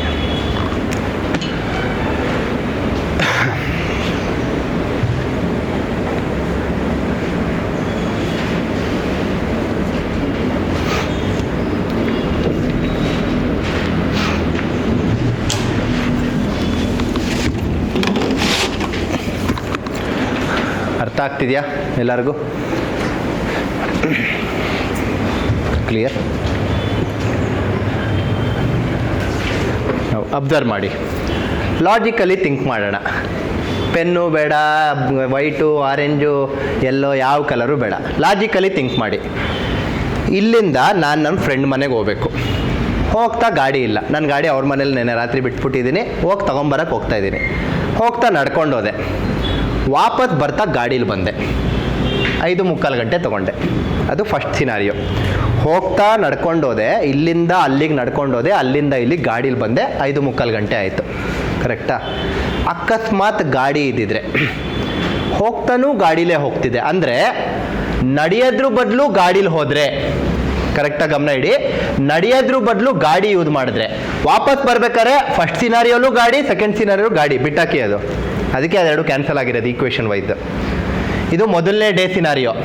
ಎರಡನೇ ದಿನ ಗಾಡಿ ಇದೆ ಇವಾಗ ನನ್ನ ಹತ್ರ. ಹೋಗ್ತಾನೂ ಗಾಡೀಲೇ ಹೋದೆ, ನಿನ್ನೆ ನಡ್ಕೊಂಡು ಹೋದೆ, ಆದರೆ ಇವತ್ತು ಹೋಗ್ತಾನೂ ಗಾಡೀಲಿ ಹೋದೆ, ವಾಪಸ್ ಬರ್ತಾನೂ ಗಾಡೀಲೇ ಬಂದೆ. If I replace walking by driving I will save 2 hours. ಕರೆಕ್ಟಾ? ನಡೆಯೋದ್ರ ಬದಲು ಗಾಡಿ ಯೂಸ್ ಮಾಡಿದ್ರೆ 2 ಗಂಟೆಗಳ ಕಾಲ ಸೇವ್ ಮಾಡ್ತೀನಿ. ಉಲ್ಟಾನೂ ನಿಜನಾ? ಗಾಡೀಲಿ ಹೋಗೋದ್ರ ಬದಲು ನಡೆದ್ರೆ 2 ಗಂಟೆಗಳ ಕಾಲ ಜಾಸ್ತಿ ತಗೊತೀನಿ ಬುದ್ಧಿವಂತಿಕೆ. ಅರ್ಥ ಆಯ್ತಾ? ಸೊ ಅವನಿಗೆ ಬೇಕಾಗಿರೋ TW ಪ್ಲಸ್ TW, ಆಲ್ರೆಡಿ ಒಂದು TW ಇದೆ. ಆಯಿತಾ? ಗಾಡೀಲಿ ಹೋಗೋದ್ರ ಬದಲು ಇದನ್ನು if I replace by walking, ಇದ್ರ ಬದಲು ನಡೆದ್ರೆ ಏನಂತ ಹೇಳಿದೆ, 2 ಗಂಟೆ ಏನು ಮಾಡ್ತೀನಿ, ಜಾಸ್ತಿ ತಗೊತೀನಿ. ಇದಕ್ಕಿಂತ 2 ಗಂಟೆ ಜಾಸ್ತಿ ಅಂದರೆ ಏನು ಅರ್ಥ? ಸಿಂಪಲ್ ಕಾಮನ್ ಸೆನ್ಸ್ ರೀ. ನಾನು ಮತ್ತೆ ಹೇಳ್ತಾ ಇರೋದು ನಿಮ್ಗೆ ಅದನ್ನೇ. ಅದಕ್ಕೆ ನಾನು ಫಸ್ಟ್ ಕ್ಲಾಸಲ್ಲೇ ನಿಮ್ಗೆ ಹೇಳಿದ್ದು, ಆಪ್ಟಿಟ್ಯೂಡ್ ಈಸ್ ನಾಟ್ ಮ್ಯಾಥಮೆಟಿಕ್ಸ್. ನೀವು ಯಾವತ್ತು ಆಪ್ಟಿಟ್ಯೂಡ್ ಮ್ಯಾಥಮೆಟಿಕ್ಸ್ ಅಲ್ಲ ಅಂತ ಚೆನ್ನಾಗಿ ಅರ್ಥ ಮಾಡ್ಕೊತೀರೋ ಅವತ್ತಿಂದ ಬೇರೆ ರೀತಿ ಥಿಂಕ್ ಮಾಡೋಕ್ಕೆ ಶುರು ಮಾಡ್ತೀರ. ನೋಡೋಕೆ ಮ್ಯಾಥ್ಸ್ ಥರನೇ ಇದೆ. ಇದು ಯಾರು ಮ್ಯಾಥ್ಸ್ ಅಲ್ಲ ಅಂತ ಹೇಳ್ತಾರಪ್ಪ, ಯಾರೋ ಒಬ್ರು ಕೊಟ್ಟರೆ 7th standard 8th standard student ಕೊಟ್ಟರು, ಸರ್ ಇದು ಸೈಮಲ್ಟೇನಿಯಸ್ ಈಕ್ವೇಷನ್ ಅಲ್ವಾ ಸರ್ ಅಂತಾರೆ. ಹೌದು, ಹಂಗೇ ಇದೆ, ನೋಡೋಕೆ ಹಂಗೇ ಇದೆ, ಆದರೆ ಅದರ ಅವಶ್ಯಕತೆ ಇಲ್ಲ. It's only about how you apply your mind. ನೀವು ಯಾವ ಥರ ಥಿಂಕ್ ಮಾಡ್ತೀರಾ. ಸಿಂಪಲಾಗಿ ಯೋಚನೆ ಮಾಡಿ, KPSC, UPSC, banking exams, even for placement, ನೀವು ಯಾವುದೋ ಒಂದು ಒಳ್ಳೆ ಕಂಪ್ನಿಗೆ ಹೋಗಿ ಜಾಯ್ನ್ ಆಗಬೇಕು ಅಂದ್ರೂ ಆಪ್ಟಿಟ್ಯೂಡ್ ಇರುತ್ತೆ. ಇವಾಗ ಯಾವುದೋ ಒಂದು ಕಂಪ್ನಿಗೆ ಜಾಯ್ನ್ ಆಗಬೇಕು ಅಂದರೆ ಅವನೇನು ನೀವು ಎಷ್ಟು ಗಂಟೆ ಓಡಿಸ್ತೀರಾ, ಎಷ್ಟು ಗಂಟೆ ಅದ್ರ ಬಗ್ಗೆ ಅವ್ನಿಗೇನಾದ್ರು ಚಿಂತೆ ಇದೆಯಾ? ಇಲ್ಲ. ಅವ್ನು ಏನು ಟೆಸ್ಟ್ ಮಾಡ್ತಿದ್ದಾನಲ್ಲಿ, is not testing how much hours you are driving your vehicle ಅಂತ, is testing how fast you can think about all these things ಅಂತ. ಅದೇ ಬೇಕಾಗಿರೋದು ಕಂಪನಿಲಿ, ಅದೇ ಬೇಕಾಗಿರೋದು ನೀವು ಮುಂದಕ್ಕೆ ಯಾವುದೇ KPSC ಅದು ಇದು ಕ್ರ್ಯಾಕ್ ಮಾಡಿದಾಗ. ಅರ್ಥ ಆಗ್ತಿದೆ ಅಲ್ವಾ? So no one is worried about how many hours you are travelling, how much time you are taking, how fast you are travelling. ಯಾರಿಗೂ ಬೇಕಿಲ್ಲ, ಅದು ಯಾರಿಗೆ ಬೇಕು? ಯಾರಾದರೂ ಕೇಳಿದಾರಾ, ನೀನು ಇವತ್ತು ಯಾವ ಸ್ಪೀಡಲ್ಲಿ ಓಡಿಸ್ಕೊಂಬಂದಿಯಪ್ಪ, ನೀನು ಇವತ್ತು ಎಷ್ಟು ಕಿಲೋಮೀಟರ್ ಟ್ರಾವೆಲ್ ಮಾಡಿದ್ಯಪ್ಪ? ಇದುವರೆಗೂ ನಿಮ್ಮ ಲೈಫಲ್ಲಿ ಯಾರಾದರೂ ಆ ಥರ ಕೇಳಿದಾರಾ? ಇಲ್ಲ. ಮತ್ತು ಯಾಕಿದೆಲ್ಲ? ಯಾವ ರೀತಿ ಯೋಚನೆ ಮಾಡ್ತೀರಾ ಅನ್ನೋದೇ ಇದೆಲ್ಲ. So your aptitude exams is all about your mental ability, how you think, how you apply your mental thoughts ಅನ್ನೋದೇ ಅದರ ಅರ್ಥ, ನಾಟ್ ಅಬೌಟ್ ಸಾಲ್ವಿಂಗ್. ಸಾಲ್ವಿಂಗ್ ಯಾರಾದರೂ ಮಾಡ್ಬೋದು, ಸ್ವಲ್ಪ ಬುದ್ಧಿವಂತ ಇದ್ದರೆ 7ನೇ ಕ್ಲಾಸ್ ಸ್ಟೂಡೆಂಟು ಇದನ್ನು ಸಾಲ್ವ್ ಮಾಡ್ತಾನೆ ಇದೇ ಥರನೇ, ಏನು ಪ್ರಯೋಜನ ಇಲ್ಲ. ಸೊ ಹಂಗಂತ ನಾವು ಎಲ್ಲ ಪ್ರಾಬ್ಲಮು, ಯಾವ ಪ್ರಾಬ್ಲಮು ಎಲ್ಲನೂ ನಾವು ಬರೀ ಮೆಂಟಲ್ ಅಂತಲೇ ಹೇಳೋಕ್ಕಾಗಲ್ಲ. We need to put pen on the paper, ಇಲ್ಲ ಅಂತ ಹೇಳ್ತಿಲ್ಲ, but as much as possible we should avoid it. ಎಷ್ಟೊಂದು ಕಡೆ ಅವಾಯ್ಡ್ ಆಗ್ಬೋದು ಅಂತ ನಾನು ನಿಮ್ಗೆ ಆಲ್ರೆಡಿ ತೋರಿಸ್ಕೊಟ್ಟಿದ್ದೀನಿ ಕೂಡ. ಅರ್ಥ ಆಗ್ತಿದೆ ಅಲ್ವಾ? Next question number 8. ಒಂದು ಸೆಕೆಂಡ್ ಇರಿ, ಮೋಸ್ಟ್ಲಿ ಈ ಕ್ವಶನ್ ಸ್ವಲ್ಪ ಏನೋ ರಾಂಗ್ ಇರ್ಬೋದು, ಚೆಕ್ ಮಾಡ್ತೀನಿ ಒಂದು ನಿಮಿಷ.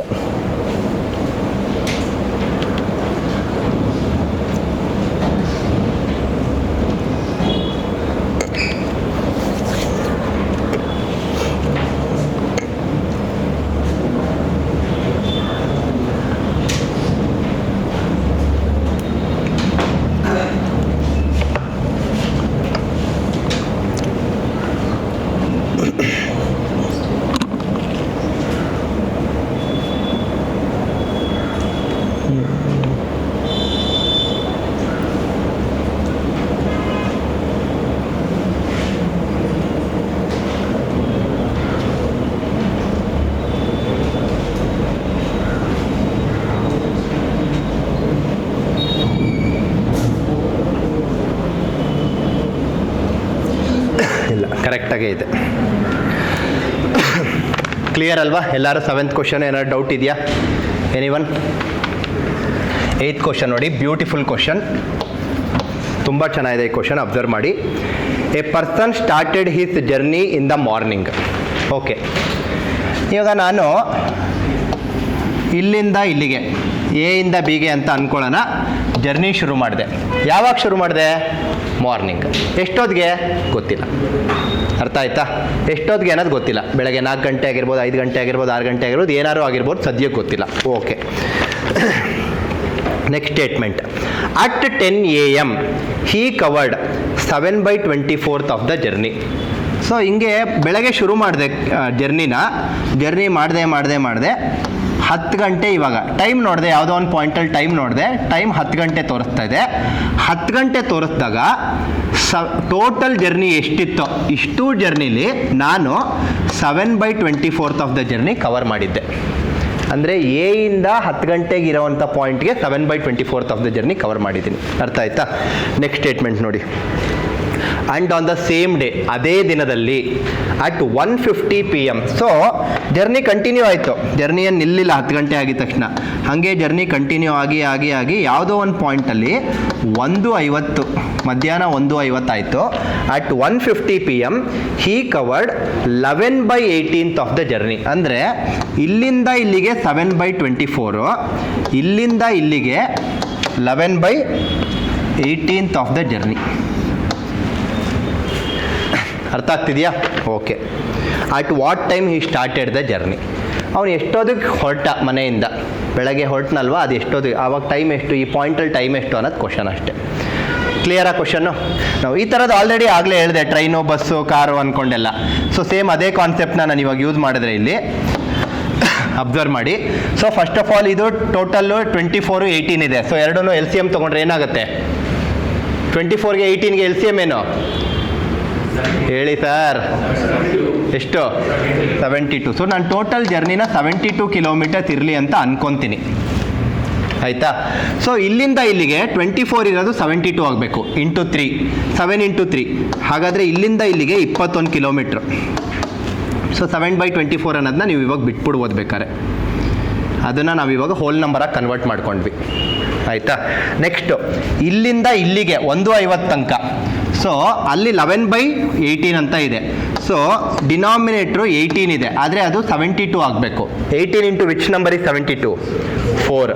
ಹಾಗೆ 11 ಇಂಟು 4, ಮೇಲ್ಗಡೆನೂ 4ಇಂದ ಮಾಡಬೇಕು. 11 ಇಂಟು 4 ಎಷ್ಟು? 44. ಸೊ ಸ್ಟಾರ್ಟಿಂಗಿಂದ ಈ 150 ಅಂತ ಇದೆಯಲ್ವಾ, ಅಲ್ಲಿ ತನಕನೂ 44 ಕಿಲೋಮೀಟ್ರ್. ಸೊ ನಿಮಗೆ ಬೇಕಾದರೆ ಇದನ್ನು ಬಿಡ್ಬಿಡೋದು, ಇವಾಗ ಹೋಲ್ ನಂಬರ್ ಕನ್ವರ್ಟ್ ಮಾಡ್ಕೊಂಡಿದ್ದಾಯಿತು. ಗೊತ್ತಾಗ್ತಿದೆ ಅಲ್ವಾ? ಈಗ ಇಲ್ಲಿಂದ ಇಲ್ಲಿಗೆ 44, ಇಲ್ಲಿಂದ ಇಲ್ಲಿಗೆ 21. ಹಾಗಾದರೆ ಇದೆಷ್ಟಿರಬೇಕು? 23 ಇರಬೇಕು. ಯಾಕೆ? 21 + 23 ತಾನೇ 44. ಅರ್ಥ ಆಯ್ತಲ್ವಾ? ಓಕೆ, ನಾವು ಇವಾಗ ಅಬ್ಸರ್ವ್ ಮಾಡಿ. ಇದು 10 ಗಂಟೆ, ಇದು 1:50.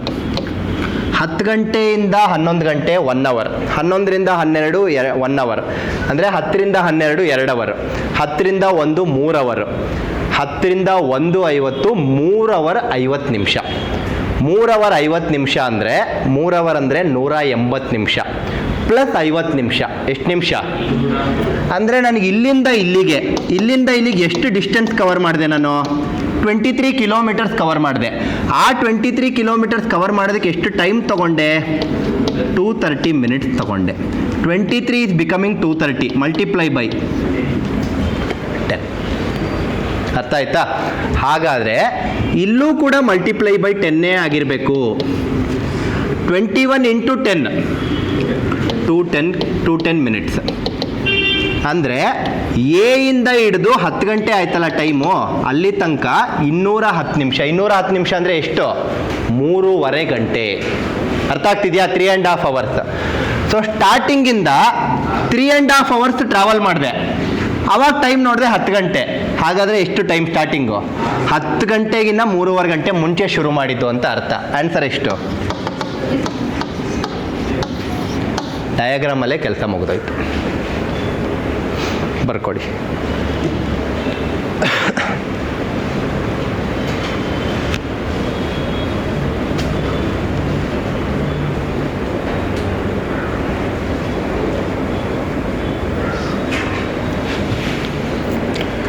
ಅರ್ಥ ಆಗಿದೆ ಅಂತ ಅನ್ಕೊತೀನಿ.